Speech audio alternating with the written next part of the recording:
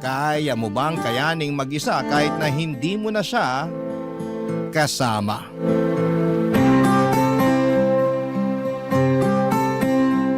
Dear Papa Dudut, ako nga pala si Audrey, 35 years old. Nagkaroon ako ng partner for 15 years. Si Phil, kaedad ko lang din siya. Nabiyayaan kami ng isang anak mula noong nagkaroon kami ng anak ay naisip naming magpakasal na. Kaya lang, napansin namin Papa Dudut na lagi kaming humahanap ng dahilan para huwag planuhin lagi ang kasal namin. Hindi namin alam kung ano ba ang problema kasi ang tagal na rin naman naming magkarelasyon. Kasal na lang talaga ang magbibigay ng formality sa lahat. Pero ang palaging pag-iwas namin sa pagpaplano sa kasal namin ay siyang magbubukas ng aming mga mata sa katotohanan. Isang araw, nag-usap kami biglaan. Ayaw na naming ituloy pa ang relasyon namin. Nag-agree kaming pareho na sapat na ang 15 years na relasyon namin. Walang samaan ng loob. Maginhawa naming tinanggap na hindi na namin pwedeng ipagpatuloy pa ang relasyon namin.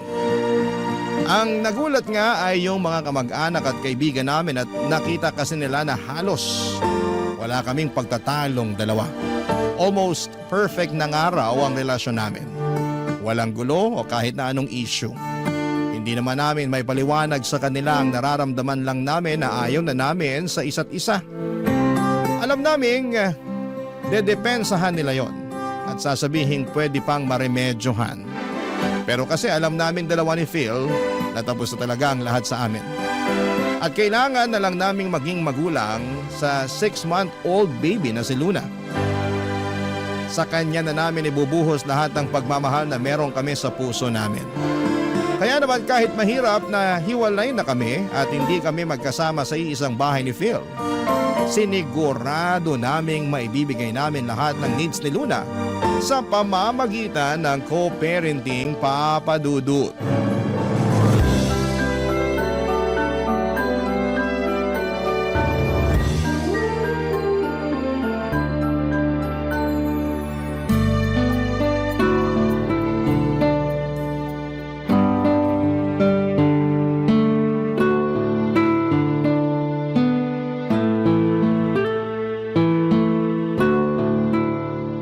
Kakayanin ba natin?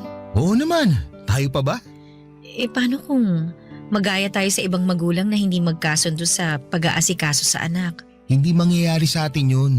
Magtiwala ka sa atin. Ngayon mo lang sinasabi yan kasi nagsisimula pa lang tayo. Hindi mo pa alam kung ano yung pagdadaanan natin. Pagdaanan lang natin kung ano man yung kailangan pagdaanan. Ang importante, lalaban tayo. Pasensya na, overthinker lang talaga ang ex mo. Sorry ka napunta ka sa magaling mga assure na ex. Natatawa lang ako. Grabing magbiro ang tadhana Bakit naman? Kasi, ang tagal na nating magkarelasyon. 15 years yun. Tapos nakailang beses din tayo mag-try na magkaroon ng anak noon. Laging palyado. Tapos kung kailan naman tayo binigyan ng anak, saka naman tayo nagkahiwalay. May aaminin ako sa'yo. Ano yun? Ay, wag na pala. Ako naman pinag-overthink mo. Sorry na.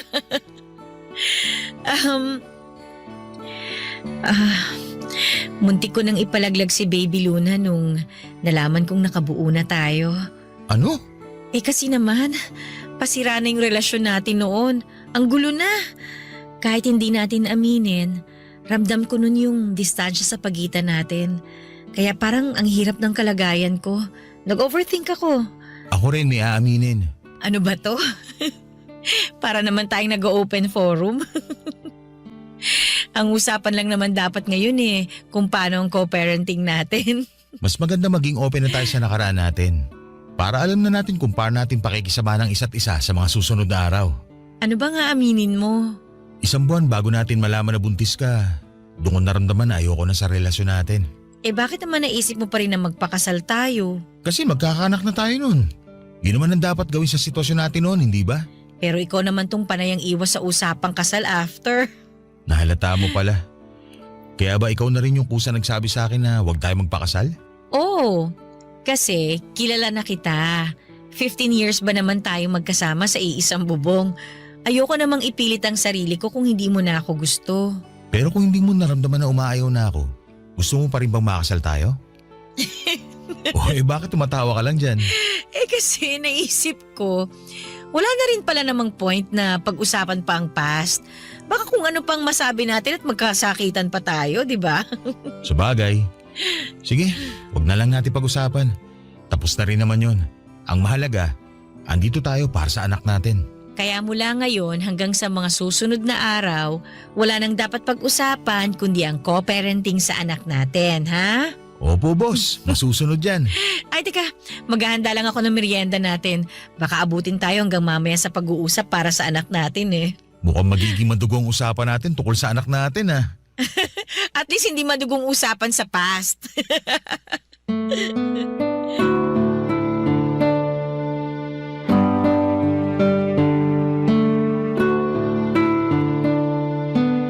Kung ang ibang babae ay mahilig ungkatin ang past, ako naman ay hindi.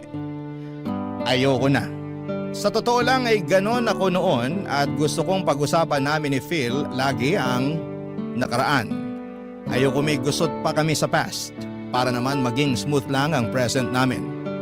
Pero nung mga oras na yon na pinag-usapan namin ang past ay bigla akong nakaramdam ng pagkailang. Hindi po ako komportable na ungkatin ang totoong nararamdaman namin noon bago kami magkahiwalay. Mabuti na lang at pumayag si Phil na itikom ang bibig para hindi na namin i-discuss ang naging feelings namin noon. Kaya naman ang mga oras na yon ay wala kaming ibang ginawa kundi ang ayusin ang co-parenting namin sa anak namin na si Luna. Naging maayos naman ang usapan. Naging civil kami sa isa't isa at feeling ko mas lumalim ang friendship namin. Ang anak naming si Luna syempre sa poder ko. Dadalaw si Phil 4 na beses sa isang linggo kapag hindi siya busy. Tuloy ang sustento niya sa aming mag-ina.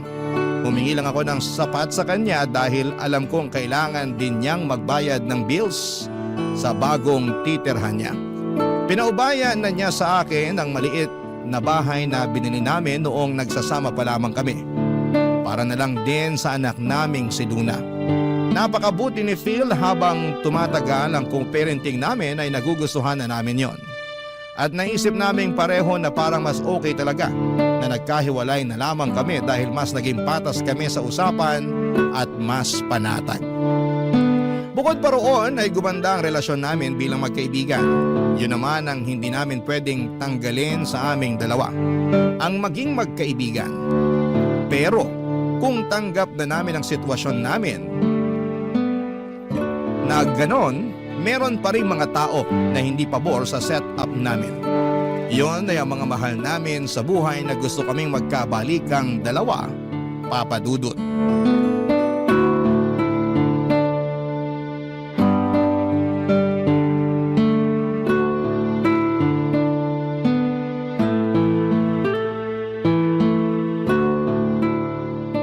Sorry kung nalate ako ng dating, ha? Hindi ko inasahan na magdadagdag pa yung boss namin ng trabaho eh. Okay lang yun. Sabi ko naman sa'yo, okay lang kung hindi ka muna makadalaw ngayon eh. Bawing-bawi ka naman ng mga nakaraan. Hindi pwede. Napag-usapan na natin to. Pagdalaw na nga lang ang gagawin ko, hindi ko pa magawa. Ayos nga lang. Baka naman maumay na ang anak mo sa'yo sa kakadalaw. Ayoko no. Mabuti ngayon pa lang eh, mamemorize na yung mukha ko. Saka palagi ko namimiss ang anak natin. Kahit hindi ko schedule ng pagdalaw sa kanya, namimiss ko siya. Ganito pala feeling ng isang magulang, no? Ako nga rin eh. Partida ha, magkasama na kami sa bahay buong araw. Pero kapag lalabas ako, pababantay ko kay mama si Luna.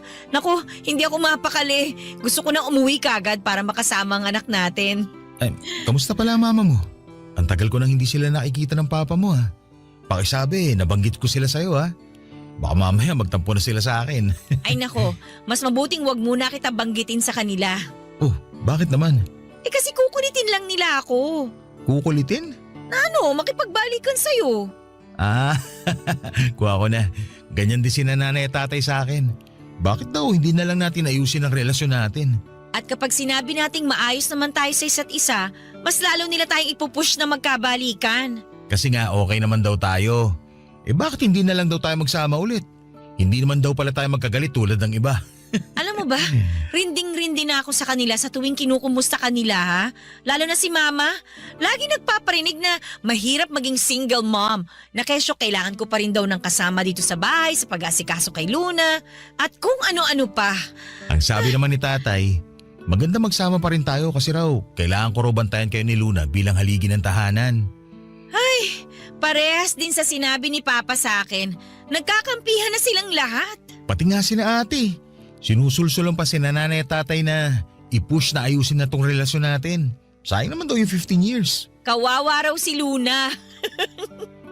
Sabi ko, paano magiging kawawa? Busog nga siya sa pagmamahal at atensyon natin. Sinabi ko na rin yan. At saka sabi ko, kahit hindi naman tayo magkasama sa isang bahay, na ibibigay pa rin natin lahat ng kailangan ni Luna. Kaso, ayaw pa rin nilang magpatalo, no? Sasabihin nila na kesyo mas maganda pa rin kung magkasamang dalawa. ay nako, yan mismo ang linya ni na Mama. Paulit-ulit. Sabi ko nga, i-record na lang nila para hindi na sila mapagod kakapangaral. Sa susunod talaga, ako na magre-record ng mga advice nila para ipe-play ko na lang kapag naisip nila makialam ulit. Order tayo ng recorder online. Sana matanggap na nila yung bagong setup natin, no? Oo nga eh. Tayo nakamove on na, sila ayaw pa rin talaga. Hindi ko rin naman sila kasi masisisi. Nasanay sila na magkasama tayo, tsaka walang broken family sa angkan namin eh. Ako lang yata ang nagpasimula. Hindi naman tayo broken family ah. Walang broken sa sitwasyon natin. Kasi maayos naman tayo at tulad ng lagi ko sinasabi, na ibibigay naman natin lahat ng kailangan ni Luna. Sana yun ang maisip nila. Hindi naman kasi sila nakikinig sa paliwanag natin eh. Puro na lang yung iniisip nila ang gusto nilang maintindihan natin. Hayaan mo sa susunod na gaganyan sila sa akin, lalaban na talaga ako. Siguro kailangan ko na rin maging matapang sa paghindi sa kanila. Para hindi na sila umulit na mamilit. Sasabihin ko sa kanila ng paulit-ulit na hindi na kita mahal. Ako rin!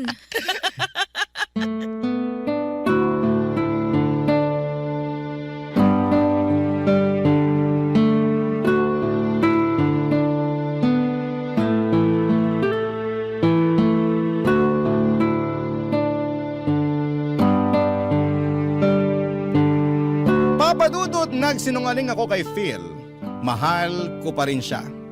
Walang nagbago. Andun pa rin ang feelings ko para sa kanya, kaya lang syempre ay hindi ko naman yon pwedeng aminin.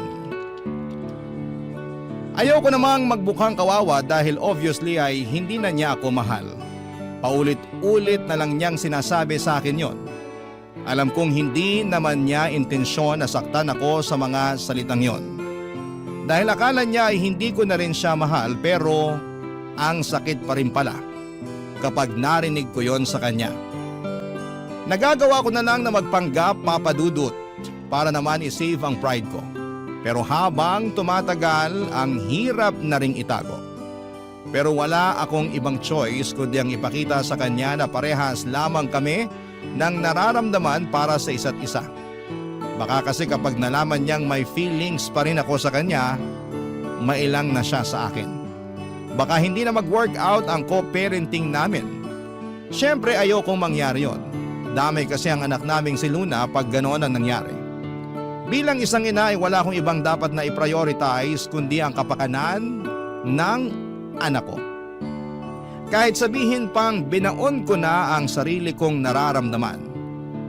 Nanay na ako, una na palagi sa listahan ang anak ko. Kahit masakit, alam kong masasanay din ako. Siguro nga, Papadudot, ay kailangan ko lang ng oras para maka-move on para kay Phil. Pero paano nga ba ako mag-move on, mga kapuso? Sa kanya, palagi ko siyang nakikita.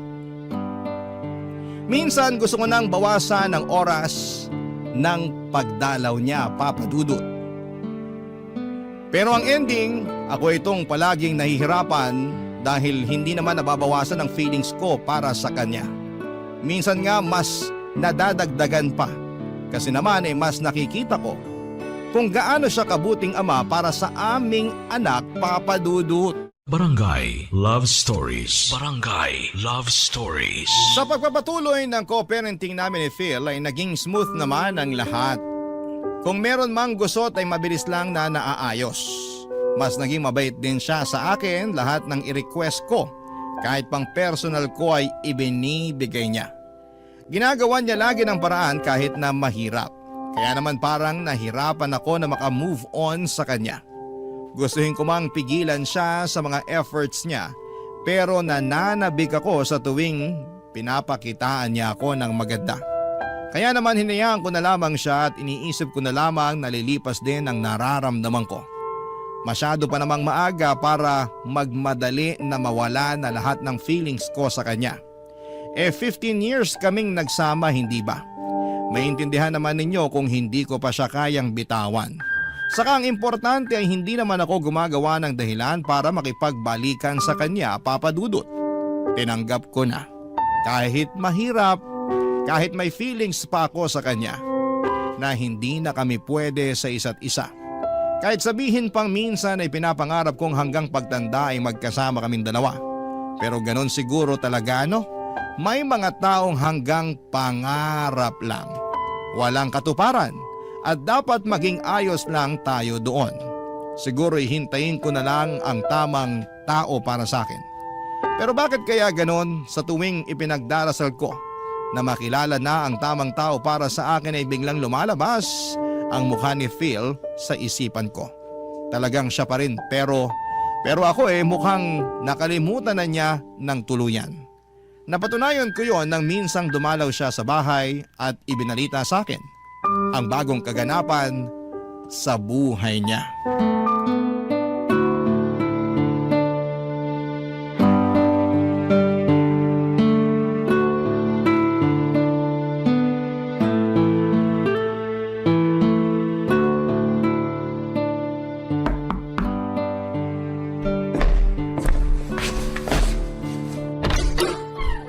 Oh, bakit ngayon ka lang?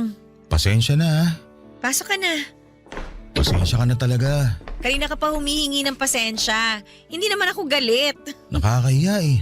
Kasi first time ko malate ng 2 oras. Tulog na ba si Baby Luna? Oh, pero pagising na rin yun sigurado, kaya sakto lang din ang dating mo. Kumain ka na ba? Nagprito ako ng ham at itlog. Baka gusto mong sabayan ako kumain. Kumain na kami kanina eh. Kami? Oy, kami nung... Ay, hindi ko alam kung dapat ko bang sabihin sa'yo. Nakakahiya. Sabihin mo na. Ngayon ka pa naman nahiya. Ano ka ba? Nakipag-date ako kanina. Uy, ayos yan ah. Ayos lang ba talaga sa'yo? Oo naman, ano ka ba? Bakit naman hindi magiging okay yun? Siyempre, ex kita eh. Baka hindi ka komportable na nakikipag-date ako sa iba. Kaya nga ex mo na ako, di ba? Wala na akong karapatang pakialaman ka kung makikipag-date ka na sa iba. So, kumusta naman na naging date nyo? Anong pangalan niya? Faith ang pangalan niya. Mas matanda tayo sa kanya ng 5 taon. Okay ang date namin. Ang dami namin pagkakaparehas. Kalog kasama, nakakatuwa. Mabuti naman at nakahanap ka ng makakasundo mo. Biglaan nga to. Wala naman akong balak sana makipag-date pa eh. Gusto ko mag-focus muna kay Luna kaya lang dumating na eh. Ganun daw talaga kapag hindi mo hinahanap tsaka dumadating. Bale, nakilala ko siya sa grocery store. Naalala mo last month? Nung inutusan mo akong bumili ng diapers ni Luna? Nagpabili ka nga rin sa akin ng napkin mo. Oh, tingnan mo nga naman. Ako pa yata ang naging tulay para magkakilala kayo. Ang galing, di ba? Woo! Oo nga eh. Nakakatuwa. Nasaktuhan niya ako na hirap hanapin ko anong napkin ang kailangan mo. Pinaliwanag niya sa akin kung bakit may wings yung napkin. Saka siya rin mismo nagturo ng magandang feminine wash para sa'yo. Kaya next week na mag-grocery ako, isasabay ko na yun para mabili ko yung sa'yo. Salamat ka mo kay Faith dahil bigla ako nagkaroon ng regalong feminine wash galing sa'yo. Nakakatuwa siya. Simple mga bagay lang din ang nagpapasaya sa kanya. Parang ikaw. Parang ako? Oo. Medyo naalala nga kita nung kasama ko siya eh. Halos parehas kayo ng ugali. Siguro talagang mga katulad mo ang trip ko sa babae. Pero Phil, Ano yun? wag mo na ako masyado ibida kay Faith sa next na date ninyo. Para naman hindi siya mailang. Ayaw naming mga babae ng ganun, no? Feeling namin na ikukumpara kami sa mga ex. Feeling namin, hirap pa rin kayo makamove on sa mga ex nyo kapag ganun. Sus, hindi niya na kailangan mag-worry no. Kasi ako, nakamove on na ako sa'yo. 100% pa nga. Wow, maganda yan ha. Fully healed ka na sa akin. Matagal na. Kaya nga, lakas lang din ang loob ko na magkagusto kay Faith. Kasi kampante na ako na, wala nang atrasan ng paliligaw ko sa kanya. Gusto ko na talaga siya eh. Gustong gusto. Para akong tinusok ng ilang daang pirasong karayom sa sinabi ni Phil, Papa Dudut. Bakit naman kailangang ganon pa ang sabihin niya? Nasaktan ako roon ha? Hindi ko lang pinahalata kasi pinagtakpan ako ng pride ko. Nakangiti ako sa buong pag-uusap namin kahit ngalay na ako noon. Wala akong pakialam kasi naman ay kailangan kong magpanggap na masaya ako para sa kanya. Kahit sa totoo lang ay para na akong inaapakan ng ilang daang libong elepante. Ang OA ng pagkakadescribe ko, hindi ba? Pero ganon kasakit marinig na yung taong mahal mo ay iba na pala ang gusto. Lalo na noong sinabi ni Phil na 100% na siyang nakamove on sa akin. Grabe yon. Halos ilang araw ding umikot-ikot sa utak ko ang mga salita niyang yon. Gustuhin ko mang mag-change topic ng mga oras na yon, pero hindi ko magawa. Paano ba naman kasi ay laging naililiko ni Phil ang usapan at papunta kay Faith yon? Kasalanan ko rin naman eh. Sinabi ko kay Phil na okay lang na magkwento siya sa akin tungkol kay Faith at sa ligawan nilang dalawa. Hindi ko naman kasi inakala na magiging ganon ka-insensitive si Phil para bulgaran pa niyang sabihin sa akin lahat ng detalye sa date nila ni Faith. Nakakabwisit at nakakaselos pakinggan kung paano niya ibida kung gaano kaganda at kabait si Faith. Nakaramdam ako ng insecurity pero syempre hindi ko naman pwedeng ipakita yon sa kanya. At ang masakit pa, sa pagdaan pa ng mga araw ay nabawasan ang pagdalaw ni Phil sa amin ni Luna. At kapag dadalaw naman siya, paniguradong may bago na naman siyang kwento sa mga date nila ni Faith. Nakakarindi na, pero kailangan kong panindigan ang sinabi kong masaya ako para sa bagong love life niya. Kahit na halos maiyak na ako sa selos dahil sa mga sweet na kwento niya tungkol kay Faith, Papa Dudut.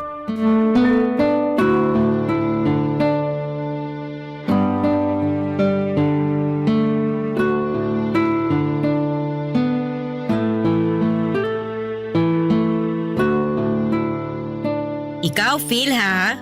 Bakit? Tanggalin mo nga yung ngiti sa labi mo. Nakita mo na nga seryoso at galit ako eh. Sorry na. Ang happy ko lang kasi ngayon. Unang mansari namin bukas ni Faith. At alam mo ba, marami na akong plano para bukas. O teka, di ba sasamahan mo ako para sa check-up ni Baby Luna bukas? Ha? Bukas na ba yun? Wala, sorry. Nakalimutan ko. Kaya ako nagtatampo sa'yo eh.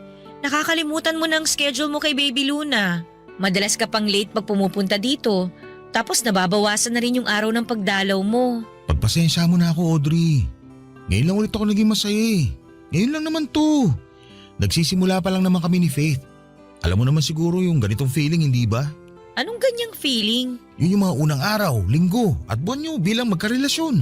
Di ba puro kilig lang? Yung tipong ayaw nyo mawalay sa isa't isa. Ganun kasi ang nararamdaman ko ngayon kay Faith eh. Alam ko, nababadoyan ka na pero totoo kasi. Wala akong pakialam kung kiligin ka o para ka nakalutang sa ere dyan sa relasyon nyo ni Faith. Ang sa akin lang, sana sumunod ka naman sa schedule na napag-usapan natin para kay Luna. Ngayon lang ako papalya para sa schedule kay Luna. Pagbigyan nyo na sana ako ha. Hindi ko kasi alam na may schedule talaga. O baka nakalimutan ko lang din. Masyado kasi ako nag-e-enjoy magplano ng first mansary date namin ni Faith. Unawain mo naman ako, please.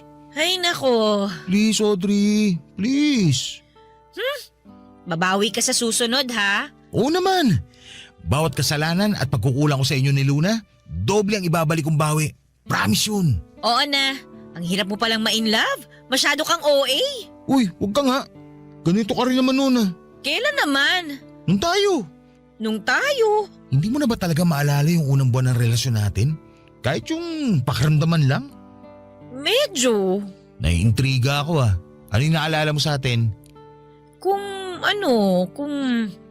paano ka umeffort sa first monthsary natin. Sige nga, anong ginawa ko sa first monthsary natin ha? Nag-camp tayo sa Rizal. Tapos hinanda mo lahat ng paborito kong pagkain. Niregaluhan mo rin ako ng mga pangarap kong bilhin na libro. Alam mo hindi ko afford no ng mga librong yon pero pinag-ipunan mo para mabigay lang sa akin. Kala ko nakalimutan mo na eh. Eh paano ko ba makakalimutan yun? Ikaw tong unang lalaki na nagtrato sa akin ng tama. Pinakita mo na pwede pala akong itrato parang prinsesa. Prinsesa ka naman talaga noon. Noon lang? Kasi reyna ka na ngayon. Ikaw ang nanay ng anak ko eh. Yan! Yung ganyang banat mo ako nakuha nun eh. Hari ka ng pangbobola. Ang dali ko tuloy na bilog. Hindi kita binola noon. Lahat ng sinabi ko sa'yo, totoo. Lahat yun galing dito sa puso ko ha. Nung sinabi mo na gusto mo yung sungki-sungki kong ngipin, totoo ba yun? O plastic ka lang? Totoo yun ha. Sa mga hapon, cute ang ganyang ngipin. Tsaka bumagay sa dimples mo. Nung sinabi mong cute ang mataba kong pisngi, totoo ba yun? Yan nga ang favorite ko rin sa'yo. Kasi mukha kang malambot na marshmallow lalo kapag nakangiti. Sabayan pa ng sungki mong ngipin. Bata mong tignan. Mukha kang Gen Z. Eh yung sinabi mo nung ano… Audrey, wait lang ha. Emergency. Nagpapasundo si Faith. Okay lang bang umalis na muna ako ngayon? Babawi na lang ako sa susunod. Ilista mo na lang to ha. Sorry ha. Aalis na muna ako. Oh, sige. Lilista ko to ha. Utang mo sa amin to ni Baby Luna. Opo, babawi ako. Bye! Bye! Hindi ko na napigilang umiyak noon pagkalabas ni Phil ng pintuan. Hindi ko na kinaya papadudot ang sakit. Ang sakit palang pag-usapan yung masasayang moments ninyong dalawa. Pero alam mong hanggang doon na lamang yon at hindi na madudugtungan pa. Ang lungkot na maalala yung masasayang alaala ninyong dalawa at ang weird, hindi ba? Dapat kapag masaya, ang alaala ay masaya rin ang pakiramdam mo, hindi ba? Pero bakit kabaligtaran noon ang nararamdaman ko? Halos 1 oras akong walang tigil sa pag-iyak. Kung hindi ko lang nararamdaman na nagising na pala si Baby Luna ay hindi pa sana ako titigil sa kakaatungan. Sinikap kong ituon ang atensyon ko sa pag-aalaga kay Luna. Pero lumipad ang isipan ko papunta sa nakaraan namin ng tatay niya. Lalo na noong mga unang buwan ng relasyon namin. Totoong masaya ang mga unang buwan ng relasyon ninyo. Para lang kayong nakalutang sa ere. Lahat maganda. Lahat masaya. Lahat nakakakilig. Mapapangiti ako saglit kapag inaalala ko yun. Pero agad na sisilay ang lungkot dahil bigla akong babalik sa realidad. Kung saan ay hindi na kami magkasama ni Phil. Hindi na namin pwedeng madugtungan ang masayang nakaraan. Dahil si Phil, bumuo na ng masasayang memories kasama si Faith. Ang babaeng pinalit niya sa akin. Ang babaeng bagong nagpapasaya sa kanya. Nagpapakilig. Nagmamahal. Ano bang laban ko sa kanya? Ako ang nasa nakaraan ni Phil. Barangay Love Stories. Barangay Love Stories. Araw-araw ay para akong dinudurog. Sa tuwing nagkakaroon ako ng update kina Phil at Faith. Isang parusa na makita sila noon sa Facebook na sobrang sweet. Dati naman kasi ako yung kasama niya sa mga post niya. Pero noong naging sila ni Faith ay nawala na ako bigla sa eksena. Dinilit na rin ni Phil ang mga pictures namin. Actually, ako ang nagsuggest para hindi magselos si Faith. Pero noong time na sinuggest ko yon ay nagsiselos lang kasi ako. Nadala ko ng emosyon ko. Ayokong i-delete niya ang pictures namin. Gusto ko lang namang tanggihan niya ako para ma-feel ko na may halaga ako sa kanya. Pero ang bilis niyang sumunod. Nag-agree siya na baka magselos si Faith kapag nakita niya ang lumang mga pictures namin. Samantala si Baby Luna na lang ang natira sa Facebook ni Phil. Nakakainis. Pero kasalanan ko naman dahil ako pa nagsabi at nagpresenta na burahin niya ang mga pictures ko. Ang hirap naman talagang maging babae. Sino bang makakaunawa ng sitwasyon at hormones namin? Sa pagdaan ng mga araw ay pinapagalitan ko na ang sarili ko. kung bakit hirap pa rin akong makalimot kay Phil. Ayos na nga rin sa akin kung 2 o 1 beses na lamang siya sa 1 linggo kung dumalaw. Paano ba naman kasi naiisip ko lamang na makakatulong sa paglimot ko sa kanya kung bibihira ko siyang makikita. Kaya kapag nagpapaalam si Phil sa akin na hindi muna makakadalaw ay oo agad ang sagot ko sa kanya. Pero sa deep inside, nami-miss ko siya, Papa Dudut. At dahil doon ay mas lalo akong nagkikrave para sa kanya. Mas lalo akong nahihirapang makamove on sa kanya, Papa Dudut.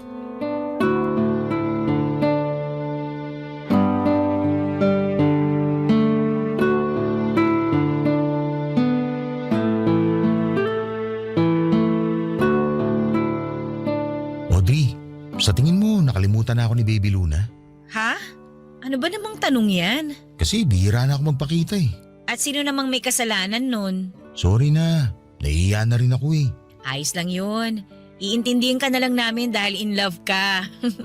Ikaw ba? Anong ako? Kailan ka may in love? Oy, hindi porket in love ka ngayon dapat ako rin. Gusto lang naman kita makitang masaya. Masaya naman ako Saya-saya ko nga Ewan ko lang kung papayag ka pero may rereto sana ako sa'yo. Pinsan ni Faith, naghahanap ng girlfriend. Naisip ka agad kita. Baboy nito! Ha? Nag-iisip ka ba? Irereto mo ako sa kamag-anak ng girlfriend mo? Ex mo ko, Phil, ano ka ba? Baka lang nakakalimutan mo ha? Hindi ako tropa mo na pwedeng ireto lang sa kamag-anak ng girlfriend mo, no? Sorry pero nakita ko naman kasi na matino yung pinsan ni Faith. Jake nga pala pangalan niya. May negosyo saka… Ganyan ka na ba ka-insensitive ngayon? Pakinggan mo muna kasi ako. Maayos si Jake. Tapos… Ako ang pakinggan mo kasi ilang buwan na ako nagtitimpi sa pagiging manhid mo. Anong ibig mo sabihin? Yan, tingnan mo na. Wala kang ideya kung bakit ako sumasabog ng ganito sa'yo ngayon? Ganyan ka kamanhid. Diretsahin mo kasi ako para maintindihan ko. Ang bastos mo para ireto ako sa iba. Gusto lang naman kita maging masaya. Hindi ako masaya, Phil. Peke lahat ng sinasabi ko sa'yo. Ni minsan hindi ako naging masaya na may bago ka ng karelasyon. Hindi ako natutuwa at mas lalong hindi ako kinikilig sa tuwing nagkukwento ka sa akin tungkol sa mga date niyo ni Faith. Ha? Akala ko ba? Akala ko rin Akala ko kaya kong maging masaya para sa'yo. Gusto ko naman talaga Kasi naniniwala ako na kapag masaya ang tatay ng anak ko, aapaw yun at maaambunan mo si Luna. Oo, at nagagawa mo yun sa anak natin. Pero hindi naman ako maambunan kahit konting saya. Phil, masakit pa rin. Pinaplastic ko na ang sarili ko. Ilang buwan na. Ayoko na ng ganito. Mahal mo pa rin ba ako, Audrey? Hindi ko alam. Oo, siguro. Baka. Gusto ko ng klarong sagot. At kung klarong oo, anong gagawin mo? Ititigil ko na ang relasyon namin ni Faith. Gagawin mo yon para sa akin? Oo! Kasi kayo naman ni Luna ang priority ko. At nag-promise ako na kapag hindi ka pa okay na magkaroon ako ng bago, hindi ko gagawin. Gusto kong maging masaya ang nanay ng anak ko. Kasi kapag masaya ka, aapaw yun sa anak nating si Luna, hindi ba? Yan! Yan ang dahilan kung bakit gusto kitang hayaang maging masaya kay Faith kahit ang sakit. Kasi ang bait mo Ginagawa mo ang lahat para iparamdam sa amin ni Luna na kami pa rin ang una para sa'yo. Kayo naman talaga palagi ang una Pero minsan nararamdaman ko na hindi na ako kasali sa inuuna mo. Sorry kung naiparamdam ko yun sa'yo nitong mga nakaraan. Babawi ako. Makikipag-cool off muna ako kay Faith para maayos natin ang sitwasyon natin. Hindi mo kailangang gawin yon. Gagawin ko yun. Ayoko makitang malungkot at nasasaktan ka dahil sa akin. Pinangako ko sa sarili ko na kahit natapos na tayo, hindi ko hahayaan na maramdaman mo na nag-iisa at nalulungkot ka sa sitwasyon mo.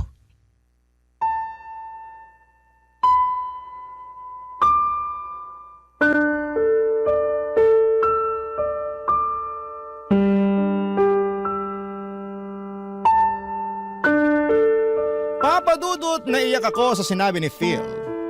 Naramdaman ko ang sincerity sa mga sinabi niya. Kilala ko siya, 15 years kaming nagsama. Niyakap ko siya at nagpasalamat. Doon ay biglang gumaan ang pakiramdam ko. Yun lang naman pala ang kailangan ko, assurance. Assurance na kahit meron na siyang bago hindi pa rin niya kami pababayaan ni Luna. Kaya naman doon lumuwag ang pakiramdam ko at nasabi ko na sa kanya na ituloy na ang relasyon niya with Faith. Walang halong kaplastikan yon. Gusto kong maging masaya siya kahit na walang ibang rason o kadahilanan. Alanganin pa rin si Phil noong una pero hinawakan ko ang kamay niya at sinabing magiging okay din ako balang araw.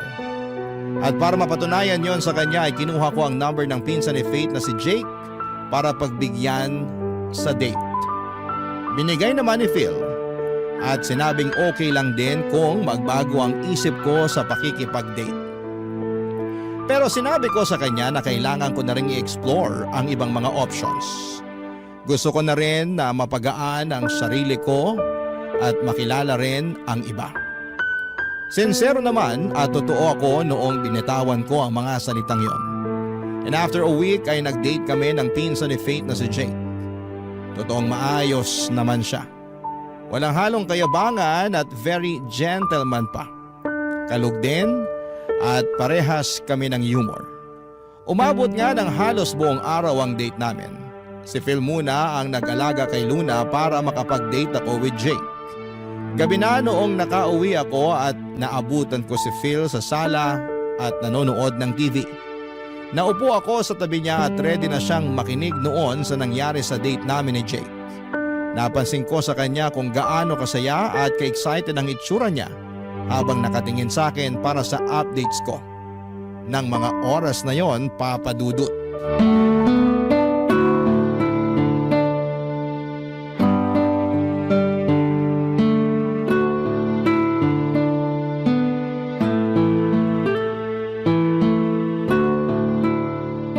So ano, kamusta? Ayos pala si Jake, no? Hindi mayabang, gentleman, funny. Sabi ko naman sa'yo eh. Hindi naman katareretuhan ng basta-basta lang, no? Gusto ko yung maaalagaan ka na talaga. Ayoko magpaalaga sa kanya eh. Anong ibig mo sabihin? Walang next date para sa amin. Ha? Akala ko ba ayos si Jake para sa'yo? Ano ba talaga? Ang gulo niyo talaga mga babae, no? Ayos naman talaga siya. Pero hindi ko maramdaman yung gusto kong maramdaman eh. Walang spark. Ginudge mo naman kasi kaagad. Baka kailangan na second date. Baka doon naman magkaroon ng spark. Doon ka na makukuryente. Ay nako, kilala ko ang sarili ko. Kapag una pa lang walang spark, wala na talaga. Ekis. Nakaramdam ka ba ng spark sa akin nung una pa lang? Tatagal ba tayo ng 15 years kung wala? Ay, sorry. Bakit ka naman nagsusorry? Kasi napundi ko yata yung spark sa puso mo. Ang corny mo ha. Hindi mo kasalanan kung hindi ko pa na-feel yung spark kay Jake. Baka sa next na ida-date ko, hindi ko alam. Ayokong pilitin. Basta mararamdaman ko yon. Ayoko magmadali. Sigurado ka bang okay ka lang? Ayan ka na naman eh. Nag-worry ka na naman sa akin. Hindi na nakakatuwa yan ha. Feeling ko tuloy kawawa ako. Hindi ka naman nagmukhang kawawa sa akin, no? Gusto ko lang din talagang makitang happy ka na. Kasi ako happy na ako eh. At happy din ako for you. Yung happiness ko, darating din yun. Huwag dapat pilitin. Ikaw nga, biglang dumating si Faith sa buhay mo nang hindi inaasahan, di ba? Ganon din sa akin. Sigurado yun. Sana dumating na kagad yung para sa'yo. Dumating na si Baby Luna sa akin. Siya yung para sa akin. Alam mo naman ang ibig ko sabihin. Oo nga, alam ko na yan. Pero habang wala pa, si Baby Luna muna ang para sa akin. Sa kanya ko palang ulit naramdaman yung spark eh. Hayaan mo, kapag may dumating, sasabihin ko kagad sa'yo. Abang lang tayo ng spark, baka maramdaman ko rin sa grocery store. Audrey, O ano na naman? sana alam mo na minahal talaga kita. Sobra. Ano na naman kadramahan yan? Gusto ko lang ipaalala sa'yo. Nakaramdam din ako ng spark sa'yo. Alam ko naman yun. O siya, sige na, umuwi ka na para makapagpahinga ka na rin. Alam ko, pinagod ka ni Baby Luna. Saka kailangan ko na rin maglinis dito. Ayoko ng storbo.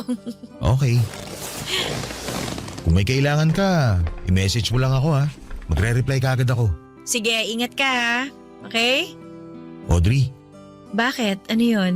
sorry talaga kung hindi tayo umubra ha. Okay lang yun. Ano ka ba? Hindi man tayo magkatuluyan sa buhay na to.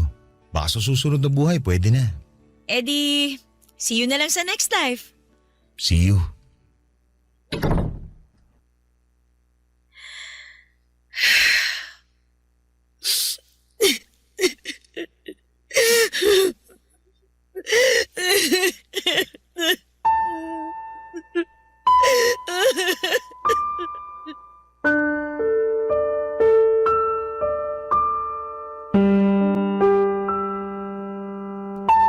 Baka nga sa susunod na buhay ay doon na kami payagan na magkatuluyan. Baka may kailangan lang kaming matutunan ngayon sa isa't isa sa buhay na ito. Kaya kami pinagtagpo pero hindi pinunta sa dulo. Masakit mang isipin pero kailangang tanggapin, Papa Dudut. Dahil sa sinabi ni Phil na yon ay na-realize ko na pwede pa rin pala kami. Pero baka sa susunod na buhay na namin yon. Siguro sa next life namin, hindi na komplikado. Kasama pa rin namin si Baby Luna hanggang pagtanda, kaming dalawa ang magkasama. Baka nga sa next life ay meron pa kaming ibang mga anak. Mga anak na siyang magpapatibay ng relasyon naming dalawa. Ang sarap lang isipin na ganon nga ang pwede kong abangan kung totoo ang reincarnation. Sana sa susunod na buhay, pagbigyan na kami ni Lord. Kahit na isang buhay lang ay maitama namin ang lahat ng pagkukulang at mali namin sa buhay na ito. Kahit na isang buhay lang. Pero sa ngayon ay kailangan kong harapin ang lahat ng ito sa buhay ko ngayon. Ito kasi ang realidad. Hiwalay kami ni Phil at ang nag-uugnay lang sa amin ay si Luna at sa usapan namin co-parenting sa kanya. Sa buhay na ito ay kailangan lang siguro naming tanggapin na ito ang role namin sa mundo. Maayos naman kami, kahit masakit, siguro balang araw ay mawawala rin yung lungkot na nafe-feel ko. Kasi siguro balang araw ay makikilala ko ang tamang tao para sa akin sa lifetime na ito. Hindi ko pa man siya nakikilala pero ramdam ko na kaagad na magiging masaya ako para sa kanya. At magagawa ko nang makalimutan lahat ng gabi na umiiyak ako dahil sa hiwalayan namin ni Phil. Balang araw, darating din siya. Darating kapag hindi na kailangang hanapin. Maraming salamat po sa pagbasa ng aking liham. Sana ay nakakuha kayo ng inspirasyon at ng lakas para ipagpatuloy pa ang buhay. Kahit minsang nasaktan ang mga puso ninyo sa pagkakawalay sa taong inaakala ninyong makakasama ninyo hanggang sa dulo. Masakit man, pero kailangang tanggapin. Ang inyong kapuso at kabarangay forever, Audrey. Anong say mo sa Barangay Love Stories na ito? Pagkwentuhan natin sa comment section yan. Ang mga kwento ng pag-ibig, kwento ng buhay, at kwento ng pag-asa dito sa Barangay Love Stories. Love Stories.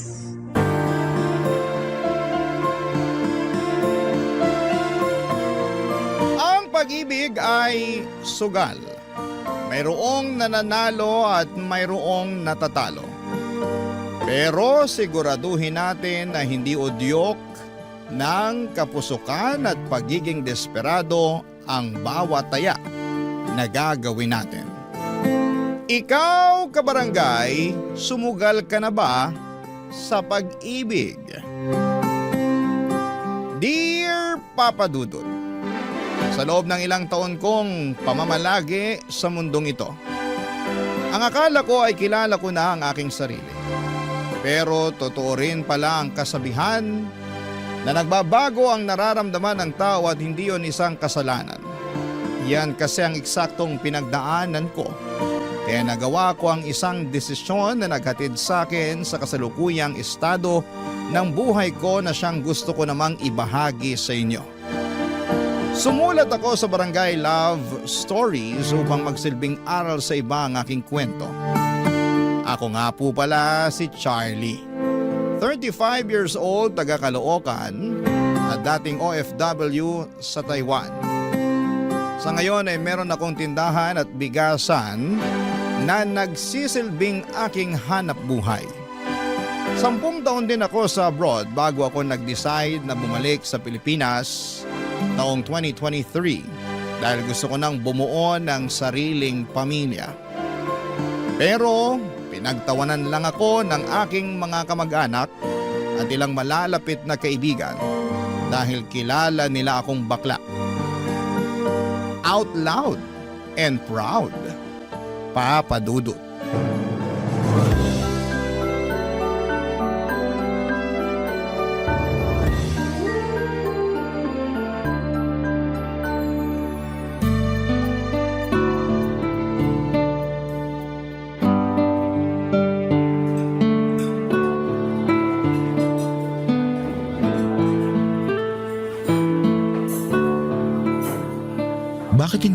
pinagtatawanan kagaya nila. Sinong nila? Yung iba kong friends and relatives. Grabe sila. Nung sinabi ko na plano ko mag-asawa ng babae at magkaanak, tawang-tawa nakita ko pa mga ngalangala. Sarap sungal-ngali ng mga pes. Hindi ko gagawin yun, no? Pero di mo rin sila masisisi kasi matatawa talaga sila dahil bakla ka. Tapos biglang gusto mo mag-asawa at magkaanak. Baka yung magkaanak, pwede pa. Pero yung mag-asawa ng babae, medyo kakaiba. Bakit? Meron din naman akong ano ah. Oo, alam kong meron ka nun. Kaya makakabuntis pa rin ako. Andun na tayo. Pero sigurado ka na ba? Oo naman. Bakit hindi? Ipapaalala ko lang sa'yo na hindi basta-basta yung pag-aasawa, ha? May kasabihan nga yung mga matatanda na hindi raw to parang kaning isusubo na iluluwa kapag napaso. Saka sure ka na ba na gusto mong talikuran yung pagiging bakla? Pag nagkaasawa ka na kasi ng babae, dapat sa kanya ka lang nakatingin at wala ka ng karapatan na magkagusto sa iba. Lalo na sa mga gwapo at machong lalaki. Ganun ba yun? Siyempre, kailangan loyal ka lang sa asawa mo, no? Kaya nga tinatanong kita kung sigurado ka ba na gusto mo talagang magkaasawa ng babae. Kasi kung anak lang ang habol mo, ibang usapan na yun. Alam ko naman yun. At thank you sa concern mo pero oo yung sagot ko. Pinag-isipan ko na to na maraming beses. At bago ako umuwi rito sa Pinas, nakapag-decide na akong talikuran ng pagiging bakla ko. Gusto ko na magbalik loob at magpakalalaki. Okay, pero baka mahirapan ka pa rin humanap ng babae na magiging asawa mo. Kasi iba-iba naman ang gusto ng tao. Yun nga eh. Paano ko ba sisimulan? Saan ako magsisimula kung sakali? Makipagkilala ka, kaibiganin mo, ganun. Ipakita mo na seryoso ka sa intensyon mo dun sa babae. Lalo na kung gustong-gusto mo na siya. Be patient din kasi kaming mga babae, medyo matagal mag-decide. Pinag-iisipan pa kasi namin kung bibigyan namin ng chance yung manliligaw namin o hindi. Okay. Noted sa mga sinabi mo. Pero ang pinaka-importante sabihin mo sa kanya yung past mo. Para dun pa lang, alam mo na kung matatanggap ka niya o hindi. Pag matanggap ka niya, mas malaki ang chance mo na malaman kung compatible kayo. Acceptance is the key. Tama nga naman. Salamat, Beshi. Ikaw lang talaga yung napagsabihan ko ng plano kong to. Nakakatuwa nga kasi hindi mo ko pinagtawanan. Sabi ko nga, hindi ko gagawin yun, lalo na wala namang dahilan. Nakakabigla lang kasi nga akala ko bakla ka na forever. Pero darating din pala yung araw na gugustuhin mong magbago para bumuo ng sarili mong pamilya. Masaya naman ako sa pagiging bakla pero tingin ko mas magiging masaya ako pag nagkaanak ako at nagkaasawa. Saka hindi ako fan ng gender reassignment umeme na yan dahil gusto ko na nga magpakalalaki. Sayang naman tong ano ko kung hindi ko magagamit in a natural way. Grabe, nakakapanibago ka. Anong nakakapanibago, Besh? Last usap kasi natin baklang-bakla ka pa. Tapos ngayon nagpapakalalaki ka na. Change for the better, ika nga. Pero thank you talaga ha. Malaking bagay yung suporta mo at hindi panghusga. Hindi naman ako judge para humusga. Saka maliit na bagay lang yun kumpara sa pagiging mag-BFF natin for the longest time. Kaya wala yun. Suportado kita sa gusto mong gawin sa buhay mo basta hindi yun masama. Papadudot bukod tangi na ang BFF kong si Anaya ang nakaintindi sa pagbabagong gusto kong gawin sa buhay ko. Bagaman alam ng karamihan kung gaano ako kabakla ay sinuportahan niya pa rin ako para makahanap ng babaeng mamahalin. At nangako ako kay Anaya at sa sarili ko na sa oras na dumating na nga ang babaeng yon, sa buhay ko ay mamahalin ko siya ng gusto at todo-todo. Ewan, siguro'y bigla ko na lamang din talagang na-realize na gusto ko palang maging tatay at bumuo ng pamilya. Kaya nga, sinunod ko lahat ng suggestion ni Anaya kung paano ko makakakilala ng babaeng mamahalin ko.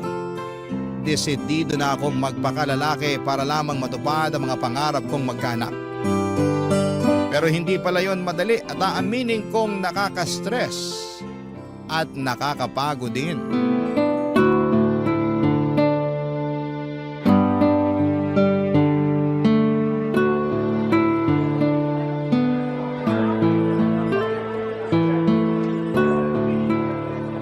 Oh, tapos?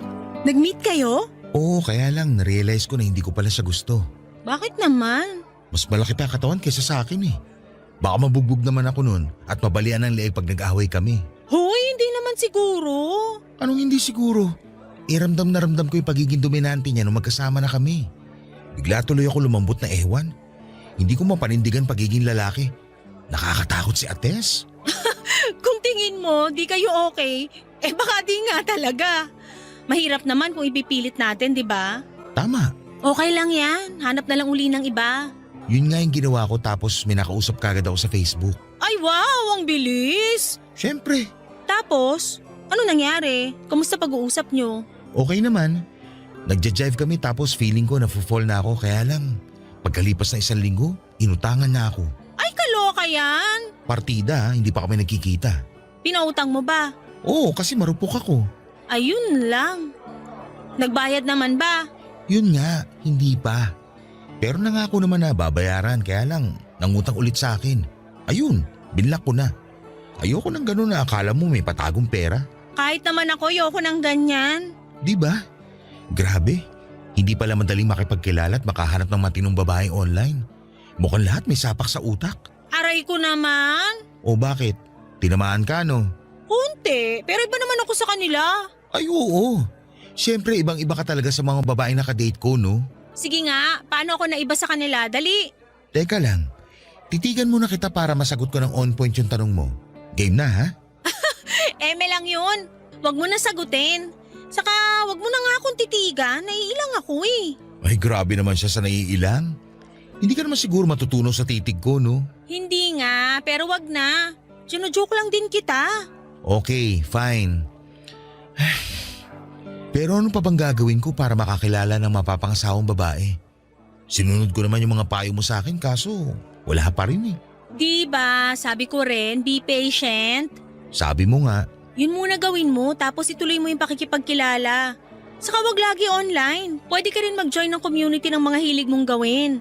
Halimbawa, running, walking, cooking, and baking. Poetry, mountain climbing. Kahit nga pag-jump rope may group na sa Facebook eh. Makipagkaibigan ka dun. Malay mo dun mo mahanap yung babaeng para sa'yo. alam mo tama ka. Lagi naman akong tama. Ay wow, confident yan? Sarili ko nga lang kakampi ko most of the time tapos aawain ko pa. Hindi ko naman sinabing awayin mo sarili mo ah. Eme lang. Ay nako, puro ka eme. At ikaw naman parang di na mabiro. Huwag mo masyadong seryosohin mga trip ko. Paano kung gusto kitang seryosohin? Ha? Wala. Sabi ko maganda ka pala. Ay, ba't ngayon mo lang nalaman yan?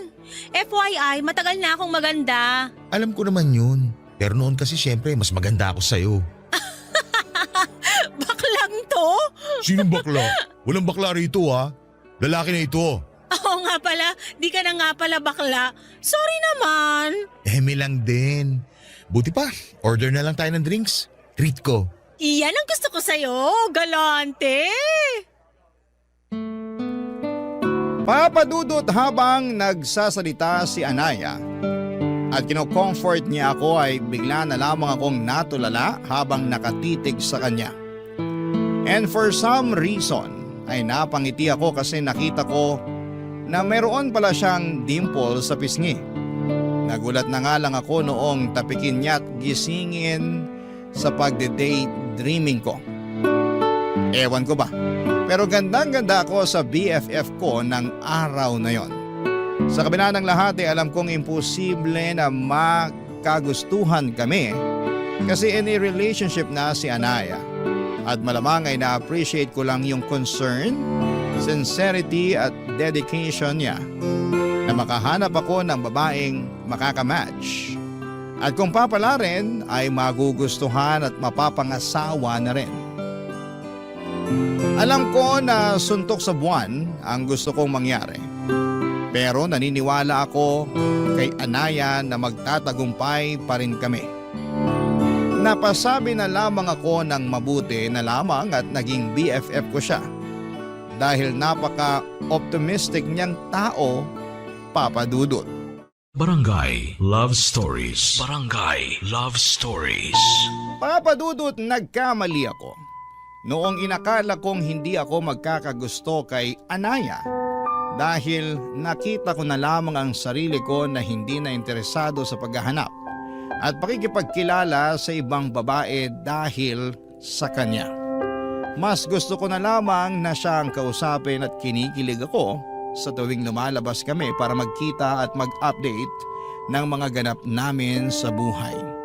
Posible pala yun, no? Yung ma-inlove ka sa best friend mo. Pero uulitin ko na hindi na pwede dahil in a relationship na si Anaya sa boyfriend niya for 5 years. Nakilala ko na rin naman yung lalaki na yon once sa video call kasi nasa Taiwan pa ako noong naging sila. Okay naman yung guy, gwapo, mistiso pero hindi katiwa-tiwala ang mukha. Hindi naman sa panghuhusga. Pero napatunayan kong tama ang kutob ko nang nagkwento sa akin si Anaya na ilang beses na raw siya nitong niloko at ang syunga na naman ng BFF ko dahil ilang beses na rin po itong pinatawad.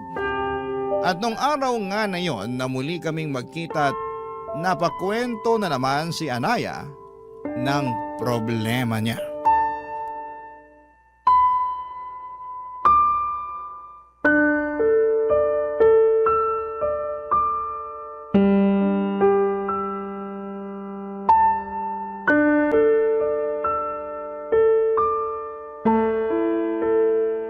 Uy, thank you talaga, Beshi. Pinuntahan mo ako rito sa apartment ko. Wala yun, no? Pero sure ka bang wala rito yung boyfriend mo? Kasi kung nagtatago siya dito sa bahay nyo, lumabas-labas na siya para mapangahan ko. Sumusobra na siya sa ginagawa niya sa'yo, ha? Wala talaga siya rito kahit halughugin mo pa yung buong apartment namin. Nasaan ang ungas na yon? Like team building sila sa Tanay for 2 days. Pero di ako sure kung totoo yung sinasabi niya. Malay ko ba baka gawa-gawa lang niya yun kasi gusto niya lang makasama yung babae niya. At pinayagan mo naman. Oo. Boba ka pala eh. Anong magagawa ko? Maayos naman yung paalam niya. Maayos nga pero hindi mo alam kung nagsasabi siya ng totoo. Ganun na nga. Kung ako sa'yo, nagsakit-sakitan ako para hindi na siya umalis. Ayoko namang gawin yun, no? So, mas gusto mo na patuloy saktan niya sarili mo at magpakatanga sa lalaking yon? Anong magagawa ko mahal ko? Saka kasalanan ko naman kasi masyado akong pakialamera eh. Sinilip ko kasi yung phone niya, ayun. Nabasa ko patuloy yung recent convo nila ng babae niya sa messenger. Tapos wala ka man lang ginawa. Wala. Hinayaan ko lang sila. Ay, boba ka nga talaga. Ayoko na kasing mag-away kami uli ng boyfriend ko nang dahil lang doon. Huling away namin, kamuntik na niya akong hiwalayan kaya nadala na ako. Kung ako sa'yo, matagal na ako nakipaghiwalay sa kanya. Buti sana kung hindi ito yung unang beses na niloko ka niya. Baka maintindihan ko pa siya at pinatawad ko siya. Day, hindi dapat nakaregister sa Anli ang pagpapatawad. Magising ka nga sa kabubuhan mo sa lalaking yun. Ay, ewan ko. Di ko rin maintindihan sarili ko. Parang tanggap ko naman na hindi yung sitwasyon namin. At alam ko kung paano ako makakaalis pero di ko ginagawa. Siguro kasi natatakot ako na baka di na ako makahanap ng kagaya niya. Ang tagal na rin namin eh. Mas matakot ka kung makahanap ka pa ng kagaya niyang manluloko at manipulative. Saka, ano mo yung tagal ng relasyon niyo kung puro sakit naman ang ulo binibigay niya sa'yo? No wonder napapanot ka na sa stress. Seryoso? Napapanot na ako? Joke lang pero malapit na. Ha? Alam mo na nga broken-hearted na yung tao pero gino-joke time mo pa ako. Sorry na. Pero ano ba magagawa ko ginusto mo naman yan. Dapat nga sa mga oras na to hiwalay na kayo eh. Pero hindi pa rin eh. Hindi ko kasi talaga kayang makipaghiwalay. Mahal na mahal ko eh. Masyado ka lang nabubulagan. Mabuti pa, mag-inuman na lang tayo. Wala akong alak dito. Ako nang bahala, bibili ako sa labas. May malapit na convenience store dyan, di ba? Oo, meron. Samahan mo na rin ang mga sitsirya at saka shawarma. Gutom na ako. Baka mabilis ako malasing. Ako nang bahala. Inom tayo para mailabas mo lahat-lahat ng sama ng loob mo. Para kahit paano gumaan yung pakiramdam mo. Yun na lang maitutulong ko sa'yo saka syempre yung presence ko. Basta, andito lang ako. Iyakan mo, kwentuhan mo, paglabasan mo na sama ng loob. Thank you talaga, Beshi. Hulog ka ng kisame. Che! Papa Dudut, bukal naman sa puso ko noong i-comfort ko si Anaya. At totoo rin ang galit ko para sa boyfriend niya. Pero loyal sa cheater niyang karelasyon ng kaibigan ko. Kaya masarap din siyang tuktukan sa ulo. Sa kabila ng lahat ay alam kong hindi na muna tungkol sa akin ng lahat dahil kailangan ako ni Anaya para samahan siyang umiyak at magmukmok. Doon ko na siya niyayang mag-inom para lalo niyang mailabas ang kanyang nararamdaman. Pero habang lalo kaming tinatamaan ng alak, ay mayroon akong naiisip gawin. Bagay na maituturing kong hidden agenda. Hindi nagtagal ay tuluyan ng nalasing si Anaya at doon ko nakita ang kaharutan niya kapag merong alak sa kanyang sistema. Panay dikit niya sa akin kaya tinalaban ako at bigla na lamang lalong uminit ang aking katawan. Hindi nagtagal ay hinalikan ko si Anaya at laking gulat ko na hindi siya pumalag. Tapos ay lumalim ang mga halik na yon. Doon na may nangyari sa amin ng BFF ko, Papa Dudut. Kinabukasan, nag-decide kaming kalimutan na lamang ang lahat dahil malinaw pa sa sikat ng araw na nagtaksil siya sa boyfriend niyang manluloko. Kahit na anong paliwanag ko kay Anaya na ayos lamang yon dahil cheater naman ang boyfriend niya, ay pinagdiinan pa rin niya sa akin na ayaw niyang tumula dito. Aaminin kong nakaramdam ako ng konsensya sa ginawa namin pero hindi naman ako nagsisisi dahil mahal ko na rin naman si Anaya. Pero wala na akong nagawa noong humingi siya ng space para makapag-isip-isip. Hinayaan ko na lamang siya at pinagpatuloy ko ang pakikipagkilala sa ibang mga babae.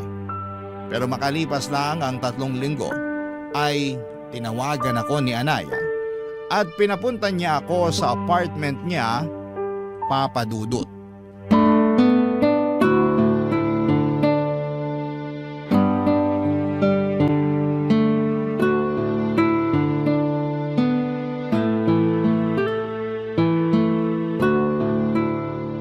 O Beshi, long time no see. Bakit dito mo ko pinapunta sa apartment mo? Pwede naman tayo magkita sa labas. Treat ko pa. Sorry, pero di ko yata kaya makipagkita sa'yo sa labas.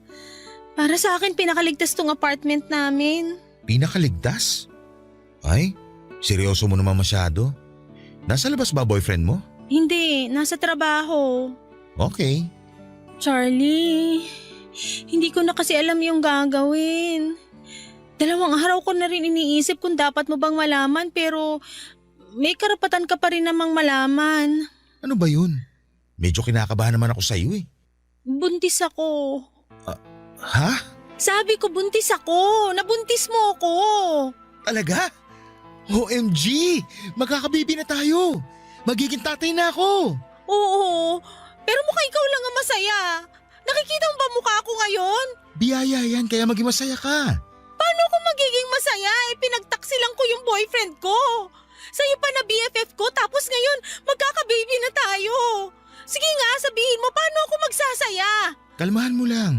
Paano ako kakalmay? Nagbunga na yung nangyari sa atin. Alam mo kasalanan mo to eh. Ha? Paano naging kasalanan ko? Kasi hinalikan mo ako. Sinamantala mo yung kalasingan ko para may mangyari sa atin. Akala mo ba hindi ko napagtagpi-tagpi yung plano mo? Sinadya mong malasing ako kasi gusto mo akong buntisin para magkaanak ka na. Sobra ka naman mambintang. Bakit? Hindi ba totoo? Besh! O, kita mo na. Sinasabi ko na tama yung kutob ko. Pero ikaw din naman nagbigay ng motibo sa akin nun eh. Masyado ka marot. Panayandikit mo sa akin kaya paano hindi ako madadala, hindi ba? Sumabay na lang din ako kaya nangyari yun. Saka kung talagang ayaw mo, dapat tong hinalikan pa lang kita pumalag ka na. Kaso hindi. Hinayaan mo lang din na may mangyari sa atin. Kumalma ka nga. Magkakababy na tayo kaya tanggapin mo na lang. Malamang hindi ko matatanggap tong batang to. Saka paano ko sasabihin sa boyfriend ko na buntis ako pero hindi siya yung ama? Gusto mo ako na magsabi eh. Sira na ba ulo mo? Baka pag nalaman niya, tugulpihin ka niya. Subukan niya papupulis ko siya. Saka siya pa to may karapatang magalit eh. Siya nga tong una ng loko sa inyo. Anong sinabi mo? Sabi ko, manloloko yung boyfriend mo. Matagal ka na niyan niloloko. Ikaw lang nagpapakatanga na manatili sa relasyon nyo. Lagi mo na lang sinasabing mahal mo siya. Pero ito ang mahiwagang tanong. Mahal ka ba niya? Sa nakikita ko kasi hindi. Ikaw lang yung nagpapauto sa kanya sa totoo lang. Oo, alam ko na nagpapauto lang ako. Alam ko na lahat yan. Di mo na kailangang isampal sa mukha ko. Pero choice ko pa rin naman na hindi siya hiwalayan kahit na paulit-ulit niya akong niloloko. Tawagin mo na akong boba o kung ano pang gusto mong itawag pero wala akong balak makipaghiwalay sa kanya. O anong plano mo ngayon sa anak natin? Hindi ko alam. Naguguluhan ako. Kasalanan mo talaga lahat to eh. Siguro nga may kasalanan ako pero andyan na yan eh. Nakabuo na tayo. At alam mo na gustong gusto kong magkaanak, hindi ba? Oo, pero hindi ko naman nakalain ako yung mabubuntis mo. Magkaibigan tayo, Charlie. Bakit ako pa? Bakit mo ako tinalo? Alam mo namang may boyfriend na ako at kahit na gaano pa siya kamanloloko, ayokong ibalik sa kanya yung ginagawa niya sa akin. Hindi ko na alam gagawin ko. Masisiraan na ako ng ulo.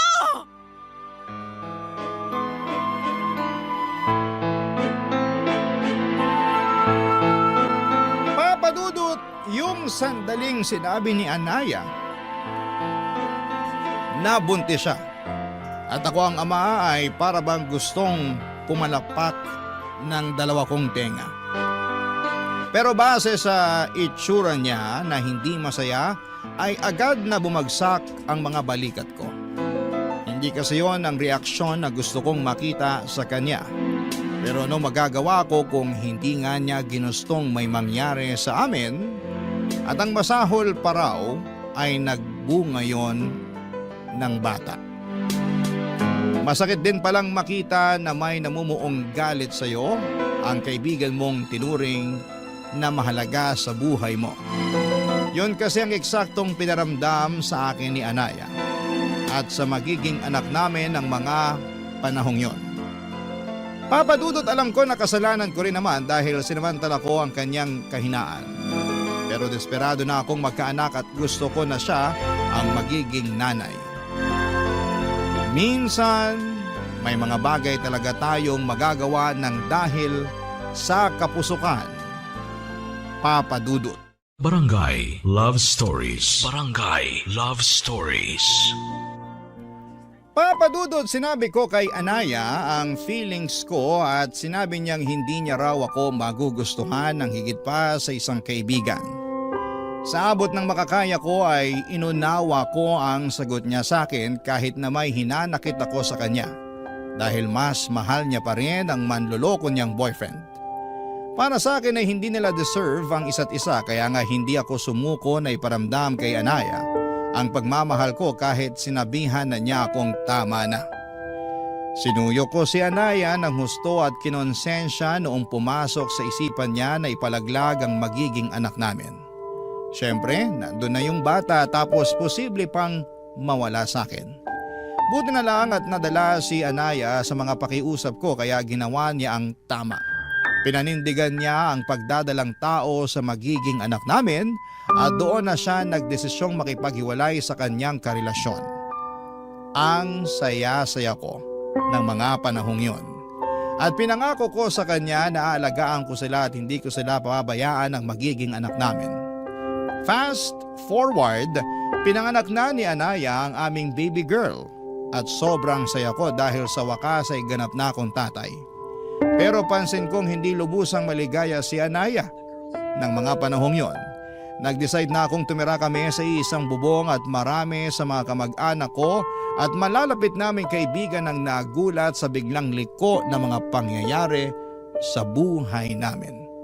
Pero masaya naman sila para sa amin lalo na nang dumating na nga ang aming anak, Papadudot.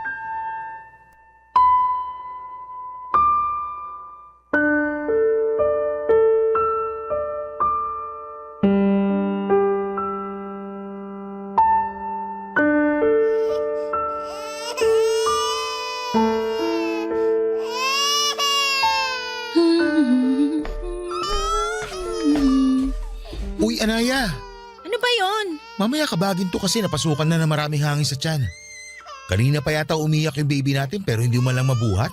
Anong kanina pa? Kargahin ko nga muna si Kakaiyak lang baby yan, para no? tumahan. Wala ka kasi rito kaya makapambintang ka, wagas. Wala ako rito kasi nandun ako sa kusina at busy ako sa pagluluto ng hapunan natin. Saka hindi naman sobrang laki nitong bahay natin para hindi ko marinig pag umiyak si baby. Kaya hindi ako nang bibintang para sa kaalaman mo. Oh, edi sana kanina ka pa pumunta rito para patahanin yung anak mo kung kanina mo pa naririnig na umiiyak. Ganun lang yung kasimple. Pinapakomplikado mo. Pinakikiramdaman ko pa kasi kung may gagawin ka. Pero wala eh. Inuuna mo pa yung… Teka, ano ba yung ginagawa mo? Nagmo-mobile games ka ba? Oo, bakit mo ba? Naka-silent naman ah. Last time di ba sinita mo na ako na masyadong maingay? Naiistorbo yung tulog ng batang yan? Bakit ba ganyan ka magsalita? Ano na naman bang mali sa pagsasalita ko? Lahat na lang sinisita mo eh. Paano hindi ko sisitahin lumalabas na wala kang pagmamahal sa anak natin? Baka nakakalimutan mo na anak mo rin tong batang to. Sa'yo siya nang galing. Hindi ko nakakalimutan yun, no? Paano ko makakalimutan hanggang ngayon sariwa pa rin yung hiwa ko sa tiyan nang dahil sa batang yan? Nakakadiri kung alam mo lang. Anong nakakadiri pinagsasabi mo dyan? Nakakadiri yung sugat ko sa tiyan. Tapos ang sakit-sakit pa pag nagkikikilos ako ng husto, kaya paano ko mamahalin yung anak mo? Sa tuwing nakikita ko yan, naalala ko lang lahat. Naalala ko kung paano mo ako pinagsamantalahan noon kaya nagkahiwalay kami ng boyfriend ko. Lahat yun bumabalik pag nakikita ko yung anak mo. Kaya hindi ko siya kayang mahalin katulad ng gusto mong mangyari. Kung galit ka pa rin, sa akin na lang. Huwag naman sana sa anak natin na wala namang kasalanan. Hanggang ngayon ba naman hindi ka pa rin makamove on? Mahal na mahal mo talaga yung ex mo, no? Oo! At wala ka ng pake! Meron akong pake. Kasi kami ng anak mo ang kasama mo ngayon. Bakit ba hindi mo nalang tanggapin yung buhay natin? Na tayo na yung magkasama. Na meron tayong anak at sariling pamilya. Saka nangako ko sa'yo na hindi ko kayo pababayaan ng anak natin. Hindi ba sapat yun para mahalin mo ako kahit konti? Sinubukan ko naman. Pero hindi ko talaga kaya, lalo pag nakikita kita, naalala ko na pinlano mo lahat to. Sinadya mo! Kung bakit naman kasi sa dinami-dami ng babae, ako pa talaga yung ginawan mo ng ganon. Magkaibigan tayo, di ba? Dapat inisip mo man lang yon kung hindi mo naisip yung mararamdaman ko. Kaya nga pinagsisisihan ko na at sinusubukan kong bumawi sa'yo at sa anak natin. Bigyan mo lang ako ng pagkakataon. Patutunayan ko sa'yo na karapat-dapat ako kesa dyan sa ex mo manloloko. Ewan ko, pero hindi talaga kita kayang mahalin. Sana talaga hindi na lang ako nagpadala sa konsensya ko noon. Sana pinalaglag ko na lang yung anak natin para di ko na kailangan makipaghiwalay sa boyfriend ko at makisama sa'yo. Kasalanan mo talaga lahat kung bakit ganito yung nararamdaman ko. Papadudot, nasaktan ako ng husto sa mga sinabi ni Anaya at hindi ko na rin napigilan ang sarili ko na magalit sa kanya. Pagkatapos kasi ng mga ginawa at pinakita ko ay ganon lang ang isusukli niya. Para sa akin ay mas masama pa rin ang dati niyang boyfriend na paulit-ulit siyang niloko kesa sa nagawa kong pananamantala sa kahinaan niya noon. Kaya wala siyang karapatan na ikumpara ako sa lalaking yon, sana'y bumawi naman ako sa kanya. Hirap lang dahil hindi niya na-appreciate ang mga effort na ibinibigay ko. Sa kabila ng lahat ay patuloy kong sinuyo si Anaya upang mapamahal siya sa akin pero natatabunan ng responsibilidad ko bilang tatay ang atensyon na dapat ay ibinibigay ko para sa kanya. Hindi niyo ako masisisi at ayaw naman niya kasing asikasuhin ang anak namin. Napansin ko na lamang na malamig ang pakikitungo niya sa baby namin simula ng pinanganak niya ito. Pero pinalagpas ko lamang yon hanggang sa sumapit ang first birthday ng anak namin. Kaya lang ilaking gulat ko nang nakita ko ang ex-boyfriend niya sa mga bisita. Yun pala, in-invite siya ni Anaya, Papa Dudut.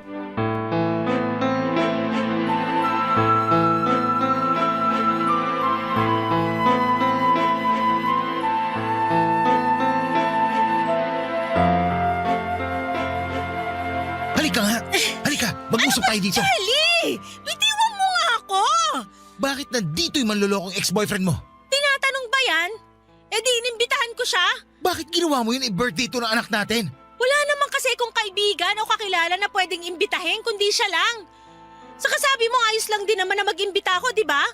Kaya bakit ka nagagalit dyan? Magagalit talaga ako kasi hindi ko naman nakalain na sa dinami-dami ng tao sa mundo, yung hayop na yan pa talaga ang pinaapak mo sa bahay ko.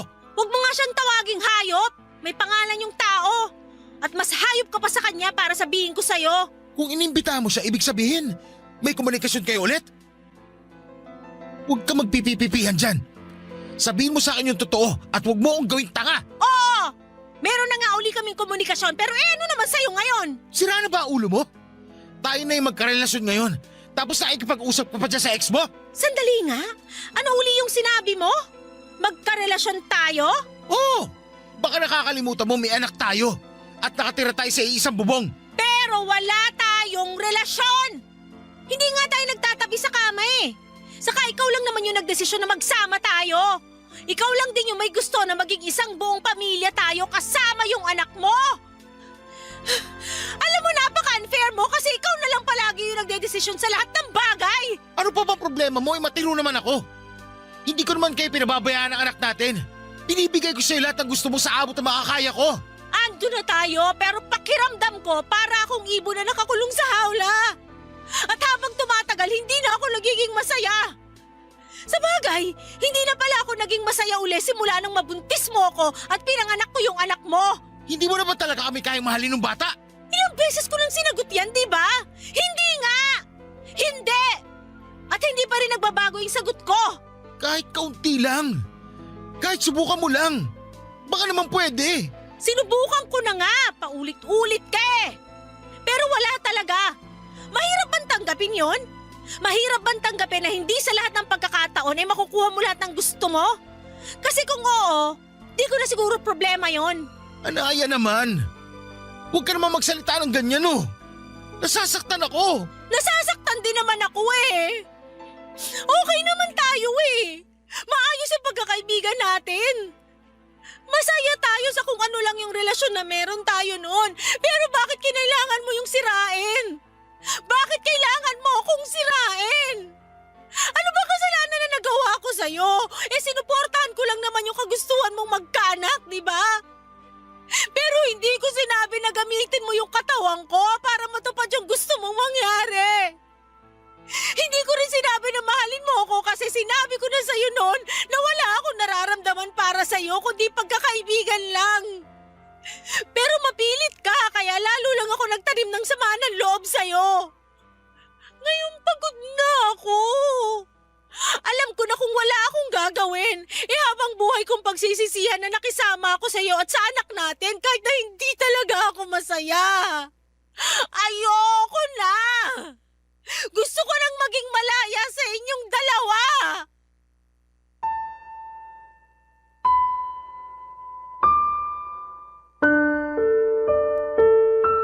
Papadudod sobrang sakit marinig ng mga sinabi ni Anaya sa totoo lang. Para yung kutsilyo na tumusok sa puso ko ng libu-libong ulit. At wala na lang akong nagawa kundi ang umiyak ng mga panahong yon.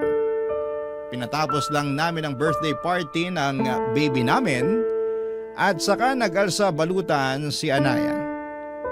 Sinabi niya sa akin na ayaw na niyang tumira kasama sa amin ang anak niya.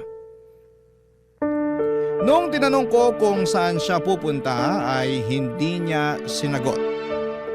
Pero malakas ang kutob ko na sasama na siya sa ex-boyfriend niya. Kaya kahit masakit at masama ang loob ko ay hinayaan ko na siya. Papadudot, pagod na po akong ipaglaban ang nararamdaman ko para kay Anaya. Gayong ilang beses niya na ring sinabi na hindi niya ako kayang mahalin. At sapat na sigurong pinatunayan ko sa kanya na kaya ko siyang isalba laban sa manloloko niyang ex-boyfriend. Pero sa huli ay mas pinili niya pa rin ito. Ang lungkot-lungkot ko ng mga panahong yon pero alam ko na bunga lamang din yon ng kapusukan ko. Hindi lang pagkakaibigan namin ni Anaya ang nawala kundi pati na rin si Anaya na mahal ko. Sa kasalukuyan ay magkasama kami ng anak ko na namumuhay. At kahit na challenging ang maging tatay at nanay ay masasabi ko na masaya at kontento po ako sa buhay. Palagi ko pa rin naiisip si Anaya pero ayoko na lamang ilugmok ang sarili ko at umasa na isang araw ay magbabalik pa siya para sa amin ang anak niya. Dalangin ko na lamang kung saan siya naroroon ay nasa maayos siyang kalagayan at sa wakas ay naranasan na ulit niyang maging masaya. Maraming salamat po Papa Dudut sakaling mapili po ninyong i-ere ang istorya ng buhay ko at sana'y kinapulutan po ito ng aral ng ating mga kabarangay.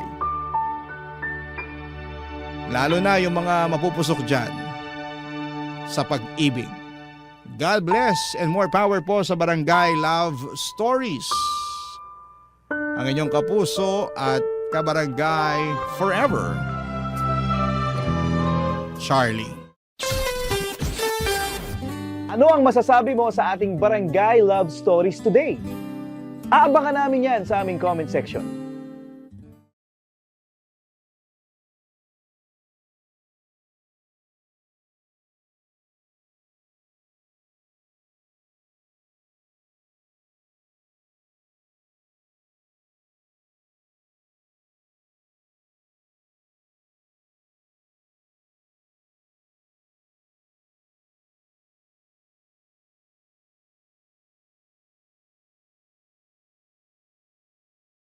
Ang mga kwento ng pag-ibig, kwento ng buhay at kwento ng pag-asa dito sa Barangay Love Stories. Love Stories.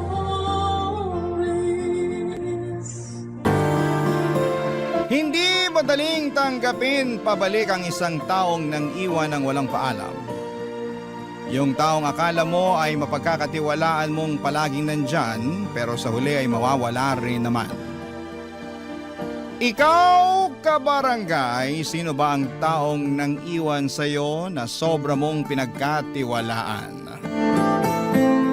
Dear Papa Dudut, ako nga pala si Manilyn, 18 years old sa kasalukuyan at gusto ko lang i-share sa inyo ang naging buhay naming pamilya noong namatay ang aking nanay noong 13 years old pa lamang ako. Hindi madaling mawala ng magulang sa murang edad, Papa Dudut. Lalo na kung nanay mo ang nauna. Hindi yun madaling tanggapin ng buong tahanan. Nagkaroon ng malubhang sakit ang nanay ko at wala kaming sapat na pera para idala siya sa ospital. Umasa kami sa mga pinapahid ng lola ko sa kanya. Ang tatay ko naman at ang 17 anyos na kuya ko na si Bert ay panay ang linis ng altar bilang paghingi ng tulong sa Diyos. Pero walang nagawa lahat ng mga efforts namin para mabuhay si nanay.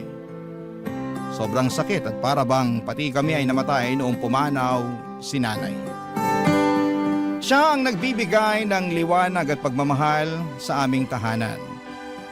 Nagdilim at kumupas na ang lahat pagkatapos niyang lumisan sa mundo. Ang Kuya Bert ko na madalas kong kasama at kakwentuhan noon ay biglang umiwas at lagi na lamang tahimik. Ramdam mo kahit sa malayo ang galit niya. Ang lola ko ay pinipilit magpakatatag sa pagkamatay ng anak niya at para sa aming mga apo niya. At si tatay, ayon, walang ibang ginawa kundi ang ibuhos sa alak at galit ang lahat ng nararamdaman nitong pagluluksa kay Nanay Papa Dudut.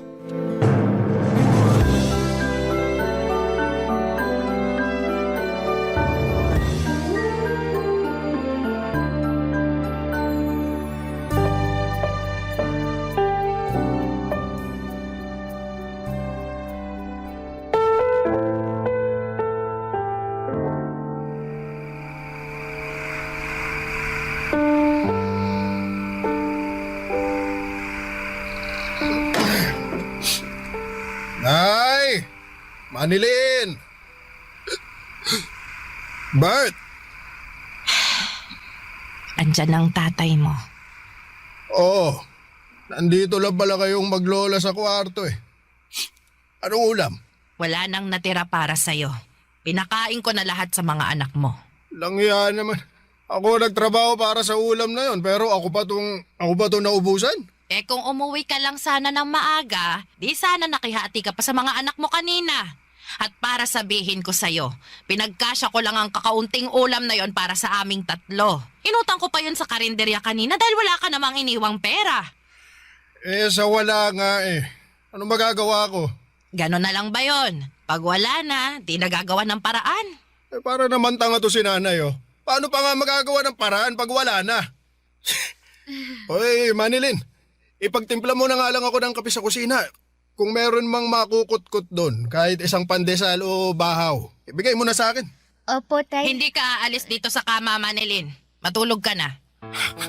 Huwag mo naman ako bastusin sa harapan ng bonso ko, Nay. Para namang hindi ako ang haligi ng tahanan dyan sa pinapakita ninyo. Ikaw ang nagpapakita na hindi ka haligi ng tahanan na ito. Ano bang nangyayari sa'yo?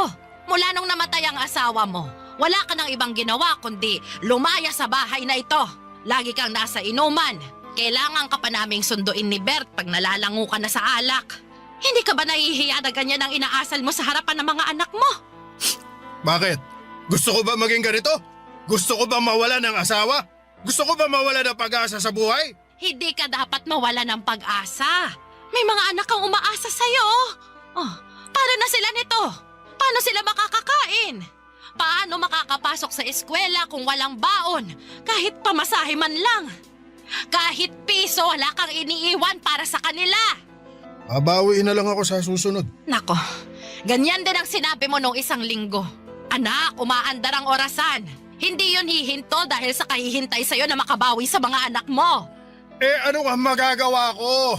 Tinanggal ako dun sa tindahan na pinapasukan ko. Tinanggal? Ano na naman bang ginawa mo? Nagnakaw ako ng isang delata. Gutom na ako nun eh. Hindi ko na napigilan ang sarili ko. Hindi ko naman alam na isusumpong pala ako ng kasamahan ko. Para sa isang delata lang, hindi na sila naawa. Mali pa rin ang magnakaw. Isang delata lang yun, Nay. Hindi yun kawalan sa kanila. Mayayaman yung mga yun, nakakaangat kaysa sa akin. Isang delata lang yun. Pero kung hatakin nila ako palabas ng tindahan, akala mo, bilyon na ang ninakaw ko. Kahit na, anak. Ano na, Manilin? Hindi ka ba pabangon dyan para ipagtimpla mo ng kape tong tatay mo? Kailangan pa bang kalad ka rin din kita palabas tulad ng ginawa nila sa akin doon sa tindahan? Ano? Sagot! Takot na takot noon ang pakiramdam ko nang pandilatan ako ni tatay ng mga mata niya. Hindi ko alam kung susunod pa ako sa kanya pero tumingin si Lola sa akin at saka tumango. Isang senyales para sumunod na ako sa tatay ko. Pagkalabas ko ng kwarto ay agad na sinarado ni Lola ang pintuan. Pakiramdam ko ay may pag-uusapan silang importante at hindi ko yun pwedeng marinig. Kaya nga siguro ako pinilit ni tatay na magtimpla ng kape ay para hindi ko marinig ang pagkadurog ng pagkalalaki niya dahil hindi na siya matibay na haligi ng aming tahanan. Maayos naman po si tatay noon. Masipag at ginagawa ang lahat para mabuhay kaming pamilya. Kung ano-anong racket ang pinapasukan niya. Parang hindi niya ramdam ang pagod lalo kapag sinasalubong siya ni nanay ng mainit na kape pagka-uwi ng bahay. Si nanay ang nagpapakalma at nagtatanggal ng pagod ni tatay. Kaya naiintindihan ko si tatay kung nandilim ang payapan niyang buhay mula nang namatay si nanay. Pero paano naman kami ni Kuya Bert na mga anak niya? Hindi ba siya gagawa ng paraan para sa amin? Mabaling ang atensyon niya, Papa Dudut.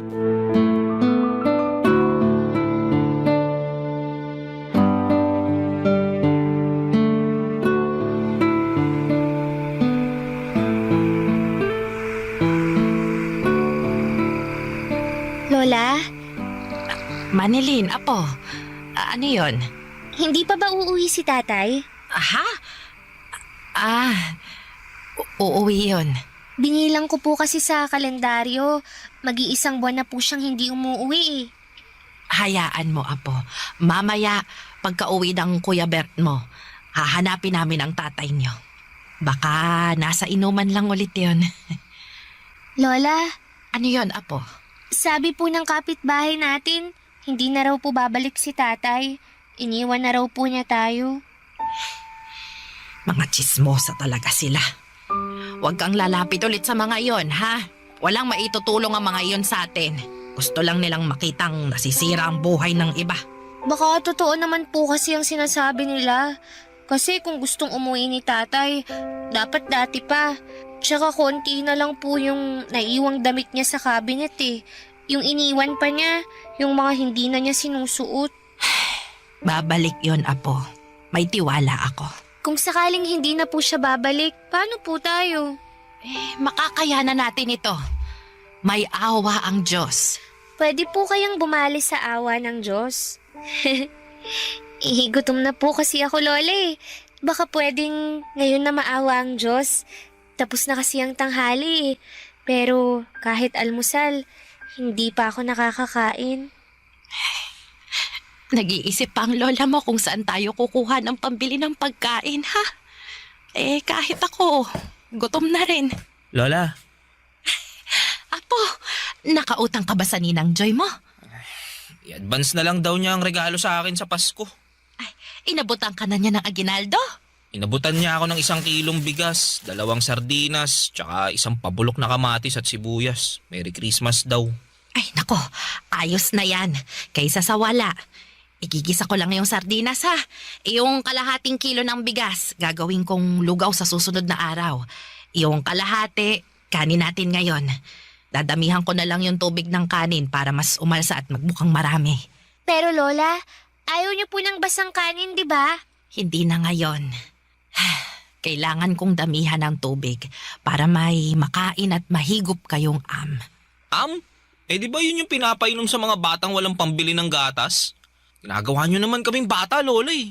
Nakakawala ng matinding gutom ang Mabuti na yon kesa mabiting kayo sa pagkain. Kailangan nating magtipid ngayon lalo Iniwan na... na tayo ni tatay. Hindi tayo iniwan ni tatay. Babalik pa siya, sabi ni Lola. Baka nasa inuman lang daw siya. Sunduin niyo na mamaya, ah. Ano sinasabi mong babalik si tatay? Manilin, iniwan niya na tayo. Hindi totoo yan. Di ba, Lola? Ikaw ang nagsabi na babalik pa si tatay. Sabihin nyo na ang totoo, Lola. Huwag nyo nang paasahin to si Manilin. Oo na. Hindi na babalik ang tatay niyo dahil iniwan niya na tayo. Nahuli ko siya nung araw na tumakas siya habang tulog kayong dalawa. Hindi ko na siya hinabol kasi alam kong ayaw niya na rin dito. Kaya mula ngayon, wala nang kahit anong usapan tungkol sa tatay niyo para makalimutan na natin siya. Isipin niyo na lang nakasama na siya ng nanay niyo sa kabilang buhay para hindi na kayo umasa pa na makakabalik pa siya. Naiintindihan niyo ba? Kahit galit si Lola noon ay nakita ko pa rin sa mga mata niya ang lungkot sa pagkumpirma sa amin na iniwan na kami ni tatay. Para sa 13 anyos na batang katulad ko ay hindi yon madaling tanggapin at iproseso. Kakamatay lang ng nanay ko tapos ay tinakasan naman kami ni tatay dahil hindi niya makayanan ang kalungkutan. Parang hindi tama. Pero wala namang kaming magawa dahil sa pag-iwan ni tatay sa amin ay mas lalong lumungkot at humirap ang buhay namin. Mas lalong naging rebelde si Kuya Bert, pahirapan na siyang makausap na kahit si Lola ay sinukuan ng lapitan pa siya. Wala na rin kaming naging balita sa kanya maliban sa isang kumakalat na chismis na nagpunta na raw si tatay sa Maynila. Iniwan na niya kaming mga anak niya sa probinsya. Pagkatapos noon ay inisip na lang namin na patay na rin si tatay. Tuwing nagsisimba kami at nagtitirik ng kandila para sa kaluluwa ni nanay, ay dinadamay na rin namin si tatay. Nagtitirik na rin kami ng kandila para sa kanya para madaya na ang aming mga isipan. Napatay na rin si tatay. Ang hirap namang magluksa sa isang taong buhay pa pero mas piniling huwag magparamdam. Papa Dudut. Barangay Love Stories. Barangay Love Stories. Makalipas ang 2 taon ay nasanay na kaming wala si tatay sa tabi natin. 15 anyos ako noong nagsimula na akong magtrabaho at tagabantay ako ng baby ng teacher ko. Kapalit noon ay siya ang nagpapaaral sa akin. Binibigay na rin niya ang mga tira-tira nilang pagkain para may maiuwi ako sa amin. Paminsan-minsan ay inaabutan ako ng kaunting barya para may maiabot ako kay Lola na panggastos namin sa bahay. Si Lola naman ay namumulot ng mga natapong palay sa kiskisan para merong kaming bigas. Naglalabandera na rin siya sa isang teacher ko, Papa Dudut. Nagtutulungan kami ni Lola para makaraos sa buhay. Maliban kay Kuya Bert. Mula noong inabandona kami ni tatay ay mas tumindi nga ang pagre-rebelde ni Kuya Bert. Halos hindi na ito umuuwi ng bahay. Lagi namin siyang sinusundo ni Lola sa mga pinupuntahan niyang inuman. Dati si Lola at Kuya Bert ang sumusundo kay tatay sa inuman. Pero ngayon, kami na ni Lola ang sumusundo kay Kuya Bert pag wasak na ito sa inuman. Hindi man umiimik at nagreklamo si Lola pero ramdam ko ang kalungkutan niya, Papa Dudut. Kaya hanggat maaari ay hindi ko siya binibigyan ng sama ng loob o masamang balita. Wala akong ibang ginagawa kundi ang protektahan ang nararamdaman ni Lola, Papa Dudut.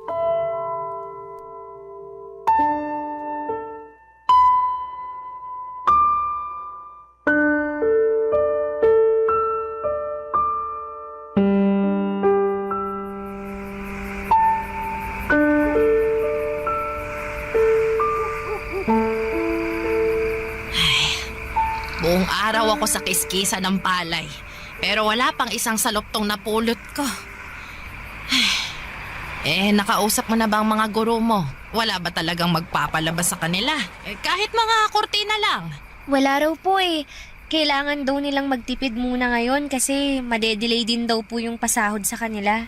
Pag tinamaan ka nga naman ng malas. Problema nila sa sahod, pati tayong umaasa sa kanila, madadamay.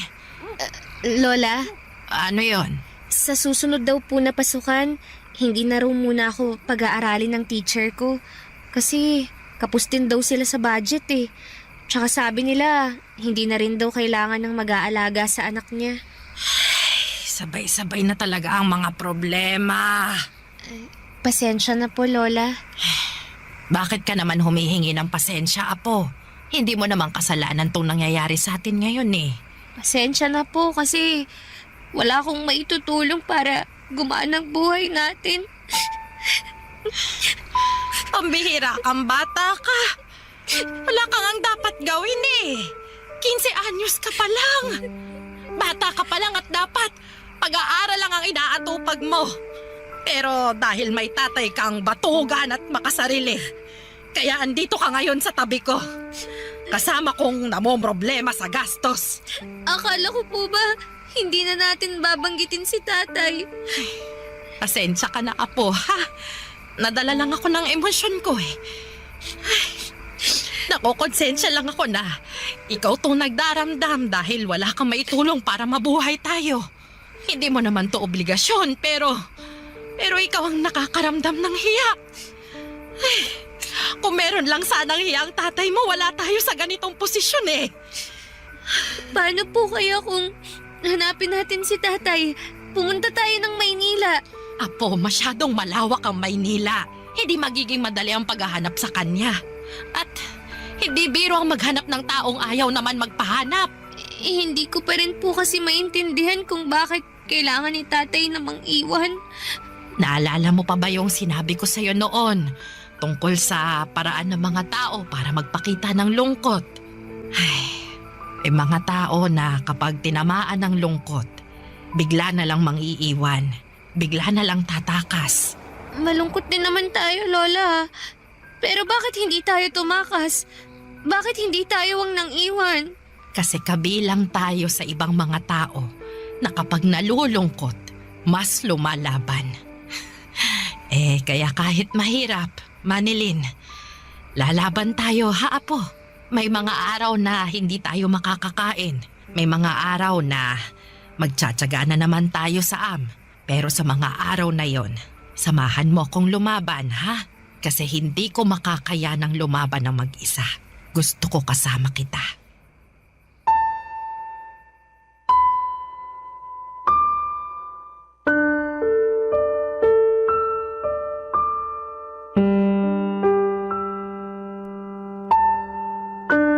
Habang naglalakad ay may nadaanang kaming simbahan, Papa Dudut. Simbahan po yon na iba ang relihiyon. Pero pumasok kami para magdasal. Walang ibang laman ang dasal namin kundi bigyan kami ng Diyos ng kaunting pagkain para makatulog kami nang hindi kumakalam ang sikmura namin. Pagkalabas namin ng simbahan, may lumapit sa amin ang mga miyembro ng simbahan. Inabutan kami ng mga siopaw at juice. Extra daw nila yon mula sa outreach program na dinaluhan nila. Napangiti na lamang kami ni Lola, parang sinagot kaagad ng Diyos ang dasal namin sa pamamagitan ng ibang tao. Iba talaga kung gumalaw ang Diyos. May natira pang isang siopaw at balak naming ibigay yon kay Kuya Bert. Alam naming nasa inuman siya kaya hinahanap namin siya at pinuntahan namin. Mabilis lang namin siyang natunton.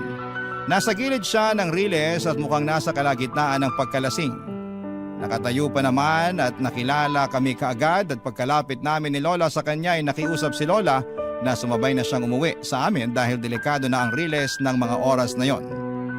Inedyokan naman si Kuya Bert na mga kainuman niya na umuwi na kasama kami. Kinantsawan pa nga siya na parang paslit na sinusundo. Dumilim ang itsura ni Kuya Bert para itong nainsulto. Pagka-uwi ng bahay, doon niya ibinuhos ang pagkapahiya niya sa mga kainuman niya, Papa Dudut.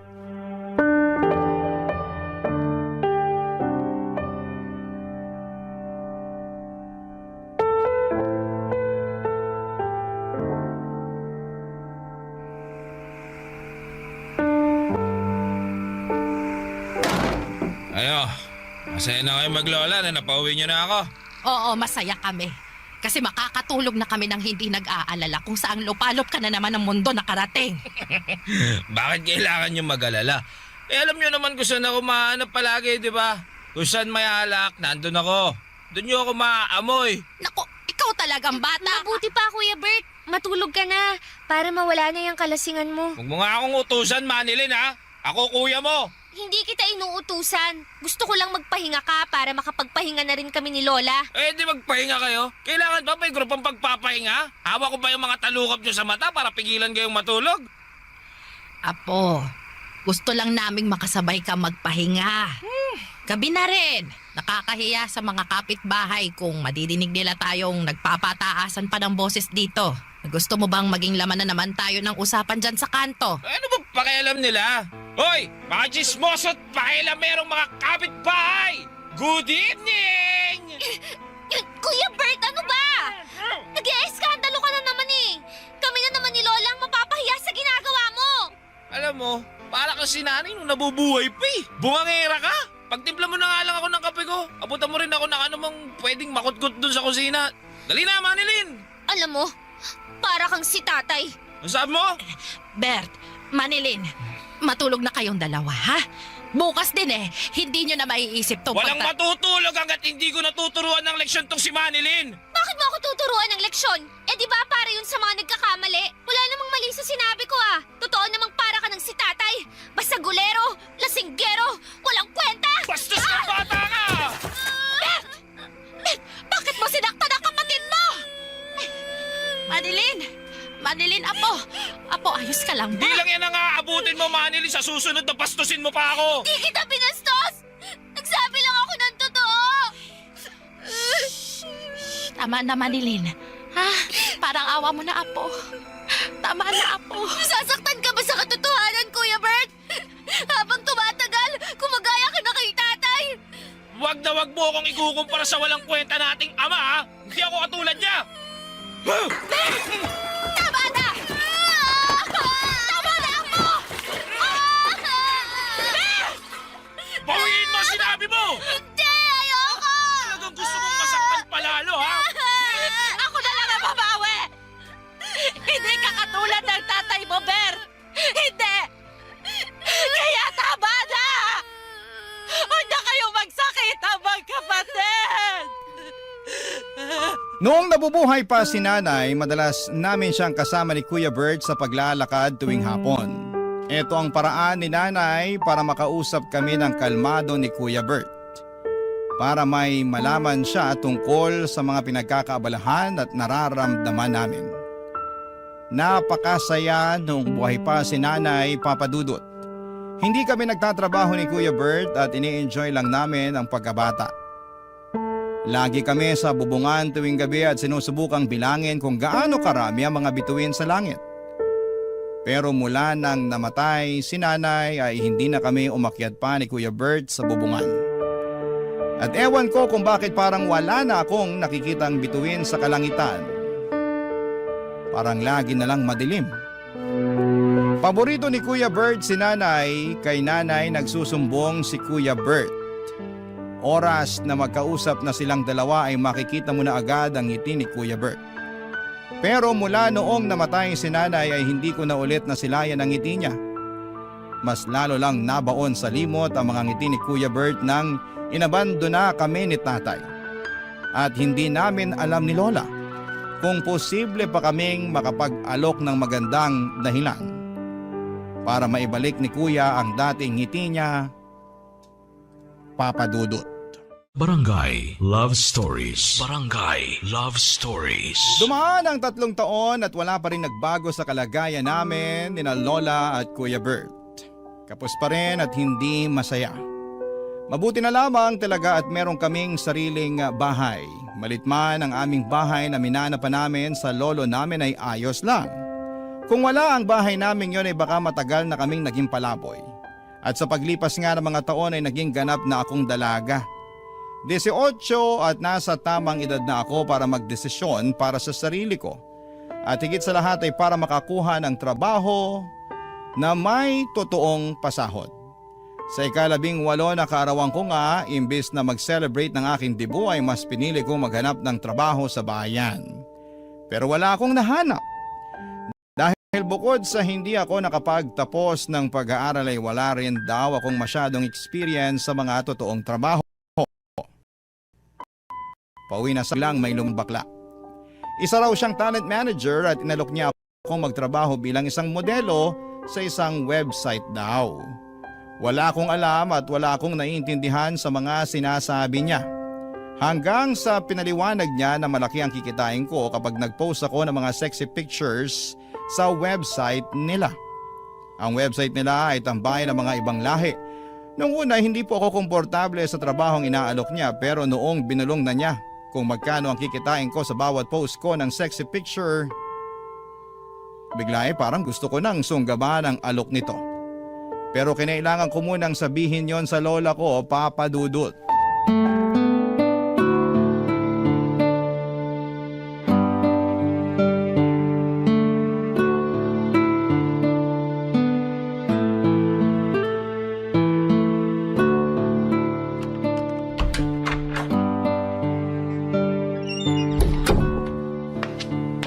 Lola, nakauwi na po ako.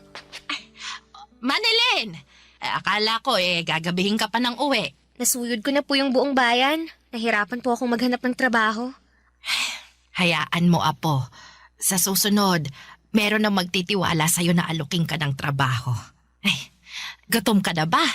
Kasi may inabot sa aking pansit bihon yung mga taga-barangay hall. Natira daw nila mula sa birthday nung sekretarya ni Kapitan. Halika na, samahan mo akong kumain habang mainit pa yung pansit. Pero Lola, ang totoo po niyan meron pong nag-alok sa akin ng trabaho. Aha! Bakit hindi mo sinabi agad? Ayun naman pala! Saan ba yan, ha? Anong trabaho? Anong gagawin mo?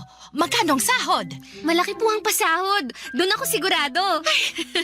Salamat po, Diyos ko!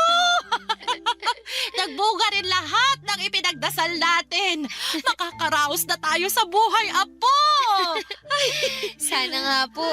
Sana ito na po ang solusyon. Yan na talaga ang solusyon. Nako, makakatikim na ako ng kapeng barako. Hindi na ako magtsatsaga sa maligamgam na am. Ay, magkwento ka nga, Apo. Ano bang trabaho yan? Modeling po, Lola. Modeling? Yung magpapapicture po ako tapos ipopost sa internet. Yung parang artista ba? Ay, naku, mukhang sisikat ka riyan, Apo. Kailangan lagi kang maghilamos, ha, para hindi ka magka-pimple. Tapos, dalasan mong pagligo para hindi ka magkaroon ng libag.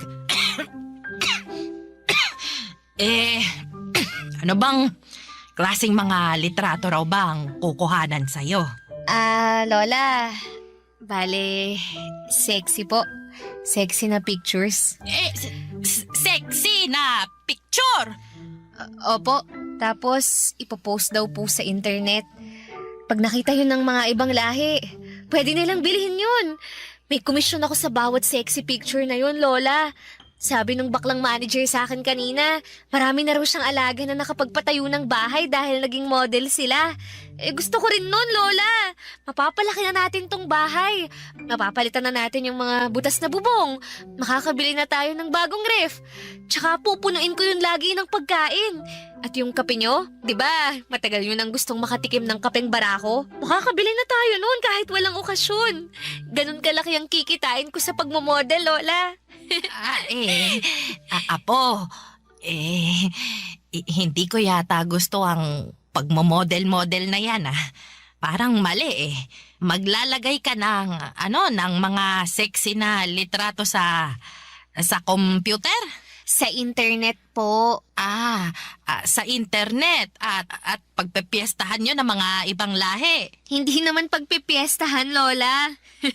Hindi naman ako parang handa sa piyesta na matitikman nilang lahat. Alam mo na kung anong ibig kong sabihin, Apo. Di ba, Lola? Ang tagal na nating pinagdarasal na umasenso. Baka ito na po yung sagot ng Diyos sa mga dasal natin. Ito na yung blessing niya para sa atin. Ito yung sagot. Yung magpapakita ka ng katawan mo sa ibang tao. Ay, kailan pa ginawang blessing yun ng Diyos, ha? Lola, kailangan ko tong tanggapin. Kasi kung hindi, anong kakainin natin bukas? Kaya niyo tindahan dito sa barangay natin para mangutang? Kaya niyo pa bang tiisin yung masasakit nilang salita at irap habang inaabutan kayo ng mumurahing sardinas? Kasi ako, Lola, ayoko maiba naman ng kapalaran. Maiba ang kapalaran. Gusto mo nang makasalanang kapalaran. Yun ba, Manilin? Ako ayoko. Gamitin mo ang katawan mo para mabuhay tayo. Hindi bali ng hindi ako makatikim ng kapeng barako o napuno kahit pa mas lumabo ang mga mata ko kakapuno ng palay sa kiskisan. Ayos lang. Basta wag mo lang ihain ang katawan mo sa ibang tao. Yun na nga ang kinakatakutan ko, Papa Dudut. Ang pagtanggi ni Lola sa plano ko. Wala rin naman akong nagawa at sinunod ko pa rin ang gusto niya. Masyado nang maraming pinagdaanan si Lola sa buhay. Ayoko na yung dagdagan pa, kaya naman binako na rin ang number ng baklang manager na nakausap ko. Para hindi na ako matukso na lapitan siya para ibenta ang mga picture ng hubad na katawan ko. Habang tumatagal ay naiintindihan ko na si Lola mahirap ang buhay, oo, pero hindi magandang solusyon ang iladlad ko ang hubad kong katawan sa ibang tao para pagnasaan. Kaya naman bumalik na lamang ako sa mas alam kong trabaho, ang maging kasambahay. Maswerte na lang at natanggap akong kasambahay sa isang konsihal namin. Ayos na ang pasahod, stay in ako at 2 araw lang ang day off ko sa loob ng 1 buwan. At ginagamit ko ang day off na yon para umuwi kay Lola at iabot ang naipong kong sahod. Halos lahat ng sahod ko ay inaabot ko kay Lola dahil wala naman akong ginagastos sa trabaho ko. Libre naman po ang lahat, Papa Dudut. Kaya natutuwa si Lola kasi nagkakaroon na ng laman ang ref namin kahit na hindi yon masyadong napupuno tulad ng pangarap namin. Hindi na rin niya sinosobrahan ang tubig ng sinaing para magkaroon ng Kahit papaano ay umaayos na ang buhay namin. Hanggang isang araw sa pag-uwi ko sa bahay ay ginulat ako ng mga nabalitaan ko.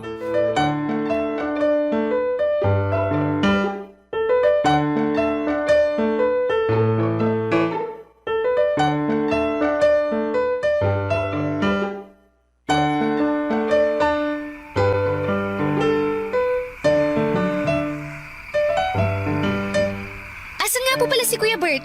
Tawagin na po natin para sabay-sabay na tayong kumain. Manilin, Apo. Bakit po, Lola? Mag-iisang buwan na kasing hindi umuwi ang Kuya Bert mo. Ano? Baka nasa inuman lang ulit yun. Alam niyo naman kailangang laging sunduin yun para makauwi eh. Ay nako, tara po at sunduin na natin siya para makakain na po tayo. Puntahan ko ng lahat ng tinatambayan niya tuwing nakikipag-inuman siya. Wala siya roon. Kahit sa Riles, wala. E di, sa pulisya na tayo lumapit. Magpatulong tayo para mahanap si Kuya Bert. Naku naman Lola, bakit kasi ngayon nyo lang to sinabi sa akin? Binilhan ko nga kayo ng cellphone para balitaan nyo ako sa mga nangyayari dito sa bahay habang wala ako eh. Ayaw lang kitang mag-alala sa paglalayas ng Kuya Bert mo. Paglalayas? Ibig niyong sabihin, alam niyong naglayas si Kuya Bert? Oo, Apo. Eh bakit daw? Nag-away ba kayo ulit? Anong nangyari? Kasi, Apo, may bumalik dito. Bumalik? Ay, nandito na ako. Umutang ako ng pakbet para makakain naman tayo ng gulay. Bayaran nyo na lang kapag nagpadala ulit si Manilyn. Tay, anong ginagawa mo rito? Manilyn, anak. Mabutit na uwi ka na. Lola, anong nangyayari? Bakit nandito si tatay? Nay, hindi nyo ba nasabi kay Manilyn na bumalik na ako? Manilyn. Lola, bakit niyo pinabalik si tatay? Kasi naaawa naman ako sa tatay mo at sa bagong pamilya niya. May pamilya ka na, tay? Oo, Manilyn. May nakilala ako sa Maynila nung lumayas ako rito. May isa na kaming anak. May kapatid ka na ulit. At dito sila tumitira ngayon, Manilyn. Habang naghahanap pa ng trabaho ang bagong asawa ng tatay mo. Nalaman ko na maayos daw ang pasahod sa'yo bilang kasambahay, ha? Kaya nagpapasalamat ako kasi nakakatulong ang sahod mo para maambunan kami ng pamilya ko. Salamat, Manilyn, ha? Salamat at hindi ka gumaya dun sa kuya mong si Bert. Mayabang, walang utang na loob ang kuya mong yun. Alam mo bang ang sasakit ng mga sinabi niya sa akin nung pinatuloy ako rito ng lola niyo? Ayun, nung walang kumampi sa kanya, lumayas bigla. Mabuti na rin yun para mabawasan naman ang pinapalamon mo rito sa bahay. Balita ko lumaking basagulero yung Bert na yun. Mabuti na lang, meron pa akong anak na katulad mo. Matino at saka responsable. Kaya, Manilyn anak, huwag ka sanang magbabago ha. Maging mapagbigay ka pa rin sana lalo sa akin na tatay mo. Wala na akong ibang makakapitan kundi ikaw lang. Masyado na akong matanda para maghanap ng trabaho.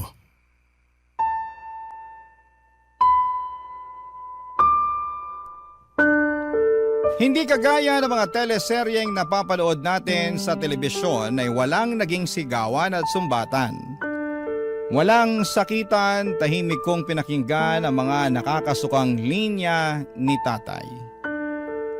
Ang kapal ng mukha niya, yun lang ang pumapasok sa isipan ko noon. Ang kapal ng mukha niya para bumalik nung alam niyang may mapapakinabangan na siya sa akin. Samantalang nung hirap na hirap kami ni na Lola ay hindi siya nagpakita. Hindi siya nagpakaama. Napansin ni Lola ang pananahimik ko. Alam niya marahil na yon ang paraan ko ng pagpapakita ng kalungkutan. Ang manahimik. Alam din niyang hindi ako komportable sa pagtanggap niya ulit kay tatay at sa bagong pamilya nito sa bahay namin. Kinausap niya ako ng masinsinan sa kwarto at inihingi niya ng tawad ang pagdidesisyon niya nang hindi nagsasabi sa akin. Napaiyak na lamang ako. Wala naman akong nagawa, gusto ni Lola na tumira roon si tatay at ang bagong pamilya nito dahil nalulungkot siyang mag-isa lalo't wala na ako roon madalas. Tapos bigla pang nawala si Kuya Bert. Naguguluhan tuloy ako. Kailangan ko na bang tanggapin si tatay pabalik sa buhay namin? Kailangan ko na ba siyang patawarin? Kasi sa totoo lang, hindi ko pa kaya. Tuwing nakikita ko siya ay kumukulo ang dugo ko lalo na kapag naaalala ko kung paano niya kami inabandona noong mga panahon na nagluluksa kami kay nanay at noong mga panahong wala kaming makain. Pero masaya si Lola tuwing kasama si tatay at ang bagong pamilya niya. Hindi ko naman pwedeng ipagkait yon kay Lola lalo't yon ang unang beses na nakarelax na rin siya sa buhay at nakakabawi na rin sa saya. Pero paano naman ako, Papa Dudut? Malungkot pa rin ako at masama ang loob sa ginawa ni tatay sa amin. Ano po ang gagawin ko, Papa Dudut? Ako nga rin po pala ay ang bumubuhay sa bagong pamilya ni tatay dahil mas pinili na ngayon ni tatay na huwag nang magtrabaho dahil nalaman niya ang sahod ko bilang kasambahay. Naisip niyang kaya naman daw nilang pagkasyahin ang sahod na ibinibigay ko sa kanilang lahat. Ano po ba ang dapat kong gawin, Papa Dudut? Sana po ay matulungan ninyo ako at ng inyong mga tagapakinig. Ang inyong kapuso at kabarangay forever, Manilyn. Nalilito pa rin sa live ang ating kabarangay. Ano kaya ang maipapayo mo sa kanya? Ibahagi mo yan sa ating comment section para mabasa rin niya. Ang mga kwento ng pag-ibig, kwento ng buhay at kwento ng pag-asa dito sa Barangay Love Stories. Love Stories.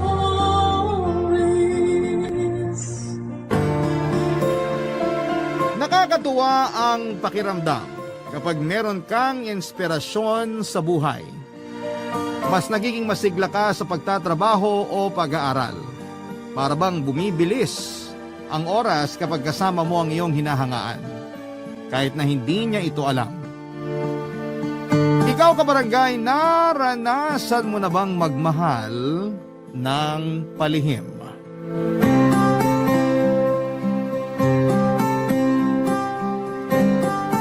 Dear Papa Dudut, isang mapagpalang araw po sa lahat ng mga kabarangay na nakatutok ngayon sa Barangay LS. Para pakinggan ang tampok na kwento ngayon sa Barangay Love Stories. Itago niyo na lamang po ako sa pangalang Jam. 35 years old na sa ngayon at ito ang kwento ko na nangyari nung ako ay 30 pa lamang. 5 taon na nakakalipas mula noon, sa dating trabaho ko sa isang ahensya ng gobyerno ay nakilala ko si Rico. Sa pagbabalik alaala ko noon ay may kakaiba akong pakiramdam. Sa unang pagkakataon pa lamang na makita ko siya ay naramdaman ko kaagad ang love at first sight. First time kong ma-love at first sight, kaya hindi ko maunawaan ang aking nararamdaman noong panahong yon. Alam ko na lalaki ako at feeling ko noon ay hindi normal para sa isang lalaki na magkaroon ng pagkagusto sa kapwa lalaki o pwedeng sinasabi ko lang yon sa sarili ko para patayin ang nararamdaman ko para sa kanya. Nangyari ang unang pagkikita namin ni Rico nang dumalaw ako sa dati kong pinagtatrabahuhan na kung saan ay siya ay isang bagong empleyado. Si Dada na aking kaibigan na doon pa din nagtatrabaho, siya ang tanging nakakaalam ng aking pagkatao. Kaya nang dalawin ko siya ay ewan ko kung sinasadya niya, pero siya din ang nagpakilala sa akin kay Rico. Hindi ko din alam kung napapraning lang ba ako o kung totoo ang nararamdaman ko na crush ko si Rico. Papadudot, unang beses pa lamang namin na mag-usap ay nagulat ako na alam niya ang mga social media accounts ko at nag-friend request at nag-follow siya sa mga ito. Parang ang haba ng buhok ko at munti kong matapakan ng mga panahong yon, Papa Dudut.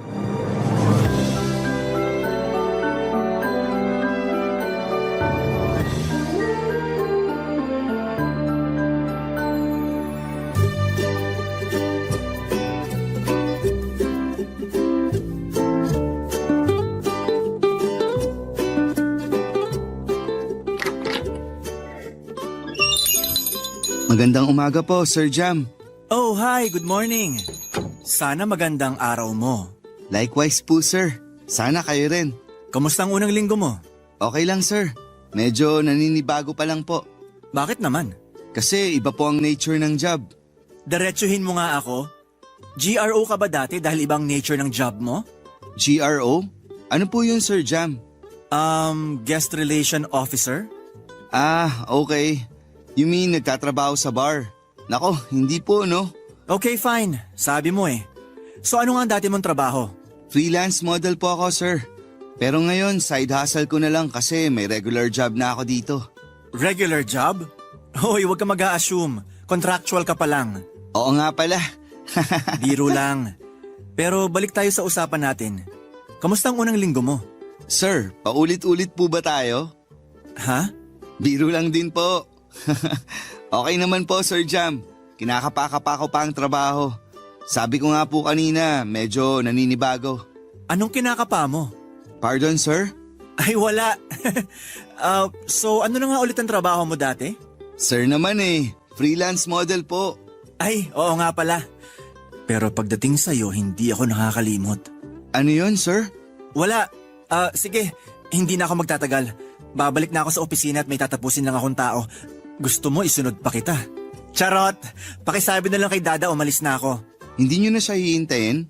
Hindi naman siyang ipinunta ko. Po? Wala.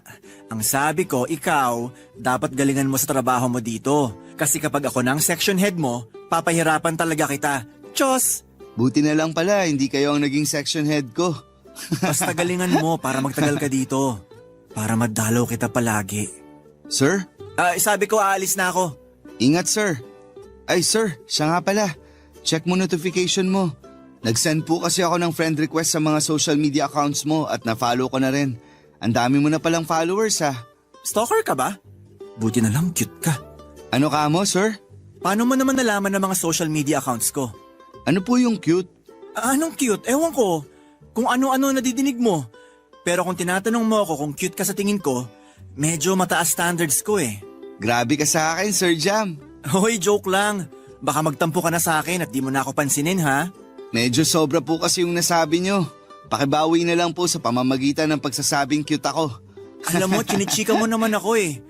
Bumalik ka na nga dun sa desk mo. Ingat, sir. Okay, fine. Very good. Bye. Hindi nagtagal ay naging magkaibigan kami ni Rico Papadudot. Mas napadalas na rin ang pagbisita ko sa dating opisina ko, pero hindi ito dahil na-miss ko ang dati kong trabaho, kundi dahil pakiramdam ko ay nabubuo ang araw ko kapag nakakasama at nakakausap ko si Rico. Tuwing buwibisita ako sa opisina nila ay palagi akong nagpapabango, naghahanda ng mga joke at banat. Gusto ko po kasi na masaya si Rico kapag nandun ako, at minsan nga inaasar ko si Rico para mapansin niya ako. Hanggang isang araw ay in-invite niya ako na magkape sa baba ng kanilang opisina. Papadudot, aarte pa ba ako? Siyempre, agad akong pumayag. Saka isa pa ay libre naman niya. E di bongga po, hindi ba? Pero noong nasa coffee shop na kami, nagulat ako dahil ako pala ang magbabayad ng in-order namin. Hindi ko na nakuhang mag-react kasi mukhang may problema si Rico. At dahil concerned ako sa kanya, ay ako na nga ang libre at pinakinggan ko siya, Papadudot.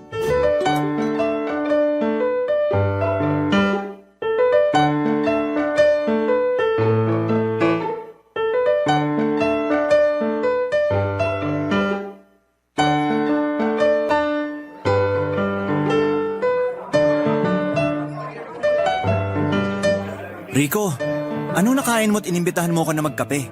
Ikaw? Excuse me? Teka, libre ba to? Hindi. Hindi pa kami sumasahod. Di ba nga, COS ako? Sa susunod na buwan pa ako sa sahod. Kanya-kanya pala to? Papalibre po muna sana ako eh. Kasi nga po... Sa susunod na buwan pa ang sahod mo. Ang tagal ah. Sige, kausapin ko si Dada para itanong niya sa HR and i-follow up niya ang salary mo. Talaga, sir? Hulog ka talaga ng langit sa akin? No problem. Pero in fairness sa order mo ah. Oo, sir. Isang hot matcha at isang pasta lang. Wow ha, matcha at pasta lang. Hiyang-hiya naman ako sa'yo at mukhang gutom na gutom ah. Hindi pa kasi ako kumakain simula kanina. IF ako eh. Intermittent fasting mo mukha mo. Sabihin mo ka mo wala kang pera.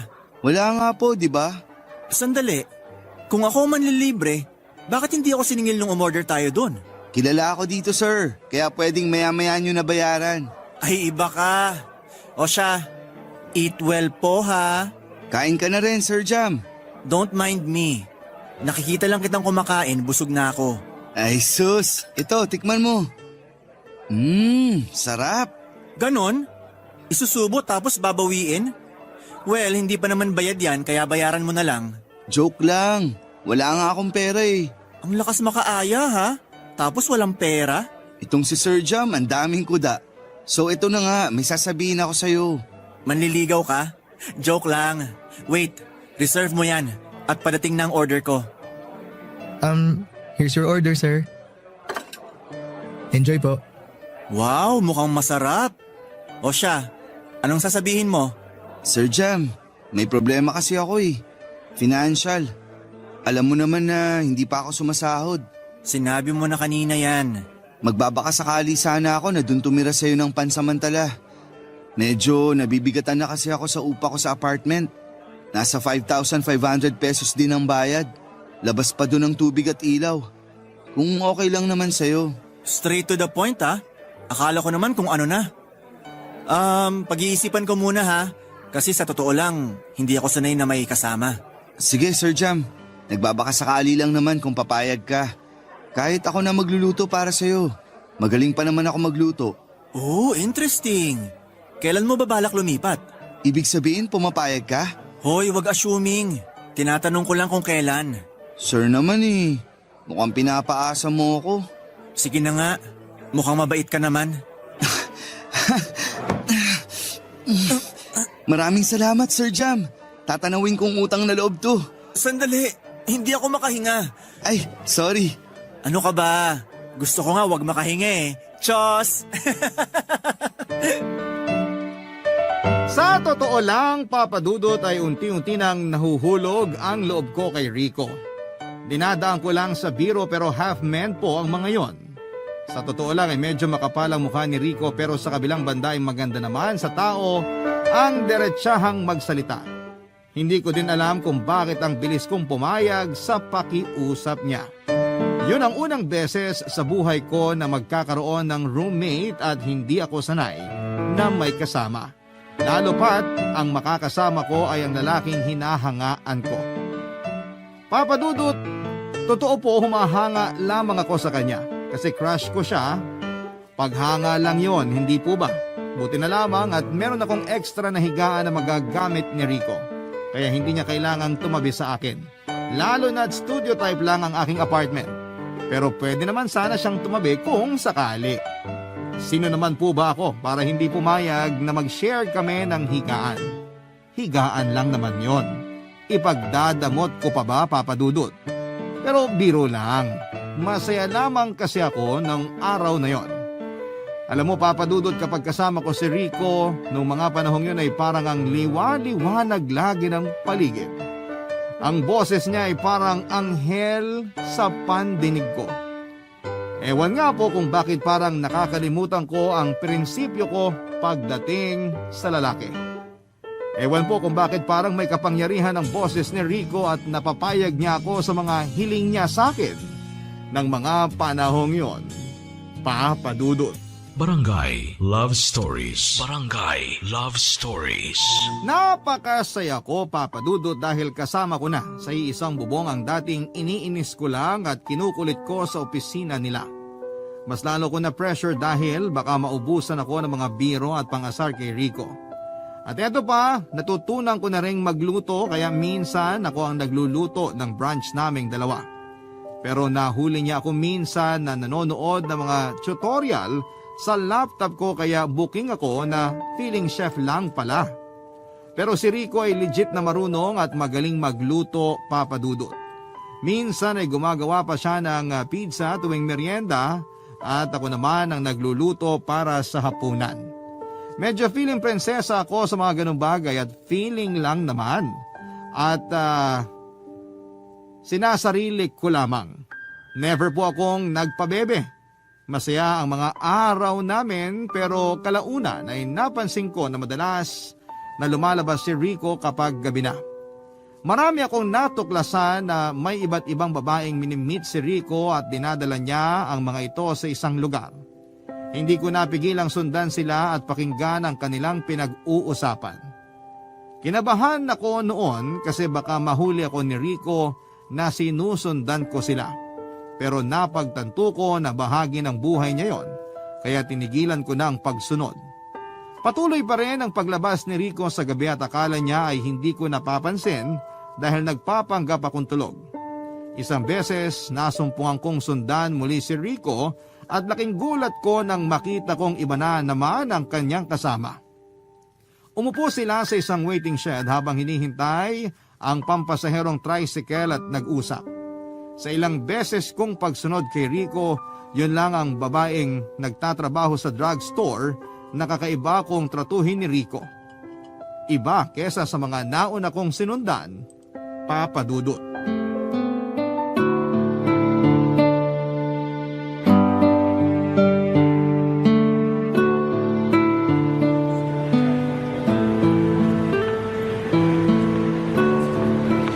Kamusta naman ang araw mo sa trabaho? At mukhang pagod ka. Oo, no? Ikaw ba naman nakatayo buong araw? Tumayo? Bawal kasing umupo eh. Lalo pat nasa counter at kakapromote ko lang as PA. PA? You mean pharmacist assistant? Dapat pala tayong mag-celebrate. Gusto mo kumain muna tayo? Sagot ko. Wag na, Rico. Itago mo na lang yung pera mo. Ako na lang ang manlilibre sa'yo. Pero next time na, ha? Sa sahod ko na lang, promise. Sige, ikaw bahala. Once again, congratulations. I'm so proud of you, mahal. Nga pala, kamusta na yung proposal ko sa'yo? Proposal? Wala ka naman sinasabing business proposal eh. Hindi, iba yun. Yung about sa kasal. Seryoso ako sa sinabi ko. Kapag makaipon na ako, itutuloy ko na ang kasal natin. Kasal ka dyan. Hindi ka pa nga nag-propose? Ganun ba? Gusto mo ngayon na? Oo, andyan ka na naman.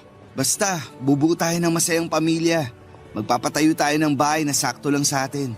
Tapos 10 anak. Bubuo ka ba ng isang basketball team? Bakit hindi pa isang dosena? Okay lang? Loko? 4 lang siguro. O sige, mahal. Ikaw ang bahala. Basta may junior ako, ah. Ang dami mo ring ime, no? Sana magkatotoo ang mga sinasabi mo. Oo naman.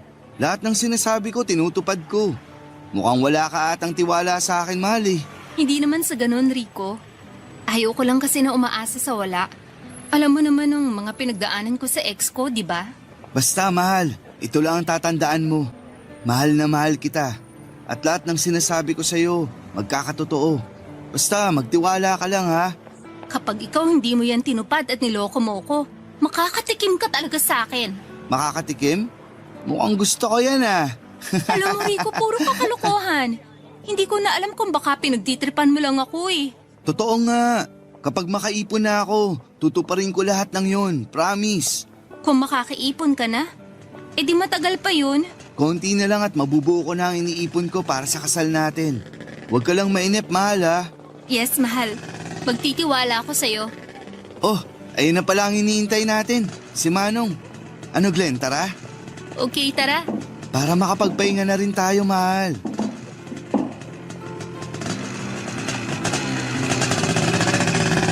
Mahal? Di kaya jowa niya to? First time kong may narinig na tinawag niya tong mahal ah. Sa ilang beses ko ng pagsunod kay Rico, wala naman siyang call sign o terms of endearment sa mga babae niya. Sa mga oras na yon, Papa Dudut, ay hindi ko alam kung bakit ako nakikinig sa likod ng waiting shed. Pero dinig na dinig ko na niyaya ni Rico na magpakasal ang babaeng yon. Isa pa ay ang dami niyang pinangako sa kanya. Oo nga at crush ko si Rico pero hindi naman ako nag-iilusyon na ako ang mamahalin niya. Isa pa ay unti-unting parang kapatid na lamang ang nararamdaman ko para sa kanya ng mga panahong yon. Kaya hindi ko alam kung ang nararamdaman ko ba ay selos o inis o pagdududa. Siguro nung una ay selos na napalitan ng awa dahil sa kahihinatnan ng kanyang mga gawain. Kahit na seryoso na siya sa ibang babae ay patuloy pa rin siyang nagloloko at ang mga ginagawa niya ay panloloko sa mga babae na mga dinadala niya sa motel. Oo, Papa Dudut, may mga pagkakataon na nakita ko si Rico na dinala sa motel yung mga babaeng kinita niya. Napag-alaman ko pa na minsang uma-absent ito sa trabaho para lamang siguro'y gumawa ng mga kalokohan. Hindi ko na sila sinundan pa pero nakakasigurado ako na ihahatid ni Rico diretso pa uwi ang babaeng yon kasi napansin ko na yung babaeng yun lang ang hindi dinala ni Rico sa motel. Pero minsang hindi ko sinasadyang umuwi ng maaga. Pagpasok ko sa apartment ay naabutan ko sina Rico at Glendy na hubot-hubad. Nagkagulatan pa kaming tatlo. Natulala at nanigas ako sa kinakatayuan ko at sila naman ay agad na nagbihes, Papa Dudut.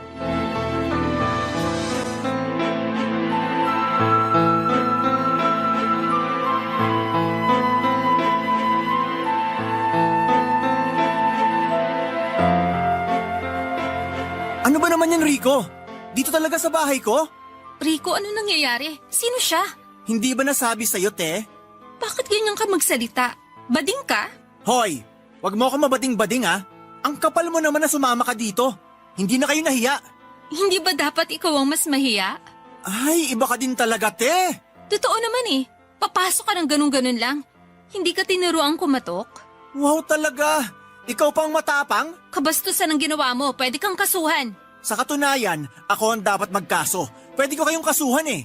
Kakasuhan ko kayo ng trespassing dahil wala kayong consent na pumasok sa bahay ko.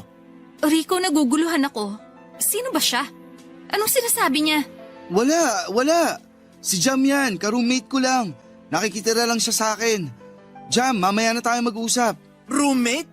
Nakikitira? Hiyang-hiya naman ako sa'yo. Pwede ba, tigilan mo yung pagsiselos mo? Wala naman tayong relasyon ah. Ano? Huwag mo ko binabastos ha? Kung sabihin ko kaya sa kasama mo na playboy ka at gabi-gabi lumalabas ka para i-meet up ang mga babae mo. At ito pa, sinasama mo sa motel. Ha? Jam, huwag kang gumawa ng storya. Mas lalo mo lang pinapalaki ang problema. At ako pa ngayon ang nagpapalaki ng problema? Sino ba dito ang trespassing at nanggulo sa dating tahimik na buhay ko? Di ba ikaw? Nakiusap ka na makikitira ka sa akin para makaipon ka. At ngayon ito pang igaganti mo sa akin? Ang kapal naman ng mukha mo, Rico. Rico, totoo ba ang sinasabi niya? Tama ka na nga, Jam. Kanina ka pa eh. Gumagawa ka na ng storya. Alam ng Panginoon kung sino nagsasabi sa atin ng totoo, Rico. Oo, at ako ang nagsasabi ng totoo. Gumagawa ka lang naman ng storya eh. Wow ha? Ako pa ngayon ang gumagawa ng istorya. Mahiya ka naman, Rico, sa mga pinagsasabi mo. Please, Jam, tumahimik ka na. Alam ko naman bakit ka nagagalit eh. Dahil may gusto ka sa akin, bakla ka. Alam mo, matagal ko nang alam yan, Jam. Pinapakisamahan na lang kita dahil nakikitira ako sa'yo. Oo, totoo nagkagusto ko sa'yo dati. At unti-unting nawala yon nung tumira ka na dito sa akin. Napalitan yun ng malasakit at tinuring na lamang kita bilang kapatid. Naawa lang ako sa'yo nun, Rico. Kaya kita pinahintulutan tumira sa akin. At ito pang igaganti mo sa akin, ha? Aalis na ako at huwag niyo na akong idamay sa problema niyo. Glenn, makinig ka naman sa akin oh. Let me explain. Ang gusto ko, explain mo yung sinasabi niya. May mga babae ka ba? Huwag kang makinig sa kanya. Bahala ka na sa buhay mo, Rico. Sinungaling ka. Hindi ko inaasahan na magagawa mo to sa akin. Akala ko pa naman nagsasabi ka ng totoo. Baka nga ibang Rico pa tong kausap ko eh. Umamin ka. Totoo ba ang lahat ng sinabi niya? Umamin ka! Oo, Glenn, pero... Wala nang pero-pero! Diyan ka na! Manluloko ka! Akala ko ako lang! Diyan ka na! Glendy! O ano? Ba't ka tumahimik? Masaya ka na, ha? Tingnan mo ang nangyari. Iniwan na ako ng babaeng pinakamamahal ko. Kung hindi ka lang naging epal, edi sana hindi mangyayari to. Hindi ko akalain, Papa Dudut, na mauuwi kami sa pag-aaway ni Rico. Maayos naman ang pakikisama ko sa kanya kaya isang palaisipan sa akin kung bakit niya nagawa yon. Normal lang naman na sa babae at lalaki ang ginawa nila. Pero yung sa bahay ko, ginawa yon tapos sa'yo ko pa yung mali ay ibang usapan naman po yun. Umalis si Rico pero bago siya umalis ay sinumbatan pa niya ako. Ako pa talaga ang nasumbatan. Pero hindi ko na lamang pinatulan kasi sa totoo lang ay nakakabobo. Yung parang bola na ipapasa niya sa akin yung sisi. Nang makaalis si Rico ay napahiga na lamang ako sa kama. Ang daming iniisip at isa doon ay ang landlady ko. Siguradong nadinig niya ang iskandalo. Iba pa ang hiya ko naman sa mga kapitbahay ko. Marahil yun na nga ang katapusan ng aming pagkakaibigan at bilang roommates ni Rico. 2 buwan nang lumipas ay hindi ko na nakita si Ricong muli. at nakausap ko ang kaibigan kong si Dada na boss ni Rico sa trabaho. Wala na pala si Rico sa pinagtatrabahuhan nito dahil sa madalas na pag-absent niya ay tinanggal siya sa trabaho. Naawa ako sa kalagayan ni Rico ng panahon na yon, Papa Dudut. Pero hindi ko na alam kung paano siya mahahanap. Isang araw ay may kumatok sa pintuan ng apartment ko at laking Papa Dudut. Barangay Love Stories. Barangay Love Stories. Pagkalipas ng 2 buwan ay may kumatok sa pinto ng aking apartment. At nang binuksan ko ito ay nakita ko si Glendy, ang babaeng kasama ni Rico ng gabing masira ang pagkakaibigan naming dalawa. Hindi ko sana siya gustong pabuksan ng mga oras na yon dahil galit pa rin ako sa kanya. Pero hindi ko natiis kaya hinarap ko pa rin siya at pagbukas ng pinto ay agad ko siyang nasigawan. Tumahimik na lamang siya at hindi niya ako sinigawan pabalik. Maya-maya ay may isang kapitbahay na dumaan sa tapat ng pinto ko at nakilala si Glendy bilang ang babaeng nag-iskandalo dati. Pinagsabihan siya ng aking kapitbahay ng medyo mga masasakit na mga salitang binitawan nito kay Glendy. Halos maiyak siya sa sinabi ng aking kapitbahay na kesyo malandi siya at sa bahay pa ng iba gumagawa ng himala. At dahil doon ay naawa naman ako kaya napilitan akong papasukin si Glendy para tantanan ng kapitbahay ko. Pero hindi lang doon ang awa na naramdaman ko nang pumasok siya sa loob ng tinutuluyan ko. Hindi ko alam kung ano pero naaawa ko sa kanya ng husto. Walang sarcasm yon, Papa Dudut, kasi parang hindi maganda ang dala niyang balita ng mga oras na yon.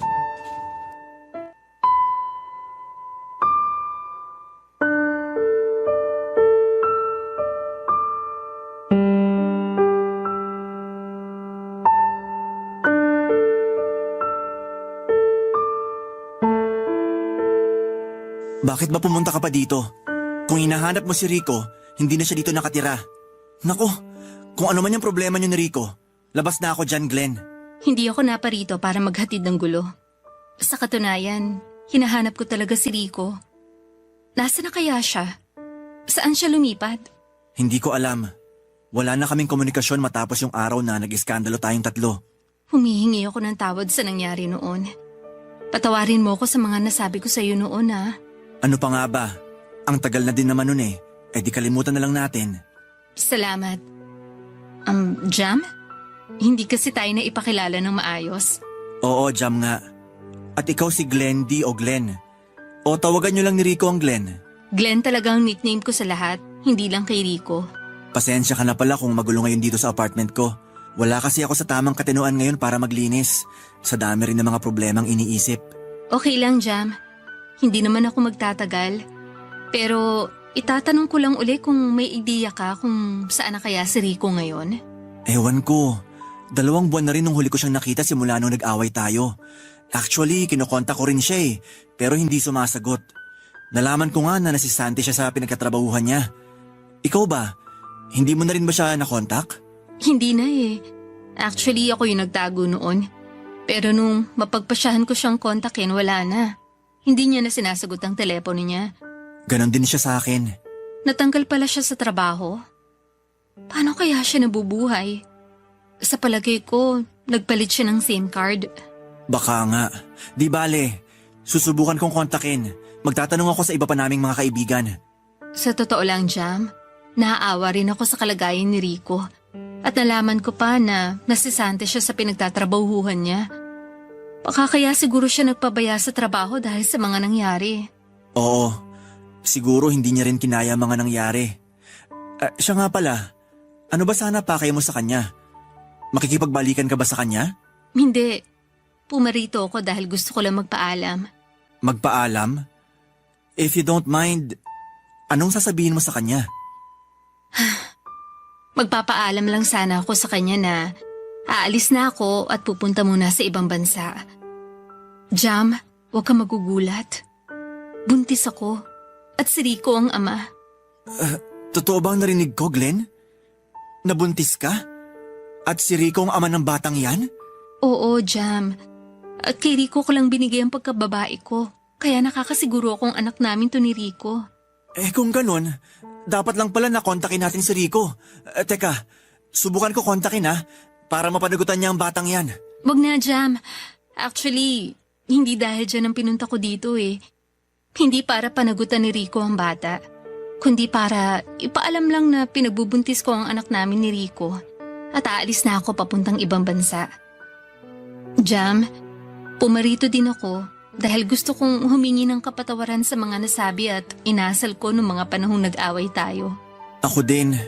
Gusto kong humingi ng tawad at nahusgahan ko ang pagkatao mo. Tao lang tayo, nagkakamali. Sorry talaga, Glenn. Sana mapatawad mo rin ako. Salamat, Jam. At napatawad mo na rin ako. Oo naman. At saka wala ka naman talaga dapat ihingi ng tawad eh. Sa katunayan pa nga, dapat ako talaga masihingi ng patawad dahil sa mga masasakit na nasabi ko sa'yo. Naku, wala yun. Mabuti pa. Kalimutan na lang natin ang nakaraan. Mabuti pa nga. At sana nga, magsilbing leksyon din ang mga nangyari para kay Rico. Sinabi mo pa. Maraming salamat talaga, Jam. Yeah, sure. So, let's be friends na? Mag-iingat ka, Glenn. Salamat, Jam. At kayo rin. Nagulat ako sa mga narinig ko, Papa Dudut. Nang malaman kong buntis si Glenn at si Rico ang ama, hindi ko lubos maisip na aabot sa ganung punto ang mga pangyayari. Kaya agad kong kinontak si Rico upang ipaalam sa kanya na nagkita kami ni Glenn at nag-usap tungkol sa kanyang kalagayan. Hindi talaga ako mapakali sa aking mga nalaman, pero paano ko sasabihin kay Rico kung ayaw niyang magpakita o magparamdam man lamang. Makalipas nga ang isang taon ay naalala ko ang lumang numero ni Rico, yung dating niyang ginagamit. Walang mawawala kung susubukan kong magbaka sakali. Tinawagan ko ang numero, nag-ring at sinagot ni Rico. Yun pala ang numero na pinarehistro niya bilang kanyang permanenteng gagamitin. Kahit na alam namin ang boses ng isa't isa ay nagulat pa rin kaming dalawa at nagkatanungan kung kami nga ang magkausap ng mga oras na yon. Naghingian kami ng kapatawaran at nagkapatawaran. Nagkumustahan, nagtawanan, nag-catch up kami, Papa Dudut. Nakiusap ako sa kanya na kung pwede ba kaming mag-usap ng harapan. Agad naman siyang pumayag si Rico kaya nag-set kami ng araw at napagkasunduan sa isang pizza house magkita, Papa Dudut.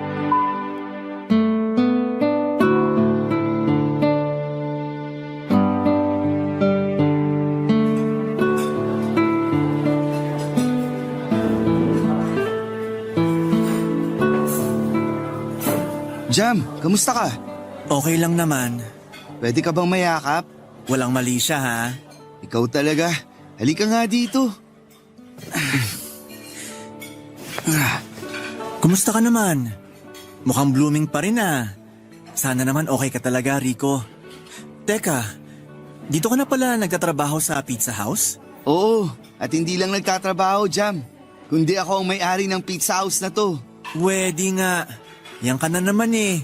Pinaprank mo naman ata ako eh. Baka may camera dito ha? Oo nga.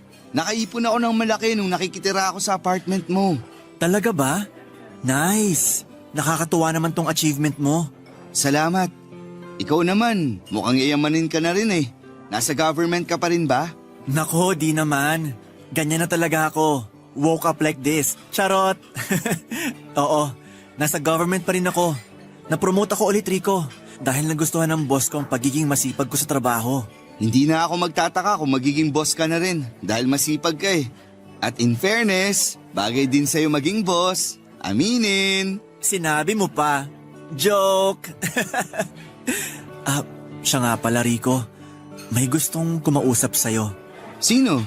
Saglit, tatawagin ko muna.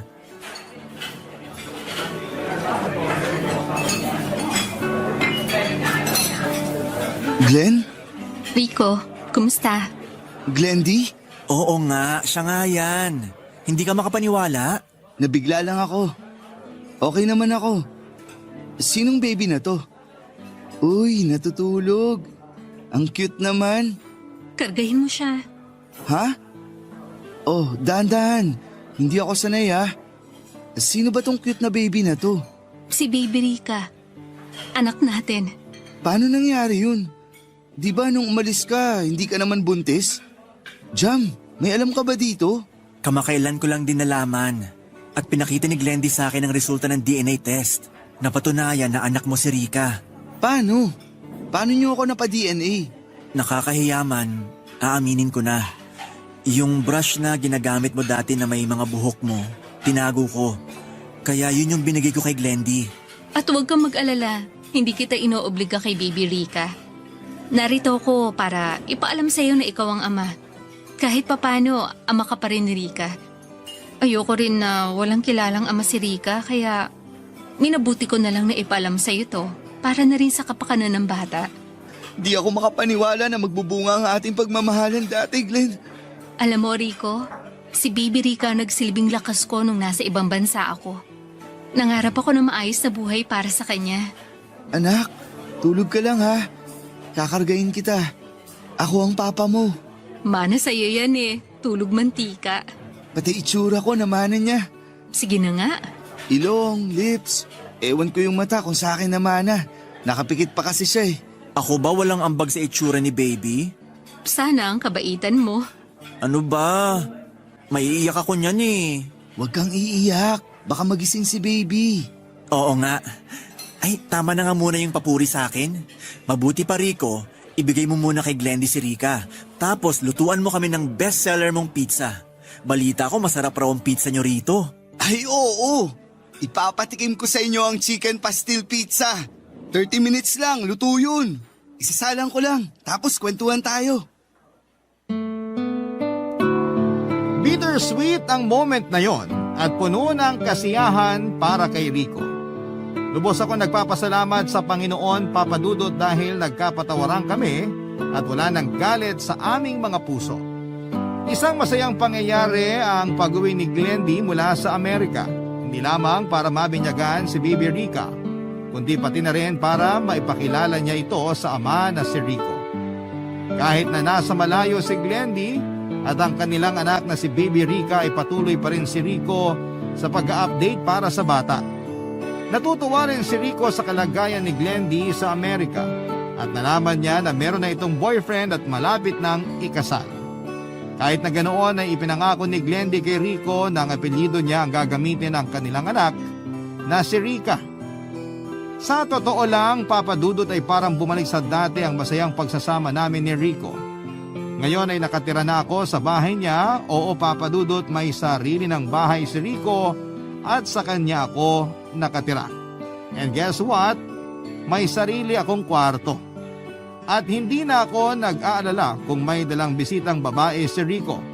Alam ni Rico na sapat na ang espasyo para sa aming dalawa. Salamat po ng very big, Papa Dudut, sa pagbasa ng sulat ko. Maraming salamat po, lalo na sa Barangay Love Story, sa patuloy na pagbibigay daan sa aming mga pakikipagsapalaran sa buhay. More power po sa Barangay LS 97.1. Ang inyong forever kapuso at ka-barangay Jam. Nagustuhan ng iyong napakinggan? Ituloy yan via live stream sa www.gmanetwork.com/radio. Barangay LS 97.1 Forever.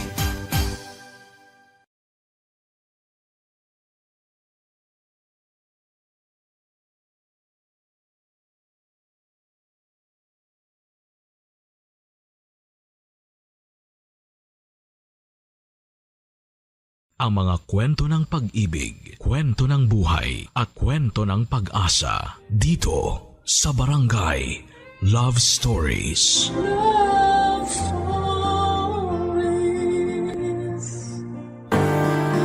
Hindi madaling maging magulang, lalo na kung nagkahiwalay na kayong mag-asawa.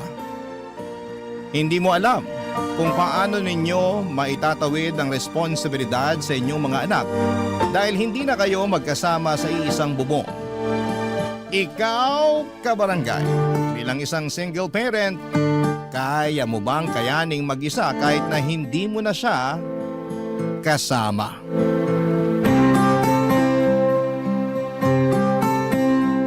Dear Papa Dudut, ako nga pala si Audrey, 35 years old, Nagkaroon ako ng partner for 15 years. Si Phil, kaedad ko lang din siya.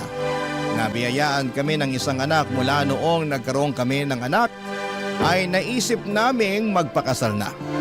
Kaya lang, napansin namin papadudot na lagi kaming humahanap ng dahilan para huwag planuhin lagi ang kasal namin. Hindi namin alam kung ano ba ang problema kasi ang tagal na rin naman naming magkarelasyon.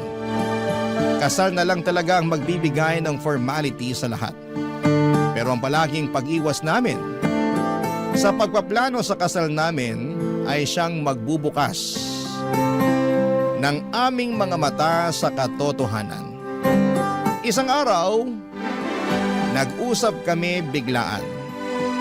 Ayaw na naming ituloy pa ang relasyon namin. Nag-agree kaming pareho na sapat na ang 15 years na relasyon namin. Walang samaan ng loob. Maginhawa naming tinanggap na hindi na namin pwedeng ipagpatuloy pa ang relasyon namin. Ang nagulat nga ay yung mga kamag-anak at kaibigan namin at nakita kasi nila na halos wala kaming pagtatalong dalawa. Almost perfect na nga raw ang relasyon namin. Walang gulo o kahit na anong issue. Hindi naman namin may paliwanag sa kanila ang nararamdaman lang namin na ayaw na namin sa isa't isa. Alam naming dedepensahan nila yon at sasabihin pwede pang maremedyohan. Pero kasi alam namin dalawa ni Phil na tapos na talaga ang lahat sa amin. At kailangan na lang naming maging magulang sa 6-month-old baby na si Luna. Sa kanya na namin ibubuhos lahat ng pagmamahal na meron kami sa puso namin. Kaya naman kahit mahirap na hiwalay na kami at hindi kami magkasama sa iisang bahay ni Phil, sinigurado naming maibibigay namin lahat ng needs ni Luna sa pamamagitan ng co-parenting papadudot.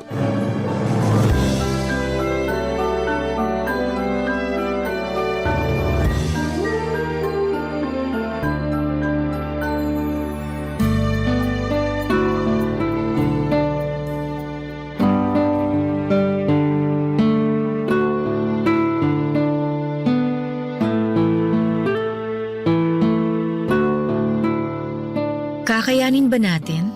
Oo naman, tayo pa ba?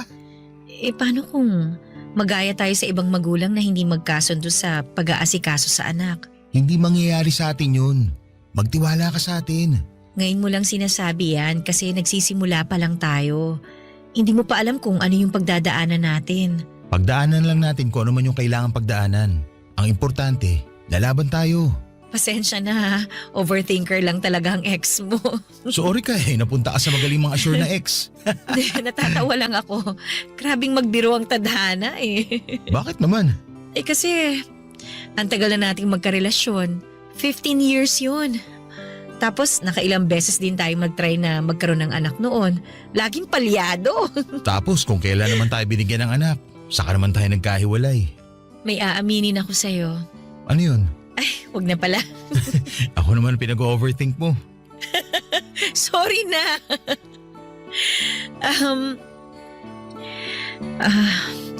Muntik ko nang ipalaglag si Baby Luna nung nalaman kong nakabuo na tayo.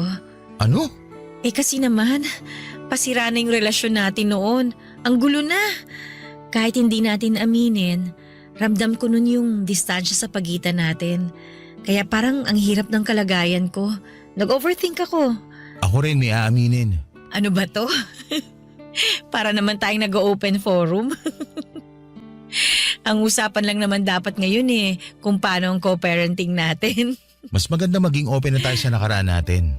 Para alam na natin kung paano natin pakikisama ng isa't isa sa mga susunod na araw. Ano ba nga aminin mo? 1 buwan bago natin malaman na buntis ka, doon ko naramdaman na ayoko na sa relasyon natin. Bakit naman naisip mo pa rin na magpakasal tayo? Kasi magkakaanak na tayo nun. Yun naman ang dapat gawin sa sitwasyon natin noon, hindi ba? Pero ikaw naman tong panayang iwas sa usapang kasal after. Nahalata mo pala. Kaya ba ikaw na rin yung kusa nagsabi sa akin na huwag tayo magpakasal? Oo, kasi kilala na kita. 15 years ba naman tayo magkasama sa iisang bubong? Ayoko namang ipilit ang sarili ko kung hindi mo na ako gusto. Pero kung hindi mo naramdaman na umaayaw na ako, gusto mo pa rin bang makasal tayo? Bakit tumatawa ka lang dyan? Kasi naisip ko, wala na rin pala namang point na pag-usapan pa ang past. Baka kung ano pang masabi natin at magkasakitan pa tayo, di ba? Sabagay. Sige, wag na lang natin pag-usapan. Tapos na rin naman yon. Ang mahalaga, andito tayo para sa anak natin. Kaya mula ngayon hanggang sa mga susunod na araw, wala nang dapat pag-usapan kundi ang co-parenting sa anak natin, ha? Opo, boss. Masusunod yan. Ay, teka, maghahanda lang ako ng merienda natin. Baka abutin tayo hanggang mamaya sa pag-uusap para sa anak natin eh. Mukhang magiging madugong usapan natin tungkol sa anak natin ah. At least hindi madugong usapan sa past.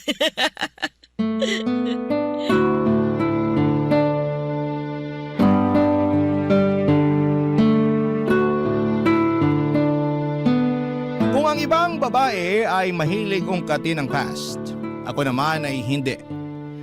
Ayoko na. Sa totoo lang ay ganon ako noon at gusto kong pag-usapan namin ni Phil lagi ang nakaraan.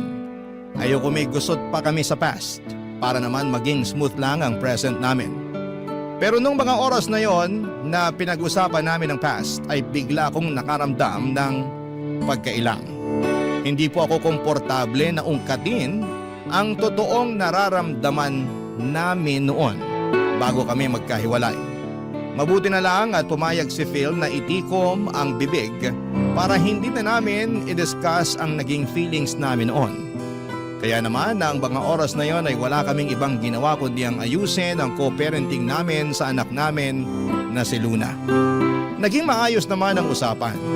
Naging civil kami sa isa't isa at feeling ko mas lumalim ang friendship namin. Ang anak naming si Luna syempre sa poder ko. Dadalaw si Phil 4 na beses sa isang linggo kapag hindi siya busy. Tuloy ang sustento niya sa aming mag-ina. Humingi lang ako ng sapat sa kanya dahil alam kong kailangan din niyang magbayad ng bills sa bagong titirhan niya. Pinaubaya na niya sa akin ang maliit na bahay na binili namin noong nagsasama pa lamang kami. Para na lang din sa anak naming si Luna. Napakabuti ni Phil habang tumatagal ang co-parenting namin ay nagugustuhan na namin yon. At naisip naming pareho na parang mas okay talaga na nagkahiwalay na lamang kami dahil mas naging patas kami sa usapan at mas panatag.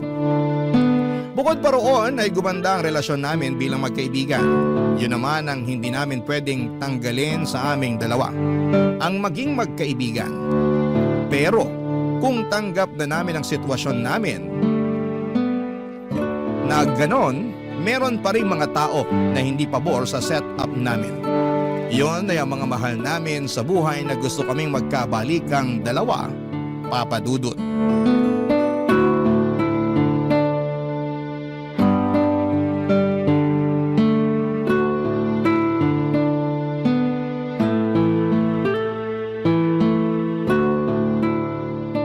Sorry kung nalate ako ng dating ha. Hindi ko inasahan na magdadagdag pa yung boss namin ng trabaho eh. Okay lang yun. Sabi ko naman sa'yo, okay lang kung hindi ka muna makadalaw ngayon eh. Bawing-bawi ka naman ng mga nakaraan. Hindi pwede. Napag-usapan na natin to. Pagdalaw na nga lang ang gagawin ko, hindi ko pa magawa. Ayos nga lang. Baka naman maumay na ang anak mo sa'yo sa kakadalaw. Ayoko no. Mabuti ngayon pa lang eh, mamemorize siya na yung mukha ko. Saka palagi ko namimiss ang anak natin. Kahit hindi ko schedule ang pagdalaw sa kanya, namimiss ko siya. Ganito pala feeling ng isang magulang, no? Ako nga rin eh. Partida ha, magkasama na kami sa bahay buong araw.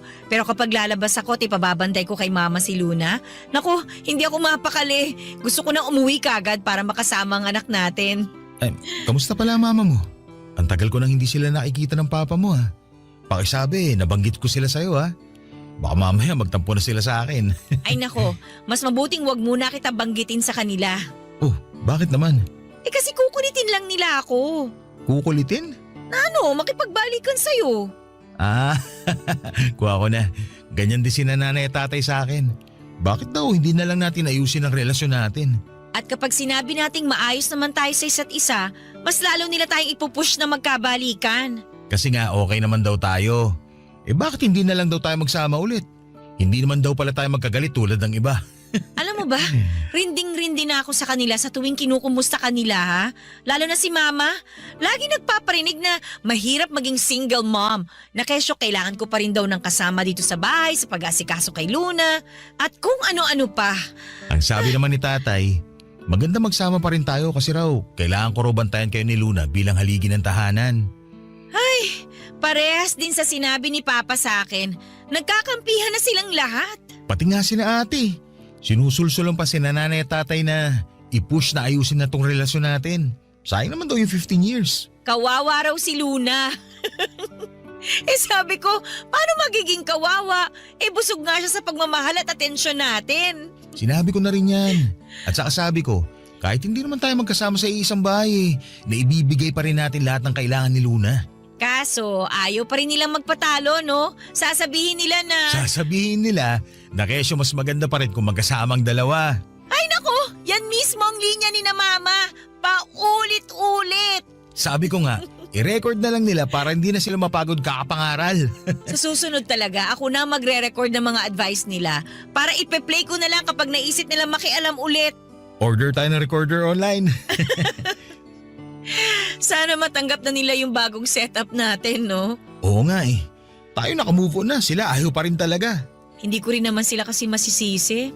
Nasanay sila na magkasama tayo, tsaka walang broken family sa angkan namin eh. Ako lang yata ang nagpasimula. Hindi naman tayo broken family ah. Walang broken sa sitwasyon natin. Kasi maayos naman tayo at tulad ng lagi ko sinasabi, na ibibigay naman natin lahat ng kailangan ni Luna. Sana yun ang maisip nila. Hindi naman kasi sila nakikinig sa paliwanag natin eh. Puro na lang yung iniisip nila ang gusto nilang maintindihan natin.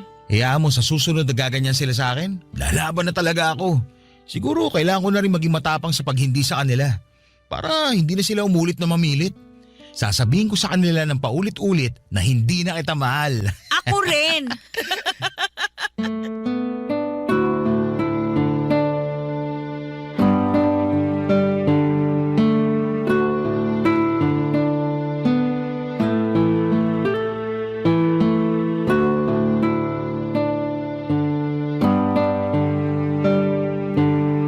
Papadudot nagsinungaling ako kay Phil.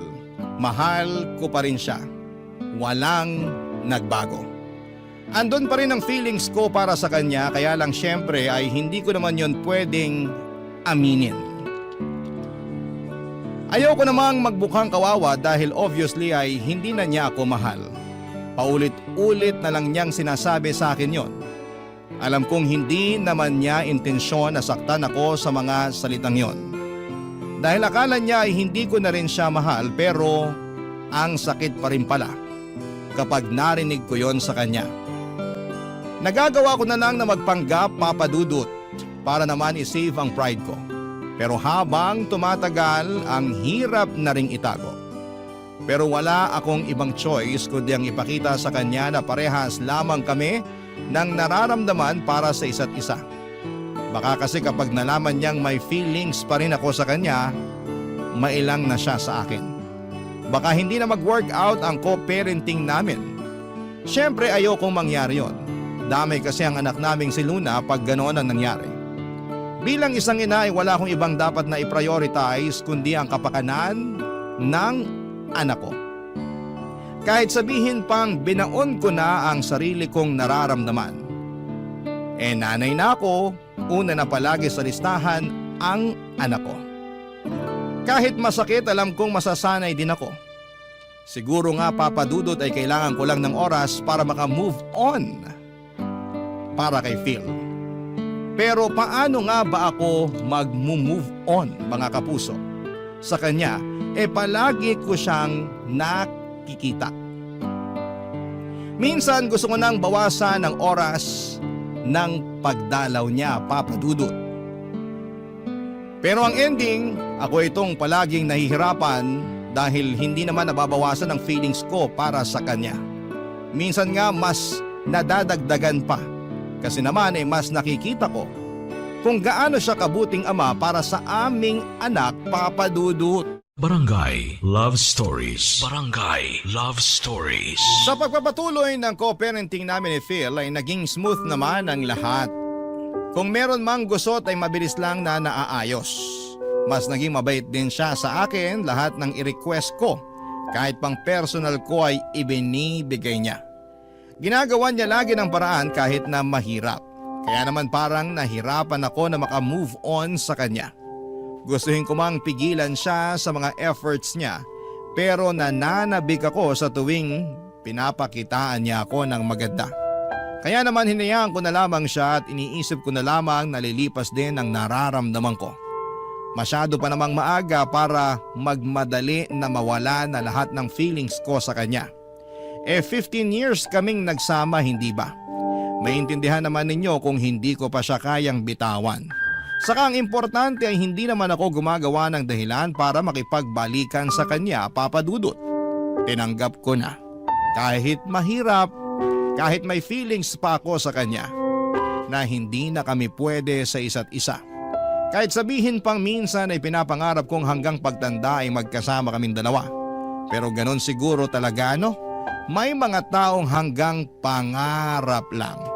Walang katuparan at dapat maging ayos lang tayo doon. Siguro hintayin ko na lang ang tamang tao para sa akin. Pero bakit kaya ganon sa tuwing ipinagdarasal ko na makilala na ang tamang tao para sa akin ay biglang lumalabas ang mukha ni Phil sa isipan ko. Talagang siya pa rin pero ako mukhang nakalimutan na niya ng tuluyan. Napatunayan ko yon nang minsang dumalaw siya sa bahay at ibinalita sa akin ang bagong kaganapan sa buhay niya.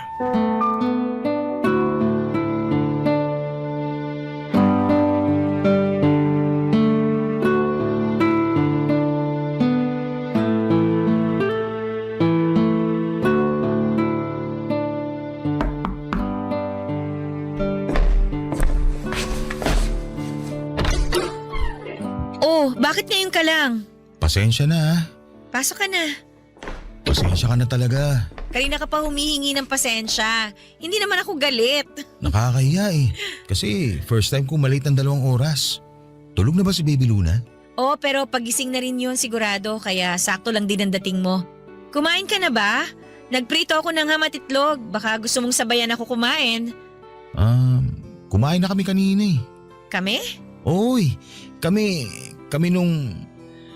Ay, hindi ko alam kung dapat ko bang sabihin sa'yo. Nakakahiya. Sabihin mo na. Ngayon ka pa naman nahiya. Ano ka ba? Nakipag-date ako kanina. Uy, ayos yan ah. Ayos lang ba talaga sa'yo? Oo naman, ano ka ba? Bakit naman hindi magiging okay yun? Siyempre, ex kita eh. Baka hindi ka komportable na nakikipag-date ako sa iba. Kaya nga ex mo na ako, di ba? Wala na akong karapatang pakialaman ka kung makikipag-date ka na sa iba. So, kumusta naman na naging date nyo? Anong pangalan niya? Faith ang pangalan niya. Mas matanda tayo sa kanya ng 5 taon. Okay ang date namin. Ang dami namin pagkakaparehas. Kalog kasama. Nakakatuwa. Mabuti naman at nakahanap ka ng makakasundo mo. Biglaan nga to. Wala naman akong balak sana makipag-date pa eh. Gusto ko mag-focus muna kay Luna kaya lang dumating na eh. Ganun daw talaga kapag hindi mo hinahanap tsaka dumadating. Bale, nakilala ko siya sa grocery store. Naalala mo last month? Nung inutusan mo akong bumili ng diapers ni Luna?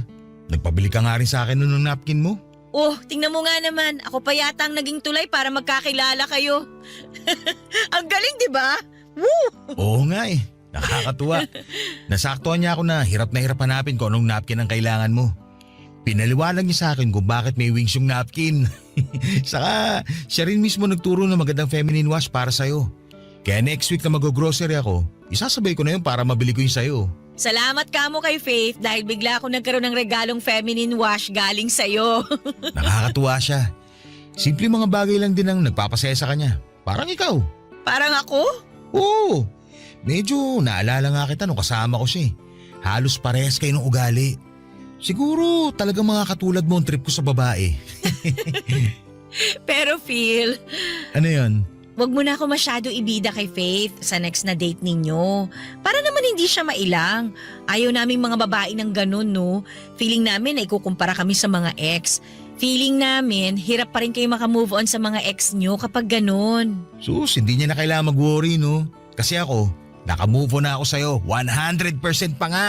Wow, maganda yan ha. Fully healed ka na sa akin. Matagal na. Kaya nga, lakas lang din ang loob ko na magkagusto kay Faith. Kasi kampante na ako na wala nang atrasan ng panliligaw ko sa kanya. Gusto ko na talaga siya eh. Gustong gusto.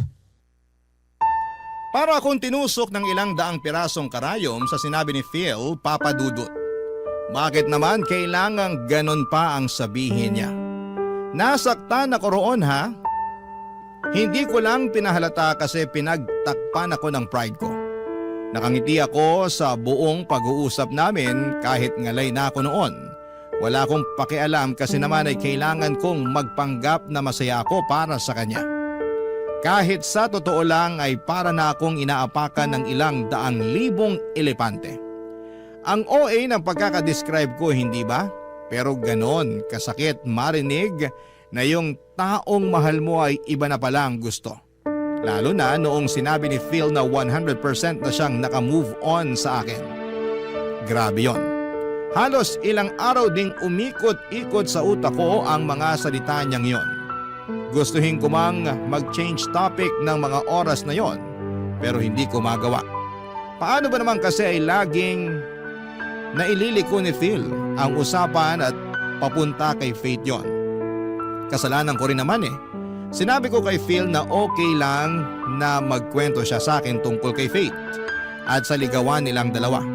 Hindi ko naman kasi inakala na magiging ganon ka-insensitive si Phil para bulgaran pa niyang sabihin sa akin lahat ng detalye sa date nila ni Faith.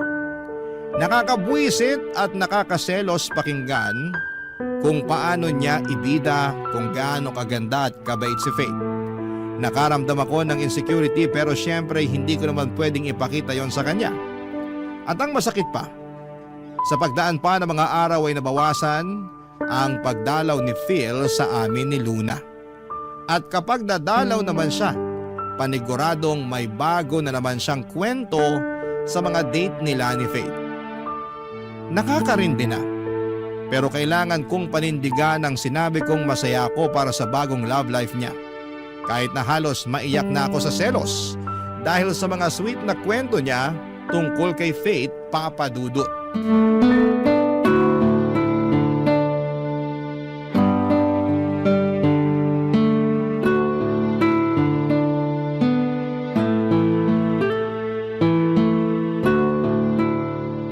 Ikaw, Phil ha? Bakit? Tanggalin mo nga yung ngiti sa labi mo. Nakita mo na nga seryoso at galit ako eh. Sorry na. Ang happy ko lang kasi ngayon. Unang mansari namin bukas ni Faith. At alam mo ba, marami na akong plano para bukas. O teka, di ba sasamahan mo ako para sa check-up ni Baby Luna bukas? Ha? Bukas na ba yun? Wala, sorry. Nakalimutan ko. Kaya ako nagtatampo sa'yo eh. Nakakalimutan mo ng schedule mo kay Baby Luna. Madalas ka pang late pag pumupunta dito. Tapos nababawasan na rin yung araw ng pagdalaw mo. Pagpasensya mo na ako, Audrey. Ngayon lang ulit ako naging masaya eh. Ngayon lang naman to. Nagsisimula pa lang naman kami ni Faith. Alam mo naman siguro yung ganitong feeling, hindi ba? Anong ganyang feeling? Yun yung mga unang araw, linggo at buwan nyo bilang magkarelasyon. Di ba puro kilig lang? Yung tipong ayaw nyo mawalay sa isa't isa. Ganun kasi ang nararamdaman ko ngayon kay Faith eh. Alam ko, nababadoyan ka na pero totoo kasi. Wala akong pakialam kung kiligin ka o para ka nakalutang sa ere dyan sa relasyon nyo ni Faith. Ang sa akin lang, sana sumunod ka naman sa schedule na napag-usapan natin para kay Luna. Ngayon lang ako papalya para sa schedule kay Luna. Pagbigyan nyo na sana ako ha. Hindi ko kasi alam na may schedule talaga. O baka nakalimutan ko lang din. Masyado kasi ako nag-e-enjoy magplano ng first mansary date namin ni Faith. Unawain mo naman ako, please. Ay nako. Please, Audrey. Please. Babawi ka sa susunod ha? Oo naman.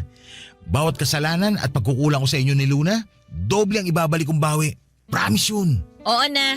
Ang hirap mo palang ma-in love. Masyado kang OA. Uy, huwag ka nga. Ganito ka rin naman noon ah. Kailan naman? Nung tayo. Nung tayo? Hindi mo na ba talaga maalala yung unang buwan ng relasyon natin? Kahit yung pakiramdaman lang? Medyo.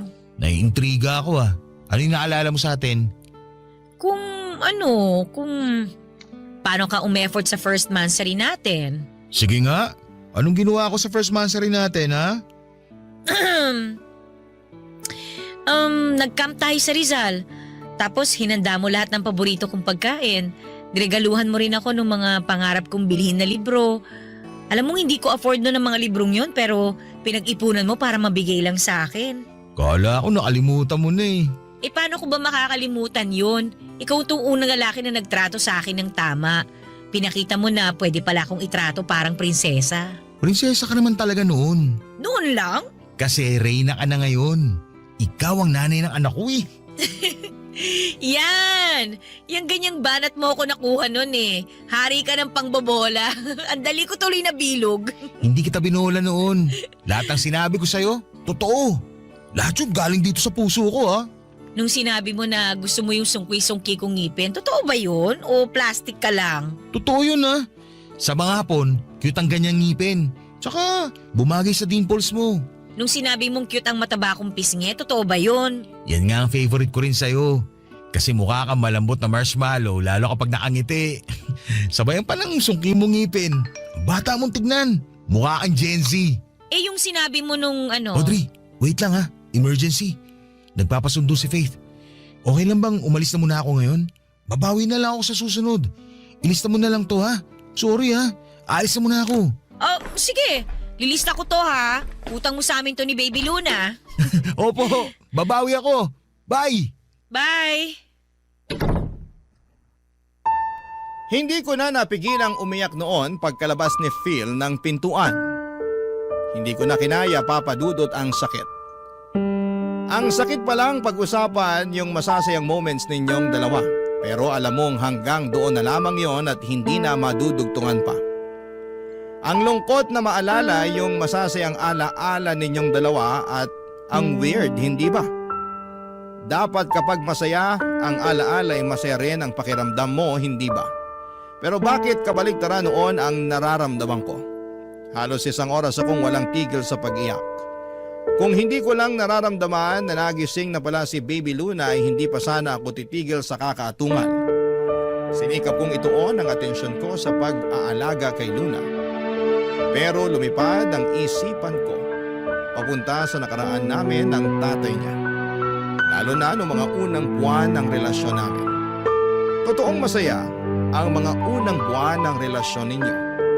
Para lang kayong nakalutang sa ere. Lahat maganda. Lahat masaya. Lahat nakakakilig. Mapapangiti ako saglit kapag inaalala ko yun.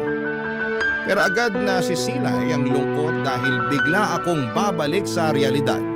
Kung saan ay hindi na kami magkasama ni Phil. Hindi na namin pwedeng madugtungan ang masayang nakaraan. Dahil si Phil, bumuo na ng masasayang memories kasama si Faith. Ang babaeng pinalit niya sa akin. Ang babaeng bagong nagpapasaya sa kanya. Nagpapakilig. Nagmamahal. Ano bang laban ko sa kanya? Ako ang nasa nakaraan ni Phil. Barangay Love Stories. Barangay Love Stories. Araw-araw ay para kong dinudurog. Sa tuwing nagkakaroon ako ng update kina Phil at Faith. Isang parusa na makita sila noon sa Facebook na sobrang sweet. Dati naman kasi ako yung kasama niya sa mga post niya. Pero noong naging sila ni Faith ay nawala na ako bigla sa eksena. Dinilit na rin ni Phil ang mga pictures namin. Actually, ako ang nagsuggest para hindi magselos si Faith. Pero noong time na sinuggest ko yon ay nagsiselos lang kasi ako. Nadala ko ng emosyon ko. Ayokong i-delete niya ang pictures namin. Gusto ko lang namang tanggihan niya ako para ma-feel ko na may halaga ako sa kanya. Pero ang bilis niyang sumunod. Nag-agree siya na baka magselo si Faith kapag nakita niya ang lumang mga pictures namin.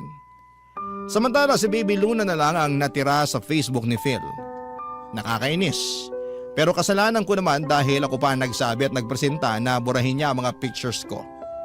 Ang hirap naman talagang maging babae. Sino bang makakaunawa ng sitwasyon at hormones namin? Sa pagdaan ng mga araw ay pinapagalitan ko na ang sarili ko kung bakit hirap pa rin akong makalimot kay Phil. Ayos na nga rin sa akin kung 2 o 1 beses na lamang siya sa 1 linggo kong dumalaw. Paano ba naman kasi naiisip ko lamang na makakatulong sa paglimot ko sa kanya kung bibihira ko siyang makikita. Kaya kapag nagpapaalam si Phil sa akin na hindi muna makakadalaw ay oo agad ang sagot ko sa kanya. Pero sa deep inside, nami-miss ko siya, Papa Dudut. At dahil doon ay mas lalo akong nagkikrave para sa kanya. Mas lalo akong nahihirapang makamove on sa kanya, Papa Dudut.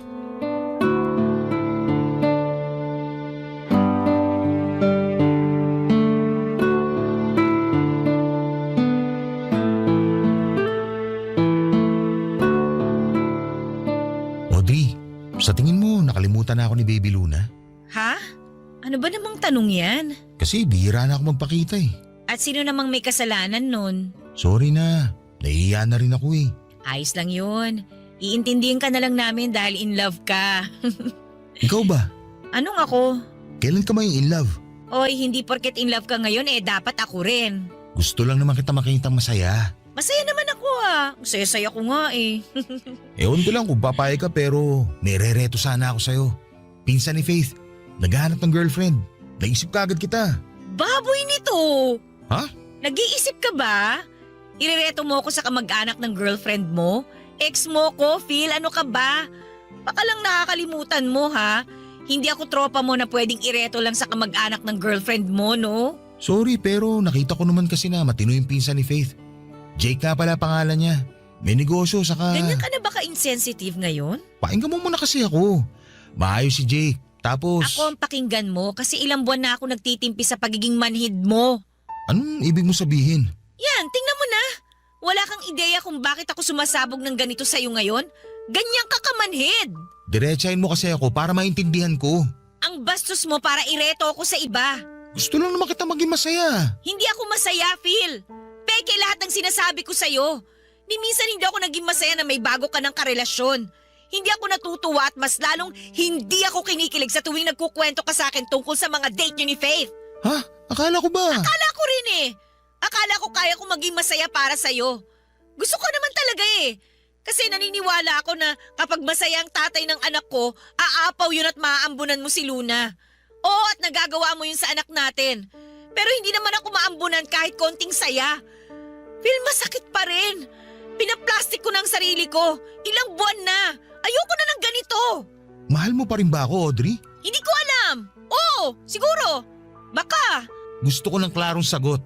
At kung klarong oo, anong gagawin mo? Ititigil ko na ang relasyon namin ni Faith. Gagawin mo yon para sa akin? Oo. Kasi kayo naman ni Luna ang priority ko. At nag-promise ako na kapag hindi ka pa okay na magkaroon ako ng bago, hindi ko gagawin. Gusto kong maging masaya ang nanay ng anak ko. Kasi kapag masaya ka, aapaw yun sa anak nating si Luna, hindi ba? Yan!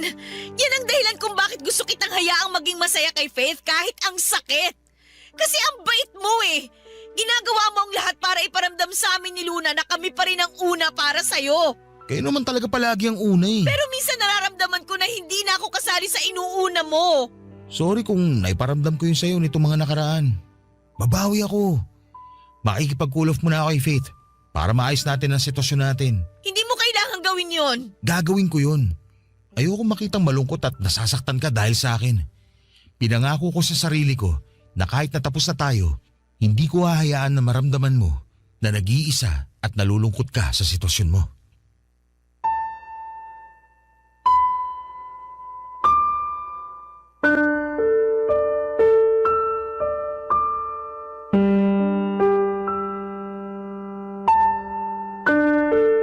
Papa Dudut, naiyak ako sa sinabi ni Phil. Naramdaman ko ang sincerity sa mga sinabi niya. Kilala ko siya, 15 years kaming nagsama. Niyakap ko siya at nagpasalamat. Doon ay biglang gumaan ang pakiramdam ko. Yun lang naman pala ang kailangan ko, assurance. Assurance na kahit meron na siyang bago hindi pa rin niya kami pababayaan ni Luna. Kaya naman doon lumuwag ang pakiramdam ko at nasabi ko na sa kanya na ituloy na ang relasyon niya with Faith. Walang halong kaplastikan yon.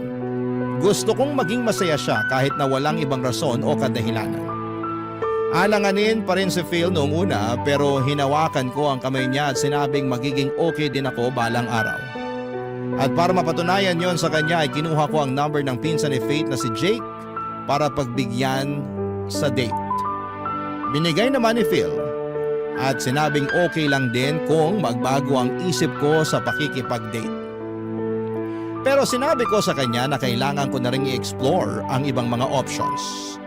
Gusto ko na rin na mapagaan ang sarili ko at makilala rin ang iba. Sincero naman at totoo ako noong binitawan ko ang mga salitang yon. And after a week ay nag-date kami ng pinsan ni Faith na si Jake. Totoong maayos naman siya. Walang halong kayabangan at very gentleman pa. Kalug din at parehas kami ng humor. Umabot nga ng halos buong araw ang date namin. Si Phil muna ang nag-alaga kay Luna para makapag-date ako with Jake. Gabi na noong nakauwi ako at naabutan ko si Phil sa sala at nanonood ng TV. Naupo ako sa tabi niya at ready na siyang makinig noon sa nangyari sa date namin ni Jake. Napansin ko sa kanya kung gaano kasaya at ka-excited ang itsura niya habang nakatingin sa akin para sa updates ko. Nang mga oras na yon, papadudot.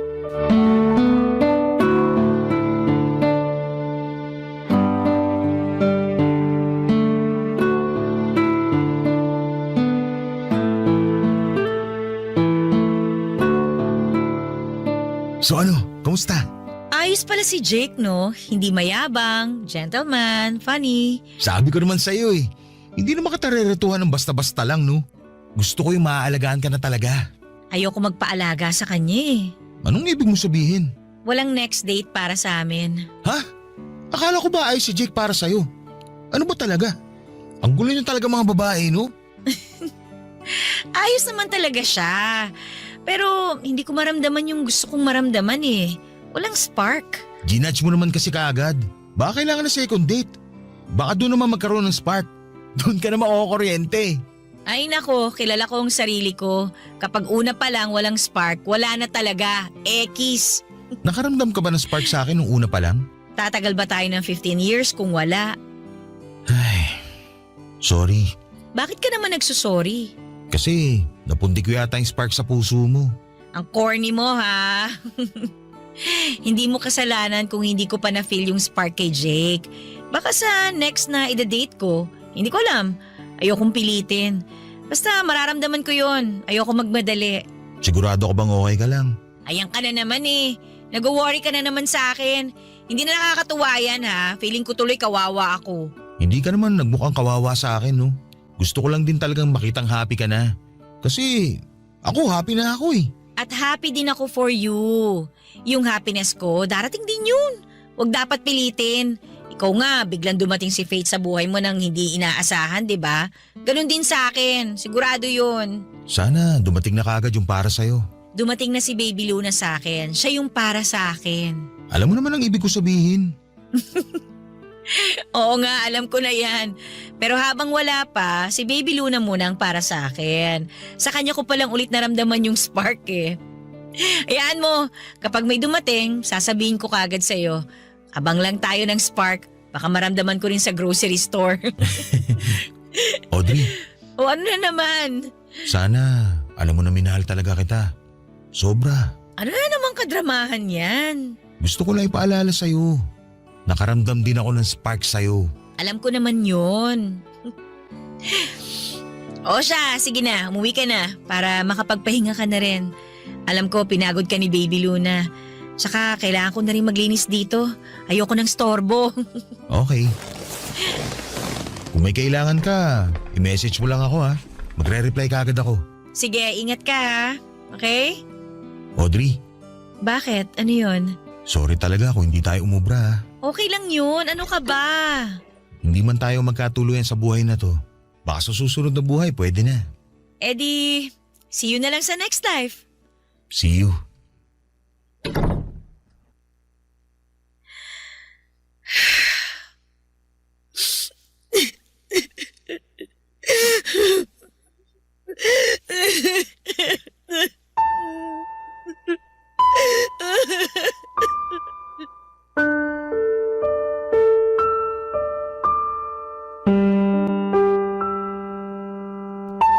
Baka nga sa susunod na buhay ay doon na kami payagan na magkatuluyan. Baka may kailangan lang kaming matutunan ngayon sa isa't isa sa buhay na ito. Kaya kami pinagtagpo pero hindi pinunta sa dulo. Masakit mang isipin pero kailangang tanggapin, Papa Dudut. Dahil sa sinabi ni Phil na yon ay na-realize ko na pwede pa rin pala kami. Pero baka sa susunod na buhay na namin yon. Siguro sa next life namin, hindi na komplikado. Kasama pa rin namin si Baby Luna hanggang pagtanda, kaming dalawa ang magkasama. Baka nga sa next life ay meron pa kaming ibang mga anak. Mga anak na siyang magpapatibay ng relasyon naming dalawa. Ang sarap lang isipin na ganon nga ang pwede kong abangan kung totoo ang reincarnation. Sana sa susunod na buhay, pagbigyan na kami ni Lord. Kahit na isang buhay lang ay maitama namin ang lahat ng pagkukulang at mali namin sa buhay na ito. Kahit na isang buhay lang. Pero sa ngayon ay kailangan kong harapin ang lahat ng ito sa buhay ko ngayon. Ito kasi ang realidad. Hiwalay kami ni Phil at ang nag-uugnay lang sa amin ay si Luna. At sa usapan namin co-parenting sa kanya. Sa buhay na ito ay kailangan lang siguro naming tanggapin na ito ang role namin sa mundo. Maayos naman kami, kahit masakit, siguro balang araw ay mawawala rin yung lungkot na nafe-feel ko. Kasi siguro balang araw ay makikilala ko ang tamang tao para sa akin sa lifetime na ito. Hindi ko pa man siya nakikilala pero ramdam ko na kaagad na magiging masaya ako para sa kanya. At magagawa ko nang makalimutan lahat ng gabi na umiiyak ako dahil sa hiwalayan namin ni Phil. Balang araw, darating din siya. Darating kapag hindi na kailangang hanapin. Maraming salamat po sa pagbasa ng aking liham. Sana ay nakakuha kayo ng inspirasyon at ng lakas para ipagpatuloy pa ang buhay. Kahit minsang nasaktan ang mga puso ninyo sa pagkakawalay sa taong inaakala ninyong makakasama ninyo hanggang sa dulo. Masakit man, pero kailangang tanggapin. Ang inyong kapuso at kabarangay forever, Audrey. Anong say mo sa Barangay Love Stories na ito? Pagkwentuhan natin sa comment section yan. Ang mga kwento ng pag-ibig, kwento ng buhay, at kwento ng pag-asa dito sa Barangay Love Stories. Love Stories.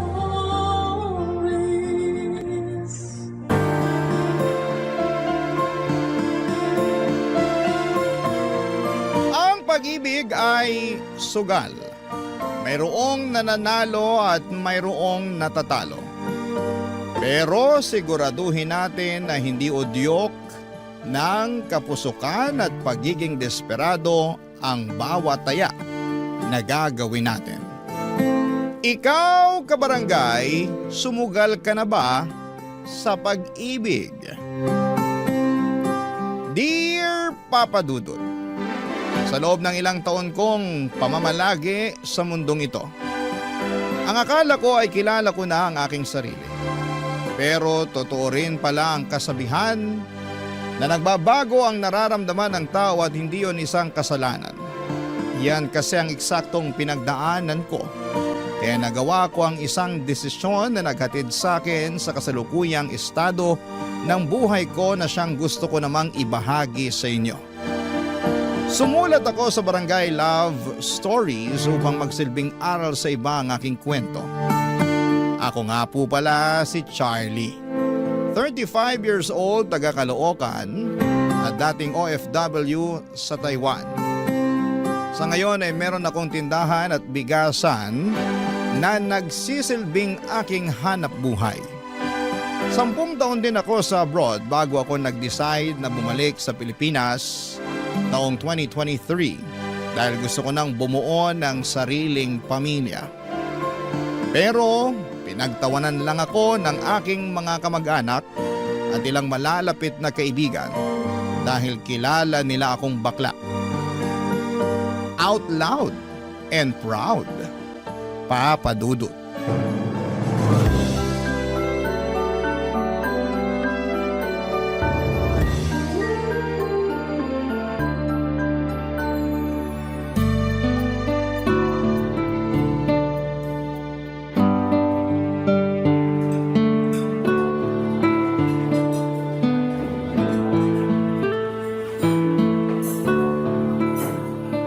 Bakit hindi mo ko pinagtatawanan kagaya nila?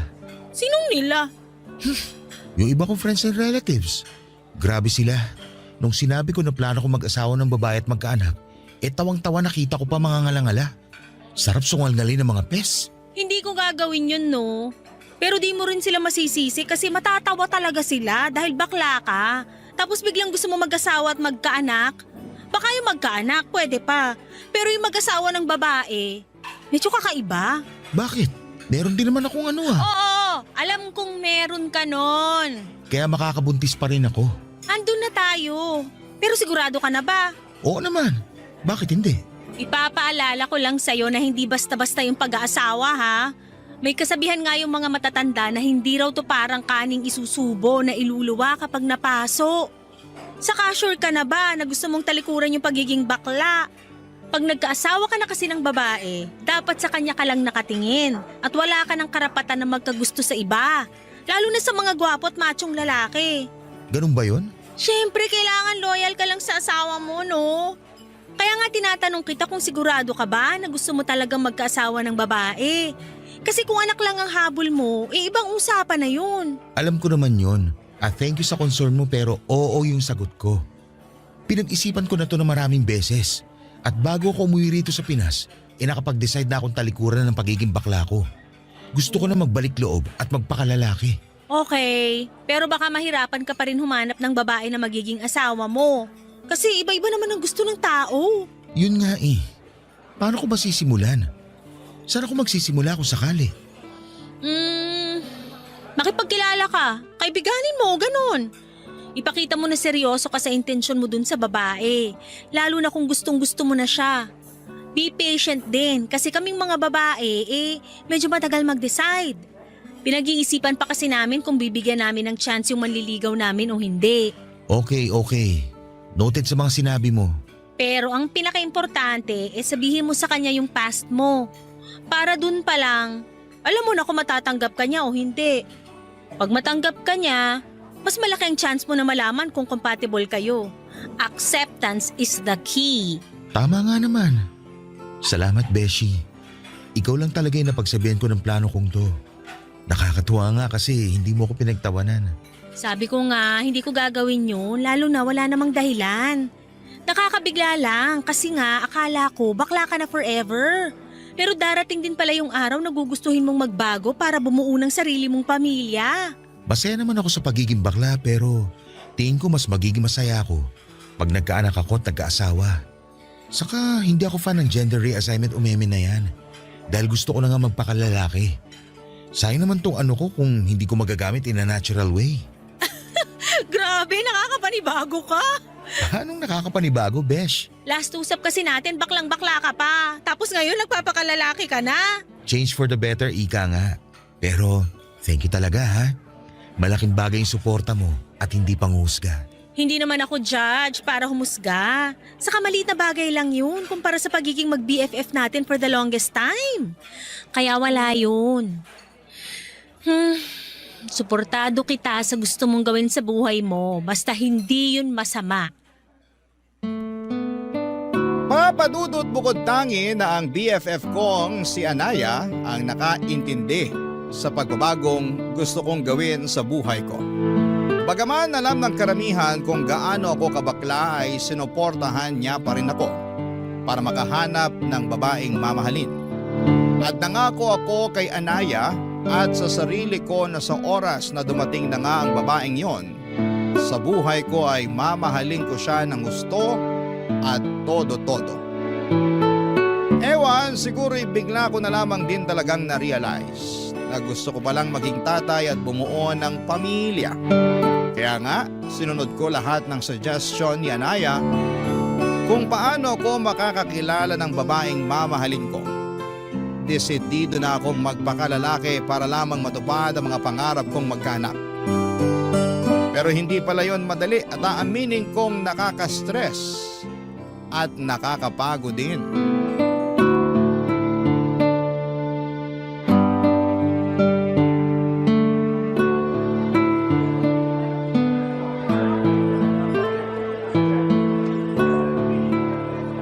Oh, tapos? Nag-meet kayo? Oo, kaya lang narealize ko na hindi ko pala siya gusto. Bakit naman? Mas malaki pa katawan kaysa sa akin eh. Baka mabugbog naman ako nun at mabalian ng leeg pag nag-away kami. Hoy, hindi naman siguro. Anong hindi siguro? Ramdam na ramdam ko yung pagiging dominante niya nung magkasama na kami. Bigla tuloy ako lumambot na ewan. Hindi ko mapanindigan pagiging lalaki. Nakakatakot si Ates. Kung tingin mo, di kayo okay, baka di nga talaga. Mahirap naman kung ipipilit natin, di ba? Tama. Okay lang yan. Hanap na lang uli ng iba. Yun nga yung ginawa ko tapos may nakausap kagad ako sa Facebook. Ay wow, ang bilis! Siyempre. Tapos, ano nangyari? Kamusta pag-uusap nyo? Okay naman. Nagja-jive kami tapos feeling ko na-fall na ako kaya lang. Pagkalipas na 1 linggo, inutangan na ako. Ay, kaloka yan! Partida, hindi pa kami nagkikita. Pinautang mo ba? Oo, kasi marupok ako. Ayun lang. Nagbayad naman ba? Yun nga, hindi pa. Pero nangako naman na babayaran kaya lang nangutang ulit sa akin. Ayun, binlock ko na. Ayoko nang ganun na akala mo may patagong pera. Kahit naman ako, ayoko ng ganyan. Di ba? Grabe, hindi pala madaling makipagkilala at makahanap ng matinong babae online. Mukhang lahat may sapak sa utak. Aray ko naman. O bakit?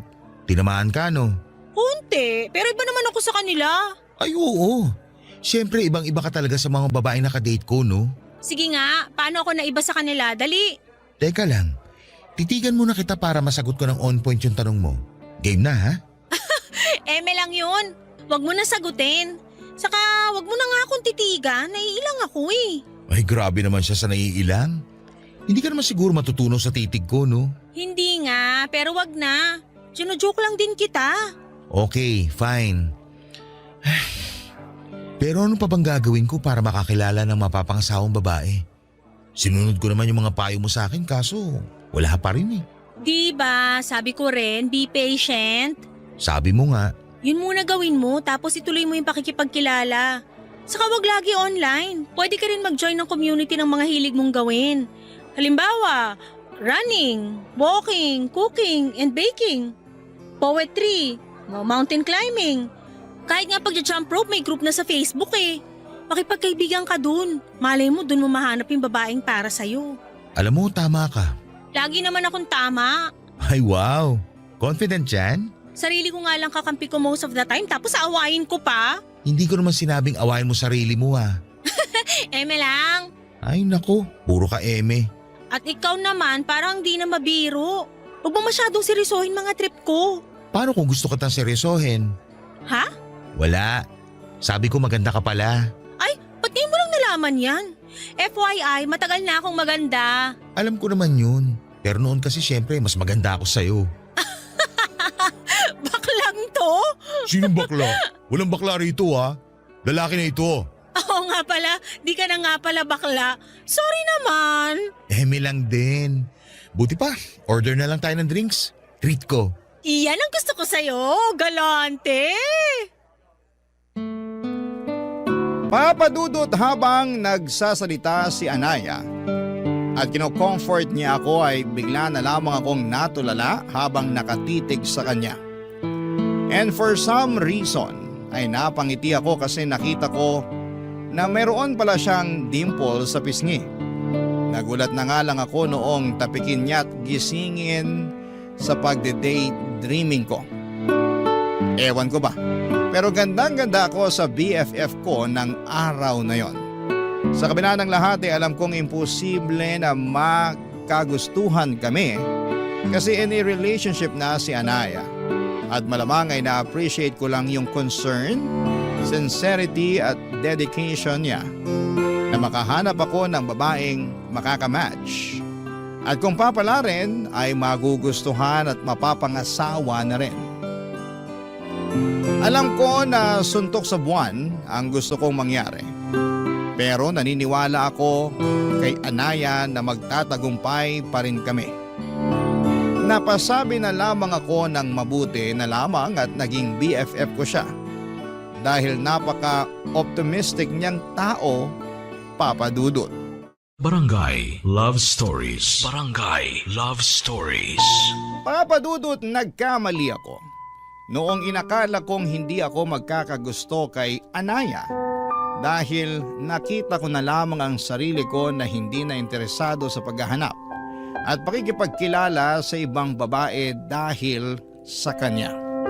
Mas gusto ko na lamang na siya ang kausapin at kinikilig ako sa tuwing lumalabas kami para magkita at mag-update ng mga ganap namin sa buhay. Posible pala yun, no? Yung ma-inlove ka sa best friend mo. Pero uulitin ko na hindi na pwede dahil in a relationship na si Anaya sa boyfriend niya for 5 years. Nakilala ko na rin naman yung lalaki na yon once sa video call kasi nasa Taiwan pa ako noong naging sila. Okay naman yung guy, gwapo, mestizo pero hindi katiwa-tiwala ang mukha. Hindi naman sa panghuhusga. Pero napatunayan kong tama ang kutob ko nang nagkwento sa akin si Anaya na ilang beses na raw siya nitong niloko at ang syunga na naman ng BFF ko dahil ilang beses na rin po itong pinatawad.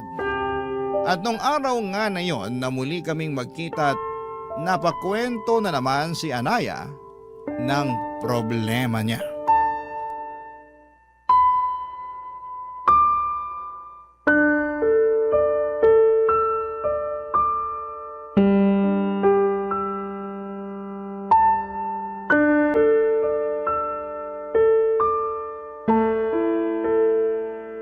Thank you talaga, Beshi. Pinuntahan mo ako rito sa apartment ko. Wala yun, no? Pero sure ka bang wala rito yung boyfriend mo? Kasi kung nagtatago siya dito sa bahay nyo, lumabas-labas na siya para mapangahan ko. Sumusobra na siya sa ginagawa niya sa'yo, ha? Wala talaga siya rito kahit halughugin mo pa yung buong apartment namin. Nasaan ang ungas na yon? Like team building sila sa Tanay for 2 days. Pero di ako sure kung totoo yung sinasabi niya. Malay ko ba baka gawa-gawa lang niya yun kasi gusto niya lang makasama yung babae niya. At pinayagan mo naman? Oo. Boba ka pala eh. Anong magagawa ko? Maayos naman yung paalam niya. Maayos nga pero hindi mo alam kung nagsasabi siya ng totoo. Ganun na nga. Kung ako sa'yo, nagsakit-sakitan ako para hindi na siya umalis. Ayoko namang gawin yun, no? So, mas gusto mo na patuloy saktan niya sarili mo at magpakatanga sa lalaking yon? Anong magagawa ko mahal ko? Saka kasalanan ko naman kasi masyado akong pakialamera eh. Sinilip ko kasi yung phone niya, ayun. Nabasa ko pa tuloy yung recent convo nila ng babae niya sa messenger. Tapos wala ka man lang ginawa? Wala. Hinayaan ko lang sila. Ay, boba ka nga talaga. Ayoko na kasing mag-away kami uli ng boyfriend ko nang dahil lang doon. Huling away namin, kamuntik na niya akong hiwalayan kaya nadala na ako.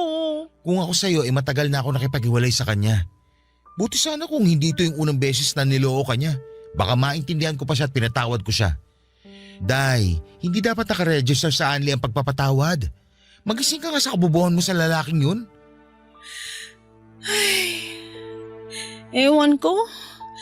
Di ko rin maintindihan sarili ko.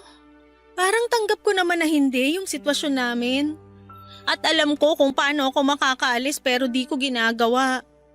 Siguro kasi natatakot ako na baka di na ako makahanap ng kagaya niya. Ang tagal na rin namin eh. Mas matakot ka kung makahanap ka pa ng kagaya niyang manluloko at manipulative. Saka, aanay mo yung tagal ng relasyon niyo kung puro sakit naman ang ulo binibigay niya sa'yo. No wonder napapanot ka na sa stress. Seryoso? Napapanot na ako? Joke lang, pero malapit na. Ha? Alam mo na nga broken-hearted na yung tao pero gino-joke time mo pa ako. Sorry na. Pero ano ba magagawa ko ginusto mo naman yan. Dapat nga sa mga oras na to, hiwalay na kayo eh. Pero hindi pa rin eh. Hindi ko kasi talaga kayang makipaghiwalay. Mahal na mahal ko eh. Masyado ka lang nabubulagan. Mabuti pa, mag-inuman na lang tayo. Wala akong alak dito. Ako nang bahala, bibili ako sa labas. May malapit na convenience store dyan, di ba? Oo, meron.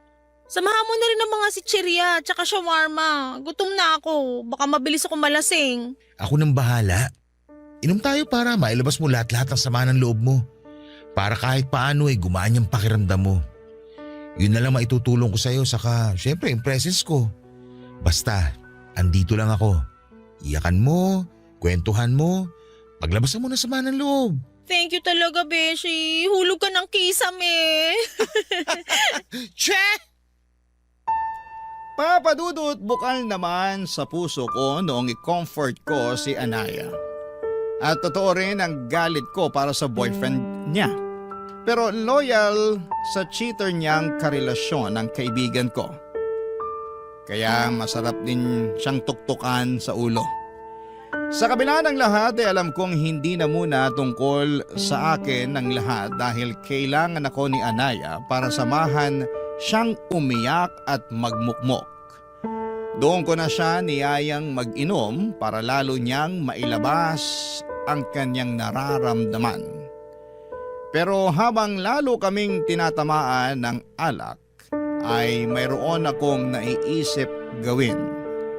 Bagay na maituturing kong hidden agenda. Hindi nagtagal ay tuluyan ng nalasing si Anaya at doon ko nakita ang kaharutan niya kapag merong alak sa kanyang sistema. Panay dikit niya sa akin kaya tinalaban ako at bigla na lamang lalong uminit ang aking katawan. Hindi nagtagal ay hinalikan ko si Anaya at laking gulat ko na hindi siya pumalag. Tapos ay lumalim ang mga halik na yon. Doon na may nangyari sa amin ng BFF ko, Papa Dudut. Kinabukasan, nag-decide kaming kalimutan na lamang ang lahat dahil malinaw pa sa sikat ng araw na nagtaksil siya sa boyfriend niyang manluloko. Kahit na anong paliwanag ko kay Anaya na ayos lamang yon dahil cheater naman ang boyfriend niya, ay pinagdiinan pa rin niya sa akin na ayaw niyang tumula dito. Aaminin kong nakaramdam ako ng konsensya sa ginawa namin pero hindi naman ako nagsisisi dahil mahal ko na rin naman si Anaya. Pero wala na akong nagawa noong humingi siya ng space para makapag-isip-isip. Hinayaan ko na lamang siya at pinagpatuloy ko ang pakikipagkilala sa ibang mga babae. Pero makalipas lang ang 3 linggo ay tinawagan ako ni Anaya at pinapunta niya ako sa apartment niya, Papa Dudut.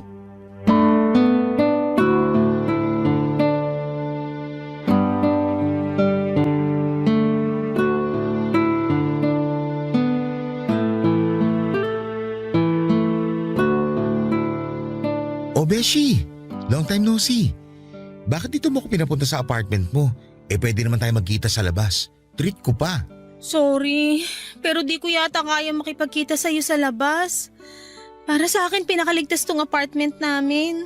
Pinakaligtas? Ay, seryoso mo naman masyado.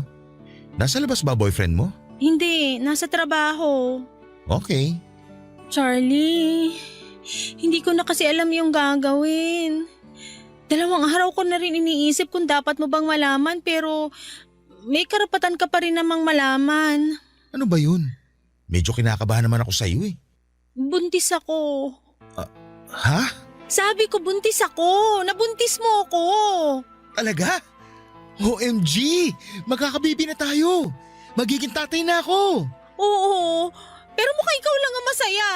Nakikita mo ba mukha ako ngayon? Biyaya yan kaya maging masaya ka. Paano ako magiging masaya? Pinagtaksilan ko yung boyfriend ko. Sa'yo pa na BFF ko tapos ngayon magkakababy na tayo. Sige nga, sabihin mo paano ako magsasaya? Kalmahan mo lang. Paano ako kakalma? Nagbunga na yung nangyari sa atin. Alam mo kasalanan mo to eh. Ha? Paano naging kasalanan ko? Kasi hinalikan mo ako. Sinamantala mo yung kalasingan ko para may mangyari sa atin. Akala mo ba hindi ko napagtagpi-tagpi yung plano mo? Sinadya mong malasing ako kasi gusto mo akong buntisin para magkaanak ka na. Sobra ka naman mambintang? Bakit? Hindi ba totoo? Besh! O, kita mo na. Sinasabi ko na eh, tama yung kutob ko. Pero ikaw din naman nagbigay ng motibo sa akin nun eh. Masyado ka marot. Panendikit mo sa akin kaya paano hindi ako madadala, hindi ba? Sumabay na lang din ako kaya nangyari yun. Saka kung talagang ayaw mo, dapat tong hinalikan pa lang kita eh, pumalag ka na. Kaso hindi. Hinayaan mo lang din na may mangyari sa atin. Kumalma ka nga. Magkakababy na tayo kaya tanggapin mo na lang. Malamang hindi ko matatanggap tong batang to. Saka paano ko sasabihin sa boyfriend ko na buntis ako pero hindi siya yung ama? Gusto mo ako na magsabi eh. Sira na ba ulo mo? Baka pag nalaman niya, tugulpihin ka niya. Subukan niya, ipapupulis ko siya. Saka siya pa to may karapatang magalit eh. Siya nga tong una ng loko sa inyo. Anong sinabi mo? Sabi ko, manloloko yung boyfriend mo. Matagal ka na niyan niloloko. Ikaw lang nagpapakatanga na manatili sa relasyon nyo. Lagi mo na lang sinasabing mahal mo siya. Pero ito ang mahiwagang tanong. Mahal ka ba niya? Sa nakikita ko kasi hindi. Ikaw lang yung nagpapauto sa kanya sa totoo lang. Oo, alam ko na nagpapauto lang ako. Alam ko na lahat yan, di mo na kailangang isampal sa mukha ko. Pero choice ko pa rin naman na hindi siya hiwalayan kahit na paulit-ulit niya akong niloloko. Tawagin mo na akong boba o kung ano pang gusto mong itawag pero wala akong balak makipaghiwalay sa kanya. O anong plano mo ngayon sa anak natin? Hindi ko alam. Naguguluhan ako. Kasalanan mo talaga lahat to eh. Siguro nga may kasalanan ako pero andyan na yan eh. Nakabuo na tayo. At alam mo na gustong gusto kong magkaanak, hindi ba? Oo, pero hindi ko naman nakalain ako yung mabubuntis mo. Magkaibigan tayo, Charlie. Bakit ako pa? Bakit mo ako tinalo? Alam mo namang may boyfriend na ako at kahit na gaano pa siya kamanloloko, ayokong ibalik sa kanya yung ginagawa niya sa akin. Hindi ko na alam gagawin ko. Masisiraan na ako ng ulo.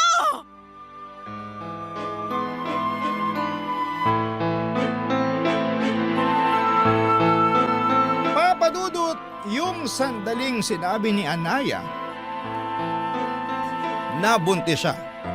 At ako ang ama ay para bang gustong pumalapak ng dalawa kong tenga. Pero base sa itsura niya na hindi masaya, ay agad na bumagsak ang mga balikat ko. Hindi kasi yon ang reaksyon na gusto kong makita sa kanya. Pero ano magagawa ko kung hindi nga niya ginustong may mangyari sa amin at ang masahol pa raw ay nagbunga yon ng bata. Masakit din palang makita na may namumuong galit sa iyo ang kaibigan mong tinuring na mahalaga sa buhay mo. Yon kasi ang eksaktong pinaramdam sa akin ni Anaya at sa magiging anak namin ng mga panahong yon. Papadudot, alam ko na kasalanan ko rin naman dahil sinamantala ko ang kanyang kahinaan. Pero desperado na akong magkaanak at gusto ko na siya ang magiging nanay. Minsan, may mga bagay talaga tayong magagawa ng dahil sa kapusukan. Papadudot. Barangay Love Stories. Barangay Love Stories. Papadudot, sinabi ko kay Anaya ang feelings ko at sinabi niyang hindi niya raw ako magugustuhan ng higit pa sa isang kaibigan. Sa abot ng makakaya ko ay inunawa ko ang sagot niya sa akin kahit na may hinanakit ako sa kanya dahil mas mahal niya pa rin ang manloloko niyang boyfriend. Para sa akin ay hindi nila deserve ang isa't isa kaya nga hindi ako sumuko na iparamdam kay Anaya ang pagmamahal ko kahit sinabihan na niya akong tama na. Sinuyo ko si Anaya ng husto at kinonsensya noong pumasok sa isipan niya na ipalaglag ang magiging anak namin. Siyempre, nandun na yung bata tapos posible pang mawala sa akin. Buti na lang at nadala si Anaya sa mga pakiusap ko kaya ginawa niya ang tama. Pinanindigan niya ang pagdadalang tao sa magiging anak namin at doon na siya nagdesisyong makipaghiwalay sa kanyang karelasyon. Ang saya-saya ko ng mga panahong yon. At pinangako ko sa kanya na aalagaan ko sila at hindi ko sila pababayaan ang magiging anak namin. Fast forward, pinanganak na ni Anaya ang aming baby girl at sobrang saya ko dahil sa wakas ay ganap na akong tatay. Pero pansin kong hindi lubusang maligaya si Anaya ng mga panahong yon. Nag-decide na akong tumira kami sa isang bubong at marami sa mga kamag-anak ko at malalapit naming kaibigan ang nagulat sa biglang liko na mga pangyayari sa buhay namin. Pero masaya naman sila para sa amin lalo na nang dumating na nga ang aming anak, Papadudot.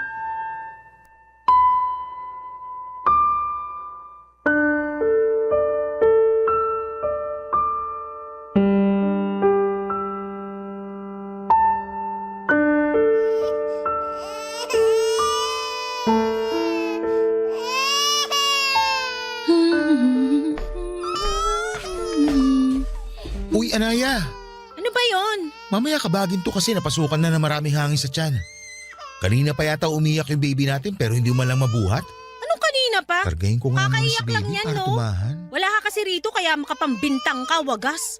Wala ako rito kasi nandun ako sa kusina at busy ako sa pagluluto ng hapunan natin. Saka hindi naman sobrang laki nitong bahay natin para hindi ko marinig pag umiyak si baby.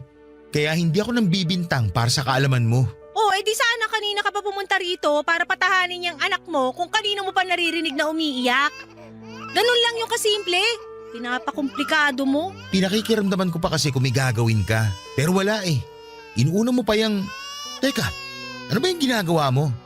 Nagmo-mobile games ka ba? Oo, paki mo ba? Nakasilent naman ah. Last time di ba sinita mo na ako na masyadong maingay? Naiistorbo yung tulog ng batang yan?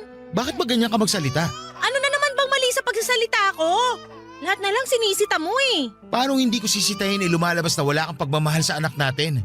Baka nakakalimutan mo na anak mo rin tong batang to. Sa'yo siya nang galing. Hindi ko nakakalimutan yun, no? Paano ko makakalimutan eh hanggang ngayon sariwa pa rin yung hiwa ko sa tiyan nang dahil sa batang yan? Nakakadiri kung alam mo lang.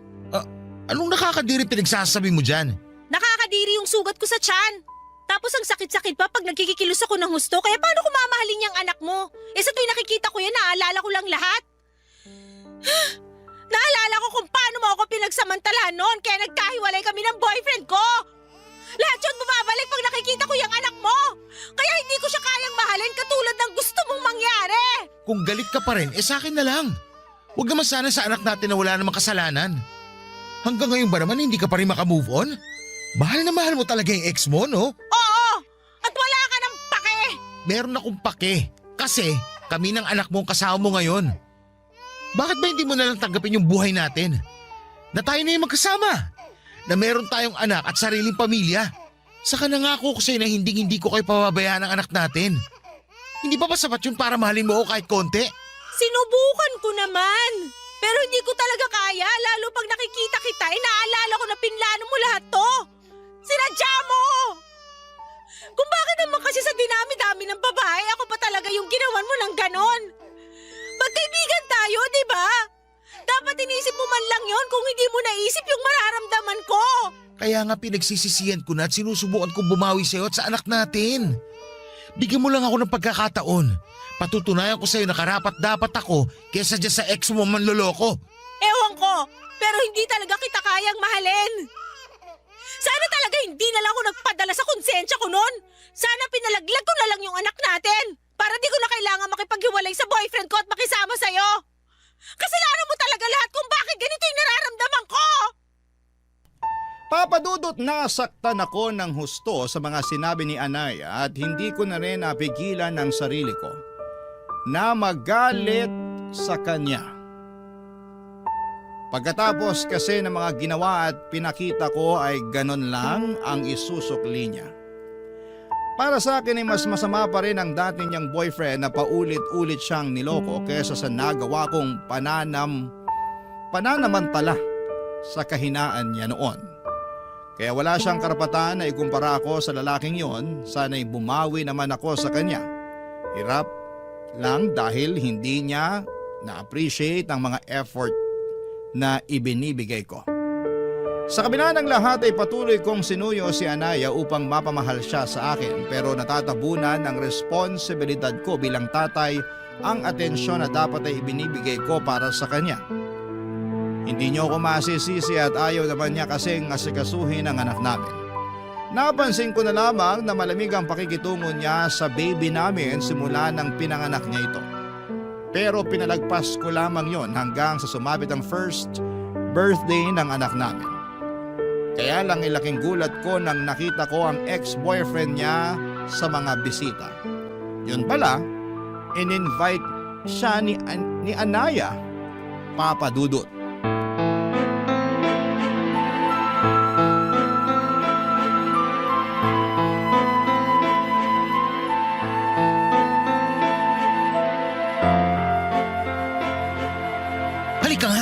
Halika, mag-usap tayo dito. Charlie! Bitiwan mo nga ako!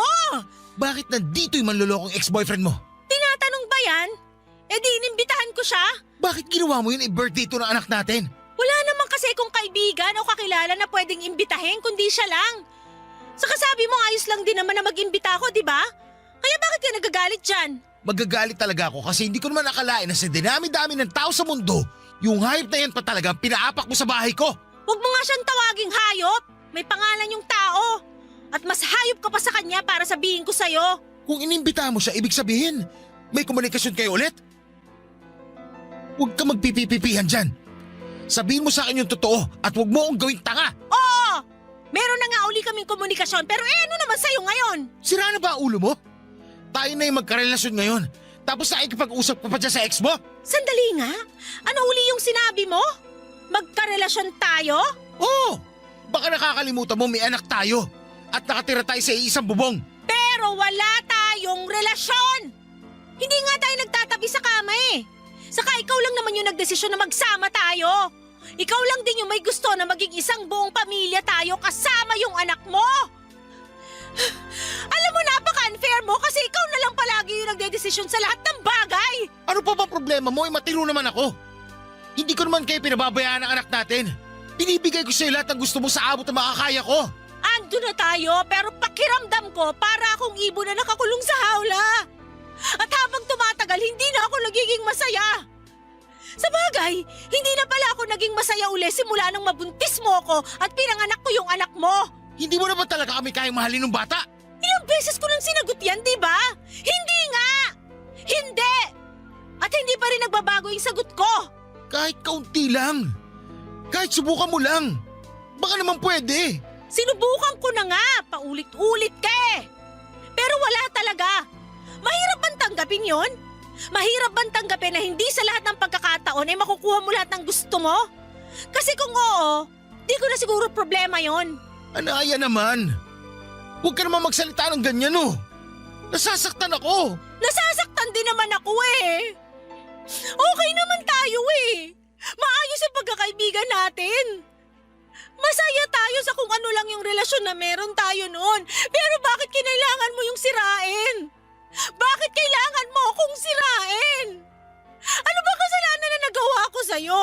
Sinuportahan ko lang naman yung kagustuhan mong magkaanak, di ba? Pero hindi ko sinabi na gamitin mo yung katawan ko para matupad yung gusto mong mangyari. Hindi ko rin sinabi na mahalin mo ako kasi sinabi ko na sa'yo noon na wala akong nararamdaman para sa'yo kundi pagkakaibigan lang. Pero mapilit ka kaya lalo lang ako nagtanim ng sama ng loob sa'yo. Ngayon pagod na ako. Alam ko na kung wala akong gagawin, habang buhay kong pagsisisihan na nakisama ako sa'yo at sa anak natin kahit na hindi talaga ako masaya. Ayoko na! Gusto ko nang maging malaya sa inyong dalawa!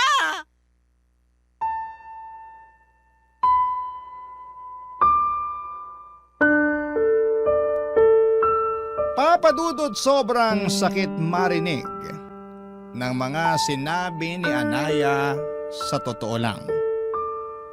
Para yung kutsilyo na tumusok sa puso ko ng libu-libong ulit. At wala na lang akong nagawa kundi ang umiyak ng mga panahong yon. Pinatapos lang namin ang birthday party ng baby namin at saka nagalsa balutan si Anaya. Sinabi niya sa akin na ayaw na niyang tumira kasama sa amin ang anak niya. Noong tinanong ko kung saan siya pupunta ay hindi niya sinagot. Pero malakas ang kutob ko na sasama na siya sa ex-boyfriend niya. Kaya kahit masakit at masama ang loob ko ay hinayaan ko na siya. Papadudot, pagod na po akong ipaglaban ang nararamdaman ko para kay Anaya. Gayong ilang beses niya na ring sinabi na hindi niya ako kayang mahalin. At sapat na sigurong pinatunayan ko sa kanya na kaya ko siyang isalba laban sa manloloko niyang ex-boyfriend. Pero sa huli ay mas pinili niya pa rin ito. Ang lungkot-lungkot ko ng mga panahong yon pero alam ko na bunga lamang din yon ng kapusukan ko. Hindi lang pagkakaibigan namin ni Anaya ang nawala kundi pati na rin si Anaya na mahal ko. Sa kasalukuyan ay magkasama kami ng anak ko na namumuhay. At kahit na challenging ang maging tatay at nanay ay masasabi ko na masaya at kontento po ako sa buhay. Palagi ko pa rin naiisip si Anaya pero ayoko na lamang ilugmok ang sarili ko at umasa na isang araw ay magbabalik pa siya para sa amin ang anak niya. Dalangin ko na lamang kung saan siya naroroon ay nasa maayos siyang kalagayan at sa wakas ay naranasan na ulit niyang maging masaya. Maraming salamat po Papa Dudut sakaling mapili po ninyong i-ere ang istorya ng buhay ko at sana'y kinapulutan po ito ng aral ng ating mga kabarangay. Lalo na yung mga mapupusok dyan sa pag-ibig. God bless and more power po sa Barangay Love Stories. Ang inyong kapuso at kabarangay forever, Charlie. Ano ang masasabi mo sa ating Barangay Love Stories today? Aabangan namin yan sa aming comment section.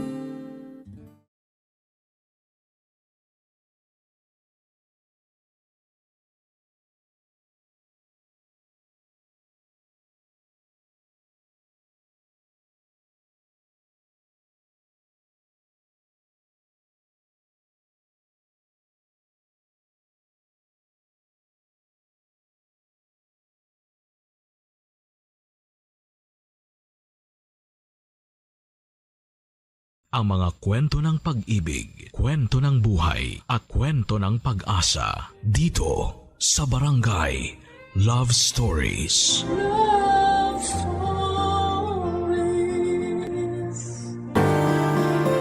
Hindi madaling tanggapin pabalik ang isang taong nang iwan ng walang paalam.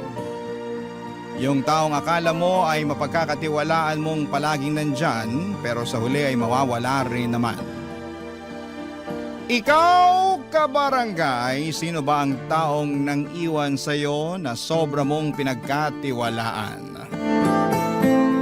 Dear Papa Dudut, ako nga pala si Manilyn, 18 years old sa kasalukuyan at gusto ko lang i-share sa inyo ang naging buhay naming pamilya noong namatay ang aking nanay noong 13 years old pa lamang ako.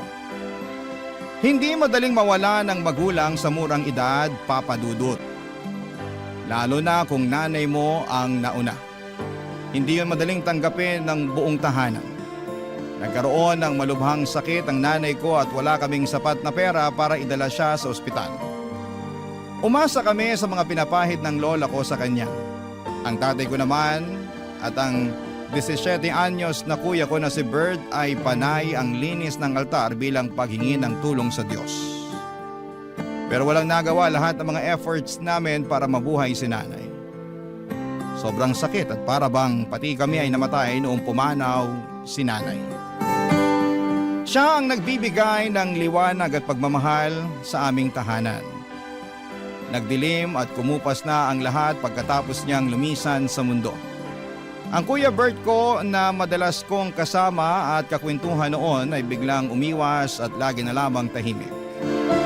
Ramdam mo kahit sa malayo ang galit niya.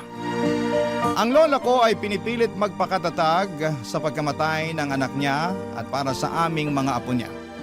At si tatay, ayon, walang ibang ginawa kundi ang ibuhos sa alak at galit ang lahat ng nararamdaman nitong pagluluksa kay Nanay Papa Dudut.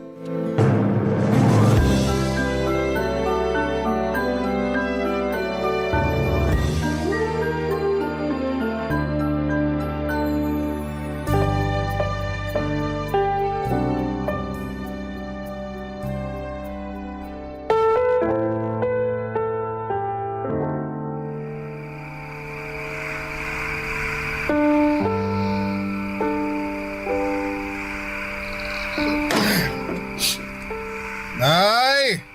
Manilyn! Bert!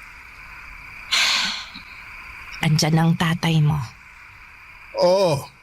Nandito lang pala kayong maglola sa kwarto eh. Anong ulam?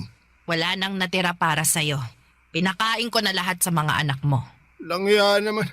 Ako nagtrabaho para sa ulam na yon pero ako pa tong naubusan. Kung umuwi ka lang sana ng maaga, di sana nakihati ka pa sa mga anak mo kanina. At para sabihin ko sa'yo, pinagkasya ko lang ang kakaunting ulam na yon para sa aming tatlo. Inutang ko pa yun sa karinderya kanina dahil wala ka namang iniwang pera. Sa wala nga eh. Ano magagawa ko? Ganon na lang ba yon? Pag wala na, di nagagawa ng paraan. Para naman tanga to si nanay oh. Paano pa nga magagawa ng paraan pag wala na? Oy, Manilin. Ipagtimpla mo na nga lang ako ng kape sa kusina. Kung meron mang makukut-kut doon, kahit isang pandesal o bahaw, ibigay mo na sa akin. Opo, Tay. Hindi ka aalis dito sa kama, Manilin. Matulog ka na. Huwag mo naman ako bastusin sa harapan ng bunso ko, Nay. Para namang hindi ako ang haligi ng tahanan dyan sa pinapakita ninyo. Ikaw ang nagpapakita na hindi ka haligi ng tahanan na ito. Ano bang nangyayari sa'yo? Mula nung namatay ang asawa mo, wala ka nang ibang ginawa kundi lumaya sa bahay na ito. Lagi kang nasa inuman. Kailangan ka pa naming sunduin ni Bert pag nalalango ka na sa alak. Hindi ka ba nahihiya na ganyan ang inaasal mo sa harapan ng mga anak mo? Bakit? Gusto ko ba maging ganito? Gusto ko ba mawala ng asawa? Gusto ko ba mawala ng pag-asa sa buhay? Hindi ka dapat mawala ng pag-asa. May mga anak kang umaasa sa'yo. Oh, paano na sila nito? Paano sila makakakain? Paano makakapasok sa eskwela kung walang baon? Kahit pamasahe man lang. Kahit piso, wala kang iniiwan para sa kanila. Babawiin na lang ako sa susunod. Nako, ganyan din ang sinabi mo nung isang linggo. Anak, umaandar ang orasan. Hindi yun hihinto dahil sa kahihintay sa'yo na makabawi sa mga anak mo. Ano ka magagawa ko? Tinanggal ako dun sa tindahan na pinapasukan ko. Tinanggal? Ano na naman bang ginawa mo? Nagnakaw ako ng isang delata.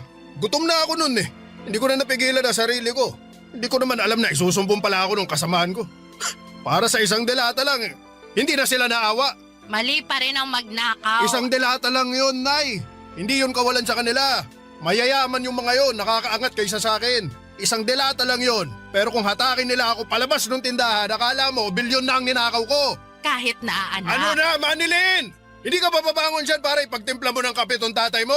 Kailangan pa bang kalad ka rin din kita palabas tulad ng ginawa nila sa akin doon sa tindahan? Ano? Sagot! Takot na takot noon ang pakiramdam ko nang pandilatan ako ni tatay ng mga mata niya.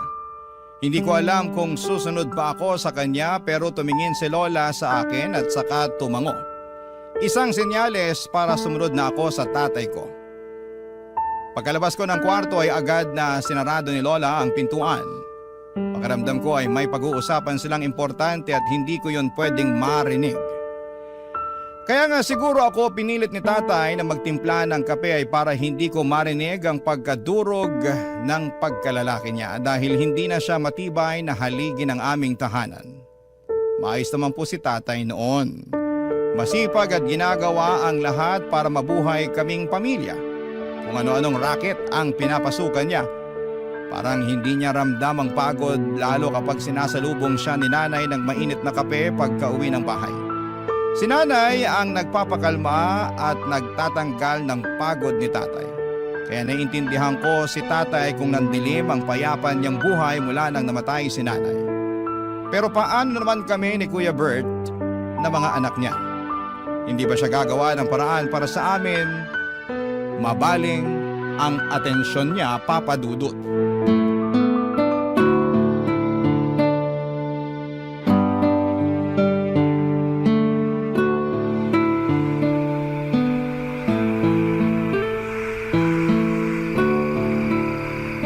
Lola? Manilin, apo. Ano yon? Hindi pa ba uuwi si tatay? Aha? Uuwi yon. Binilang ko po kasi sa kalendaryo. Mag-iisang buwan na po siyang hindi umuwi eh. Hayaan mo, apo. Mamaya, pagka-uwi ng Kuya Bert mo, hahanapin namin ang tatay niyo. Baka nasa inuman lang ulit yon. Lola? Ano yon, apo?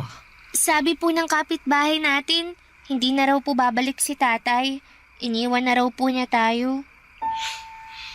Mga tsismosa talaga sila. Huwag kang lalapit ulit sa mga iyon, ha? Walang maitutulong ang mga iyon sa atin. Gusto lang nilang makitang nasisira ang buhay ng iba. Baka totoo naman po kasi ang sinasabi nila. Kasi kung gustong umuwi ni tatay, dapat dati pa. Tsaka konti na lang po yung naiwang damit niya sa cabinet eh. Yung iniwan pa niya, yung mga hindi na niya sinusuot. Babalik yon, Apo. May tiwala ako. Kung sakaling hindi na po siya babalik, paano po tayo? Makakayanan natin ito.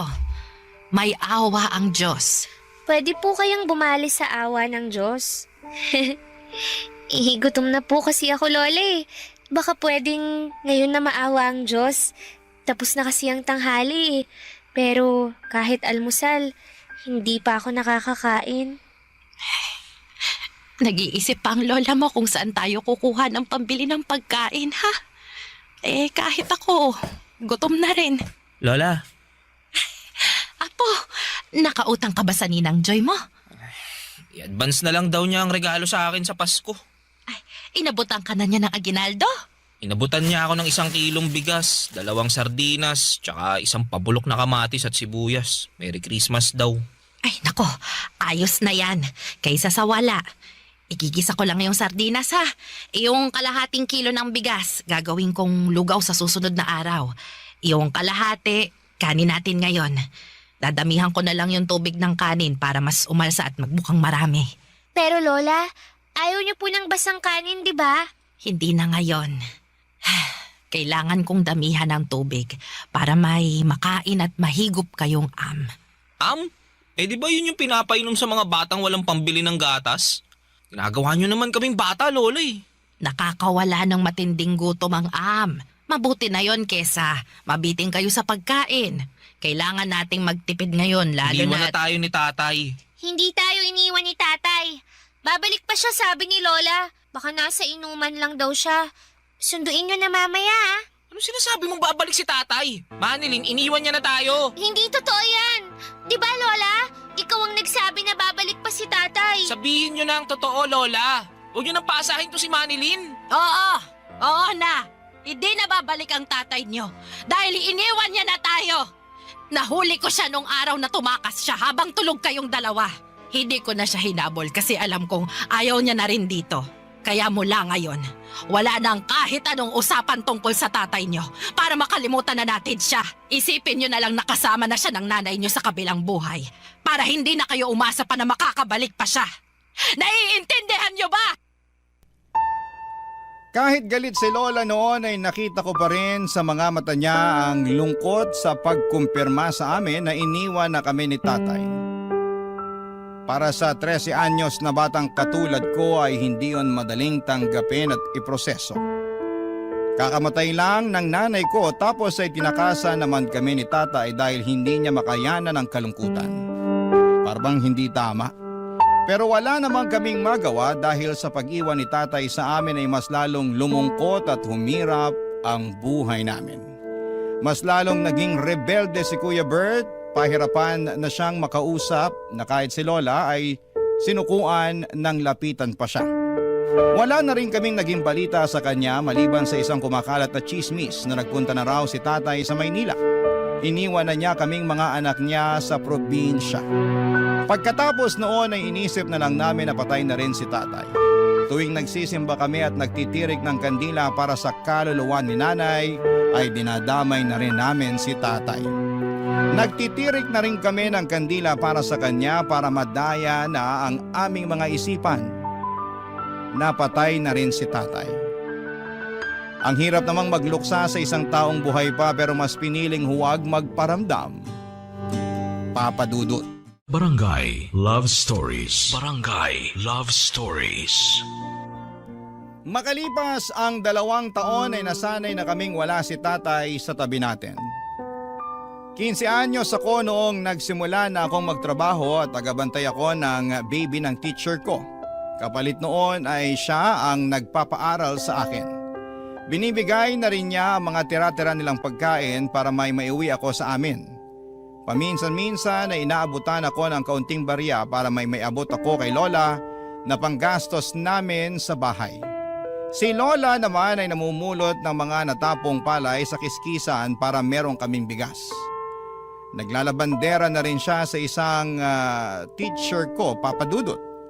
Nagtutulungan kami ni Lola para makaraos sa buhay. Maliban kay Kuya Bert. Mula noong inabandona kami ni tatay ay mas tumindi nga ang pagre-rebelde ni Kuya Bert. Halos hindi na ito umuuwi ng bahay. Lagi namin siyang sinusundo ni Lola sa mga pinupuntahan niyang inuman. Dati si Lola at Kuya Bert ang sumusundo kay tatay sa inuman. Pero ngayon, kami na ni Lola ang sumusundo kay Kuya Bert pag wasak na ito sa inuman. Hindi man umiimik at nagreklamo si Lola pero ramdam ko ang kalungkutan niya, Papa Dudut. Kaya hanggat maaari ay hindi ko siya binibigyan ng sama ng loob o masamang balita. Wala akong ibang ginagawa kundi ang protektahan ang nararamdaman ni Lola, Papa Dudut.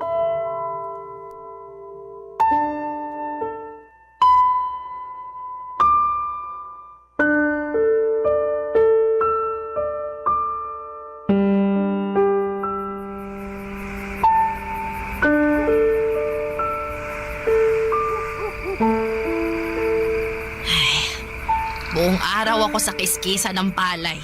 Pero wala pang isang saloptong napulot ko. Nakausap mo na ba ang mga guro mo? Wala ba talagang magpapalabas sa kanila? Kahit mga kurtina lang. Wala raw po eh. Kailangan daw nilang magtipid muna ngayon kasi madedelay din daw po yung pasahod sa kanila. Pag tinamaan ka nga naman ng malas. Problema nila sa sahod, pati tayong umaasa sa kanila, madadamay. Lola? Ano yon? Sa susunod daw po na pasukan, hindi na raw muna ako pag-aaralin ng teacher ko. Kasi kapos din daw sila sa budget eh. Tsaka sabi nila, hindi na rin daw kailangan ng mag-aalaga sa anak niya. Sabay-sabay na talaga ang mga problema. Pasensya na po, Lola. Bakit ka naman humihingi ng pasensya, Apo? Hindi mo naman kasalanan tong nangyayari sa atin ngayon eh. Pasensya na po kasi wala akong maitutulong para gumaan ang buhay natin. Pambihira kang bata ka. Wala kang ang dapat gawin eh. 15 anyos ka pa lang. Bata ka pa lang at dapat pag-aaral lang ang inaatupag mo. Pero dahil may tatay kang batugan at makasarili, kaya andito ka ngayon sa tabi ko. Kasama kong namomroblema sa gastos. Akala ko po ba hindi na natin babanggitin si tatay? Pasensya ka na, Apo, ha? Nadala lang ako ng emosyon ko eh. Nakokonsensya lang ako na ikaw tong nagdaramdam dahil wala kang maitulong para mabuhay tayo. Hindi mo naman to obligasyon pero ikaw ang nakakaramdam ng hiya. Kung meron lang sanang hiya ang tatay mo, wala tayo sa ganitong posisyon eh. Paano po kaya kung hanapin natin si tatay? Pumunta tayo ng Maynila. Apo, masyadong malawak ang Maynila. Hindi magiging madali ang paghahanap sa kanya. At hindi biro ang maghanap ng taong ayaw naman magpahanap. Hindi ko pa rin po kasi maintindihan kung bakit kailangan ni tatay namang iwan. Naalala mo pa ba yung sinabi ko sa'yo noon tungkol sa paraan ng mga tao para magpakita ng lungkot? May mga tao na kapag tinamaan ng lungkot, bigla na lang mangiiwan, bigla na lang tatakas. Malungkot din naman tayo, Lola. Pero bakit hindi tayo tumakas? Bakit hindi tayo ang nang-iwan? Kasi kabilang tayo sa ibang mga tao na kapag nalulungkot, mas lumalaban. Kaya kahit mahirap, Manilin, lalaban tayo, ha, Apo? May mga araw na hindi tayo makakakain. May mga araw na magtsatsaga na naman tayo sa Pero sa mga araw na yon, samahan mo kong lumaban, ha? Kasi hindi ko makakaya ng lumaban ng mag-isa. Gusto ko kasama kita.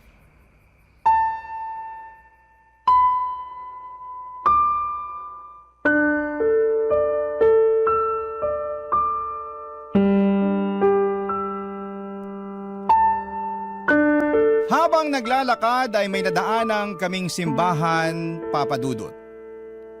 Simbahan po yon na iba ang relihiyon. Pero pumasok kami para magdasal. Walang ibang laman ang dasal namin kundi bigyan kami ng Diyos ng kaunting pagkain para makatulog kami nang hindi kumakalam ang sikmura namin. Pagkalabas namin ng simbahan, may lumapit sa amin ang mga miyembro ng simbahan. Inabutan kami ng mga siopaw at juice. Extra daw nila yon mula sa outreach program na dinaluhan nila. Napangiti na lamang kami ni Lola, parang sinagot kaagad ng Diyos ang dasal namin sa pamamagitan ng ibang tao. Iba talaga kung gumalaw ang Diyos. May natira pang isang siopaw at balak naming ibigay yon kay Kuya Bert. Alam naming nasa inuman siya kaya hinahanap namin siya at pinuntahan namin. Mabilis lang namin siyang natunton. Nasa gilid siya ng riles at mukhang nasa kalagitnaan ng pagkalasing. Nakatayo pa naman at nakilala kami kaagad at pagkalapit namin ni Lola sa kanya ay nakiusap si Lola na sumabay na siyang umuwi sa amin dahil delikado na ang riles ng mga oras na yon. Inedyokan naman si Kuya Bert na mga kainuman niya na umuwi na kasama kami. Kinantsawan pa nga siya na parang paslit na sinusundo. Dumilim ang itsura ni Kuya Bert para itong nainsulto. Pagka-uwi ng bahay, doon niya ibinuhos ang pagkapahiya niya sa mga kainuman niya, Papa Dudut.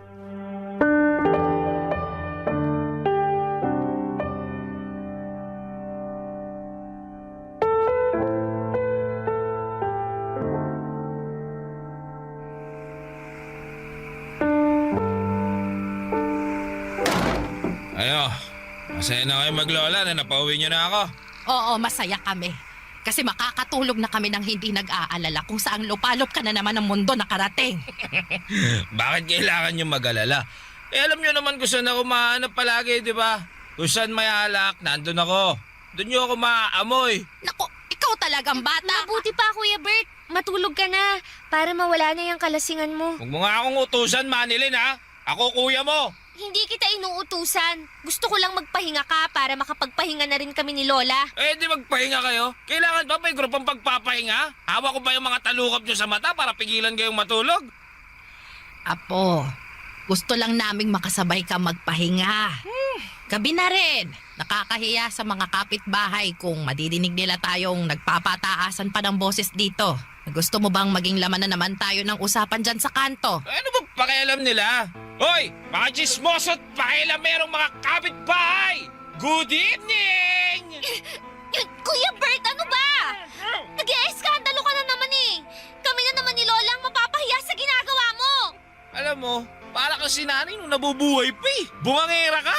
Pagtimpla mo na nga lang ako ng kape ko. Abutan mo rin ako ng anumang pwedeng makutgut dun sa kusina. Dali na, Manilin! Alam mo, para kang si tatay. Ano sabi mo? Bert, Manilin, matulog na kayong dalawa, ha? Bukas din hindi nyo na maiisip to. Walang matutulog hanggat hindi ko natuturuan ng leksyon tong si Manilin. Bakit mo ako tuturuan ng leksyon? Eh di ba para yun sa mga nagkakamali? Wala namang mali sa sinabi ko ah. Totoo namang para ka ng si tatay. Basta gulero, lasinggero, walang kwenta. Bastos na bata ka! Bert! Bert, bakit mo sinaktan ang kapatid mo?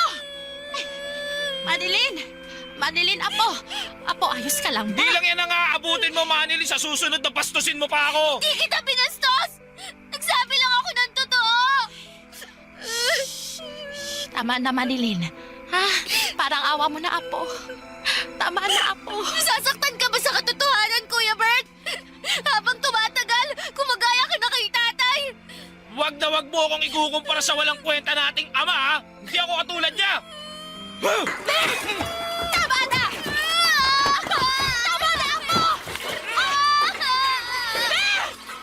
Bawiin mo ang sinabi mo! Hindi! Ayoko! Talagang gusto mong masaktan palalo, ha? Ako na lang ang babawi! Hindi ka katulad ng tatay mo, Bert! Hindi! Kaya tama na! Huwag na kayo magsakit ang magkapatid! Noong nabubuhay pa si nanay, madalas namin siyang kasama ni Kuya Bert sa paglalakad tuwing hapon. Ito ang paraan ni nanay para makausap kami ng kalmado ni Kuya Bert. Para may malaman siya tungkol sa mga pinagkakaabalahan at nararamdaman namin. Napakasaya noong buhay pa si nanay, Papa Dudut. Hindi kami nagtatrabaho ni Kuya Bert at ini-enjoy lang namin ang pagkabata. Lagi kami sa bubungan tuwing gabi at sinusubukang bilangin kung gaano karami ang mga bituin sa langit. Pero mula nang namatay si nanay ay hindi na kami umakyat pa ni Kuya Bert sa bubungan. At ewan ko kung bakit parang wala na akong nakikitang bituin sa kalangitan. Parang lagi na lang madilim. Paborito ni Kuya Bert si nanay, kay nanay nagsusumbong si Kuya Bert. Oras na magkausap na silang dalawa ay makikita mo na agad ang ngiti ni Kuya Bert. Pero mula noong namatay si nanay ay hindi ko na ulit nasilayan ang ngiti niya. Mas lalo lang nabaon sa limot ang mga ngiti ni Kuya Bert nang inabandona kami ni tatay. At hindi namin alam ni Lola kung posible pa kaming makapag-alok ng magandang dahilan para maibalik ni Kuya ang dating ngiti niya, Papa Dudut. Barangay Love Stories. Barangay Love Stories. Dumaan ang 3 taon at wala pa rin nagbago sa kalagayan namin ni Lola at Kuya Bert. Kapos pa rin at hindi masaya. Mabuti na lamang talaga at meron kaming sariling bahay. Malit man ang aming bahay na minana pa namin sa lolo namin ay ayos lang. Kung wala ang bahay namin yon ay baka matagal na kaming naging palaboy. At sa paglipas nga ng mga taon ay naging ganap na akong dalaga. 18 at nasa tamang edad na ako para magdesisyon para sa sarili ko. At higit sa lahat ay para makakuha ng trabaho na may totoong pasahod. Sa ika-18 na kaarawan ko nga, imbis na mag-celebrate ng aking debut ay mas pinili kong maghanap ng trabaho sa bayan. Pero wala akong nahanap. Dahil bukod sa hindi ako nakapagtapos ng pag-aaral ay wala rin daw akong masyadong experience sa mga totoong trabaho. Pauwi na sana ako sa amin nang biglang may lumapit sa akin na isang bakla. Isa raw siyang talent manager at inalok niya akong magtrabaho bilang isang modelo sa isang website daw. Wala akong alam at wala akong naiintindihan sa mga sinasabi niya. Hanggang sa pinaliwanag niya na malaki ang kikitain ko kapag nag-post ako ng mga sexy pictures sa website nila. Ang website nila ay tambayan ng mga ibang lahi. Noong una hindi po ako komportable sa trabahong inaalok niya pero noong binulong na niya kung magkano ang kikitain ko sa bawat post ko ng sexy picture, bigla ay parang gusto ko nang sunggaban ang alok nito. Pero kinailangan ko munang sabihin yon sa lola ko, Papa Dudut.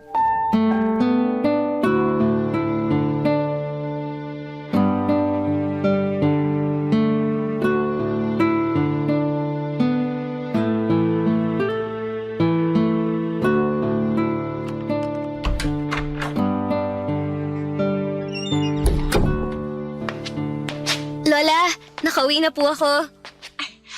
Manilin! Akala ko gagabihin ka pa ng uwi. Nasuyod ko na po yung buong bayan. Nahirapan po akong maghanap ng trabaho. Hayaan mo, Apo. Sa susunod, meron nang magtitiwala sa'yo na aluking ka ng trabaho. Ay, gutom ka na ba? Kasi may inabot sa aking pansit bihon yung mga taga-barangay hall. Natira daw nila mula sa birthday nung sekretarya ni Kapitan. Halika na, samahan mo akong kumain habang mainit pa yung pansit.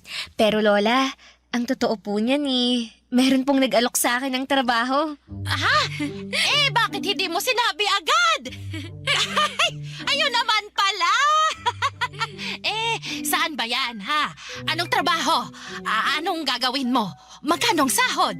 Malaki po ang pasahod. Doon ako sigurado. Salamat po, Diyos ko! Nagbuga rin lahat ng ipinagdasal natin. Makakaraos na tayo sa buhay, Apo! Sana nga po. Sana ito na po ang solusyon. Yan na talaga ang solusyon. Nako, makakatikim na ako ng kapeng barako. Hindi na ako magtsatsaga sa maligamgam na am. Ay, magkwento ka nga, Apo. Ano bang trabaho yan? Modeling po, Lola. Modeling? Yung magpapapicture po ako tapos ipopost sa internet. Yung parang artista ba? Ay, naku, mukhang sisikat ka riyan, Apo. Kailangan lagi kang maghilamos, ha, para hindi ka magka-pimple. Tapos, dalasan mong pagligo para hindi ka magkaroon ng libag. Ano bang klaseng mga litrato raw bang kukuhanan sa'yo? Lola, bale, sexy po. Sexy na pictures. Sexy na picture!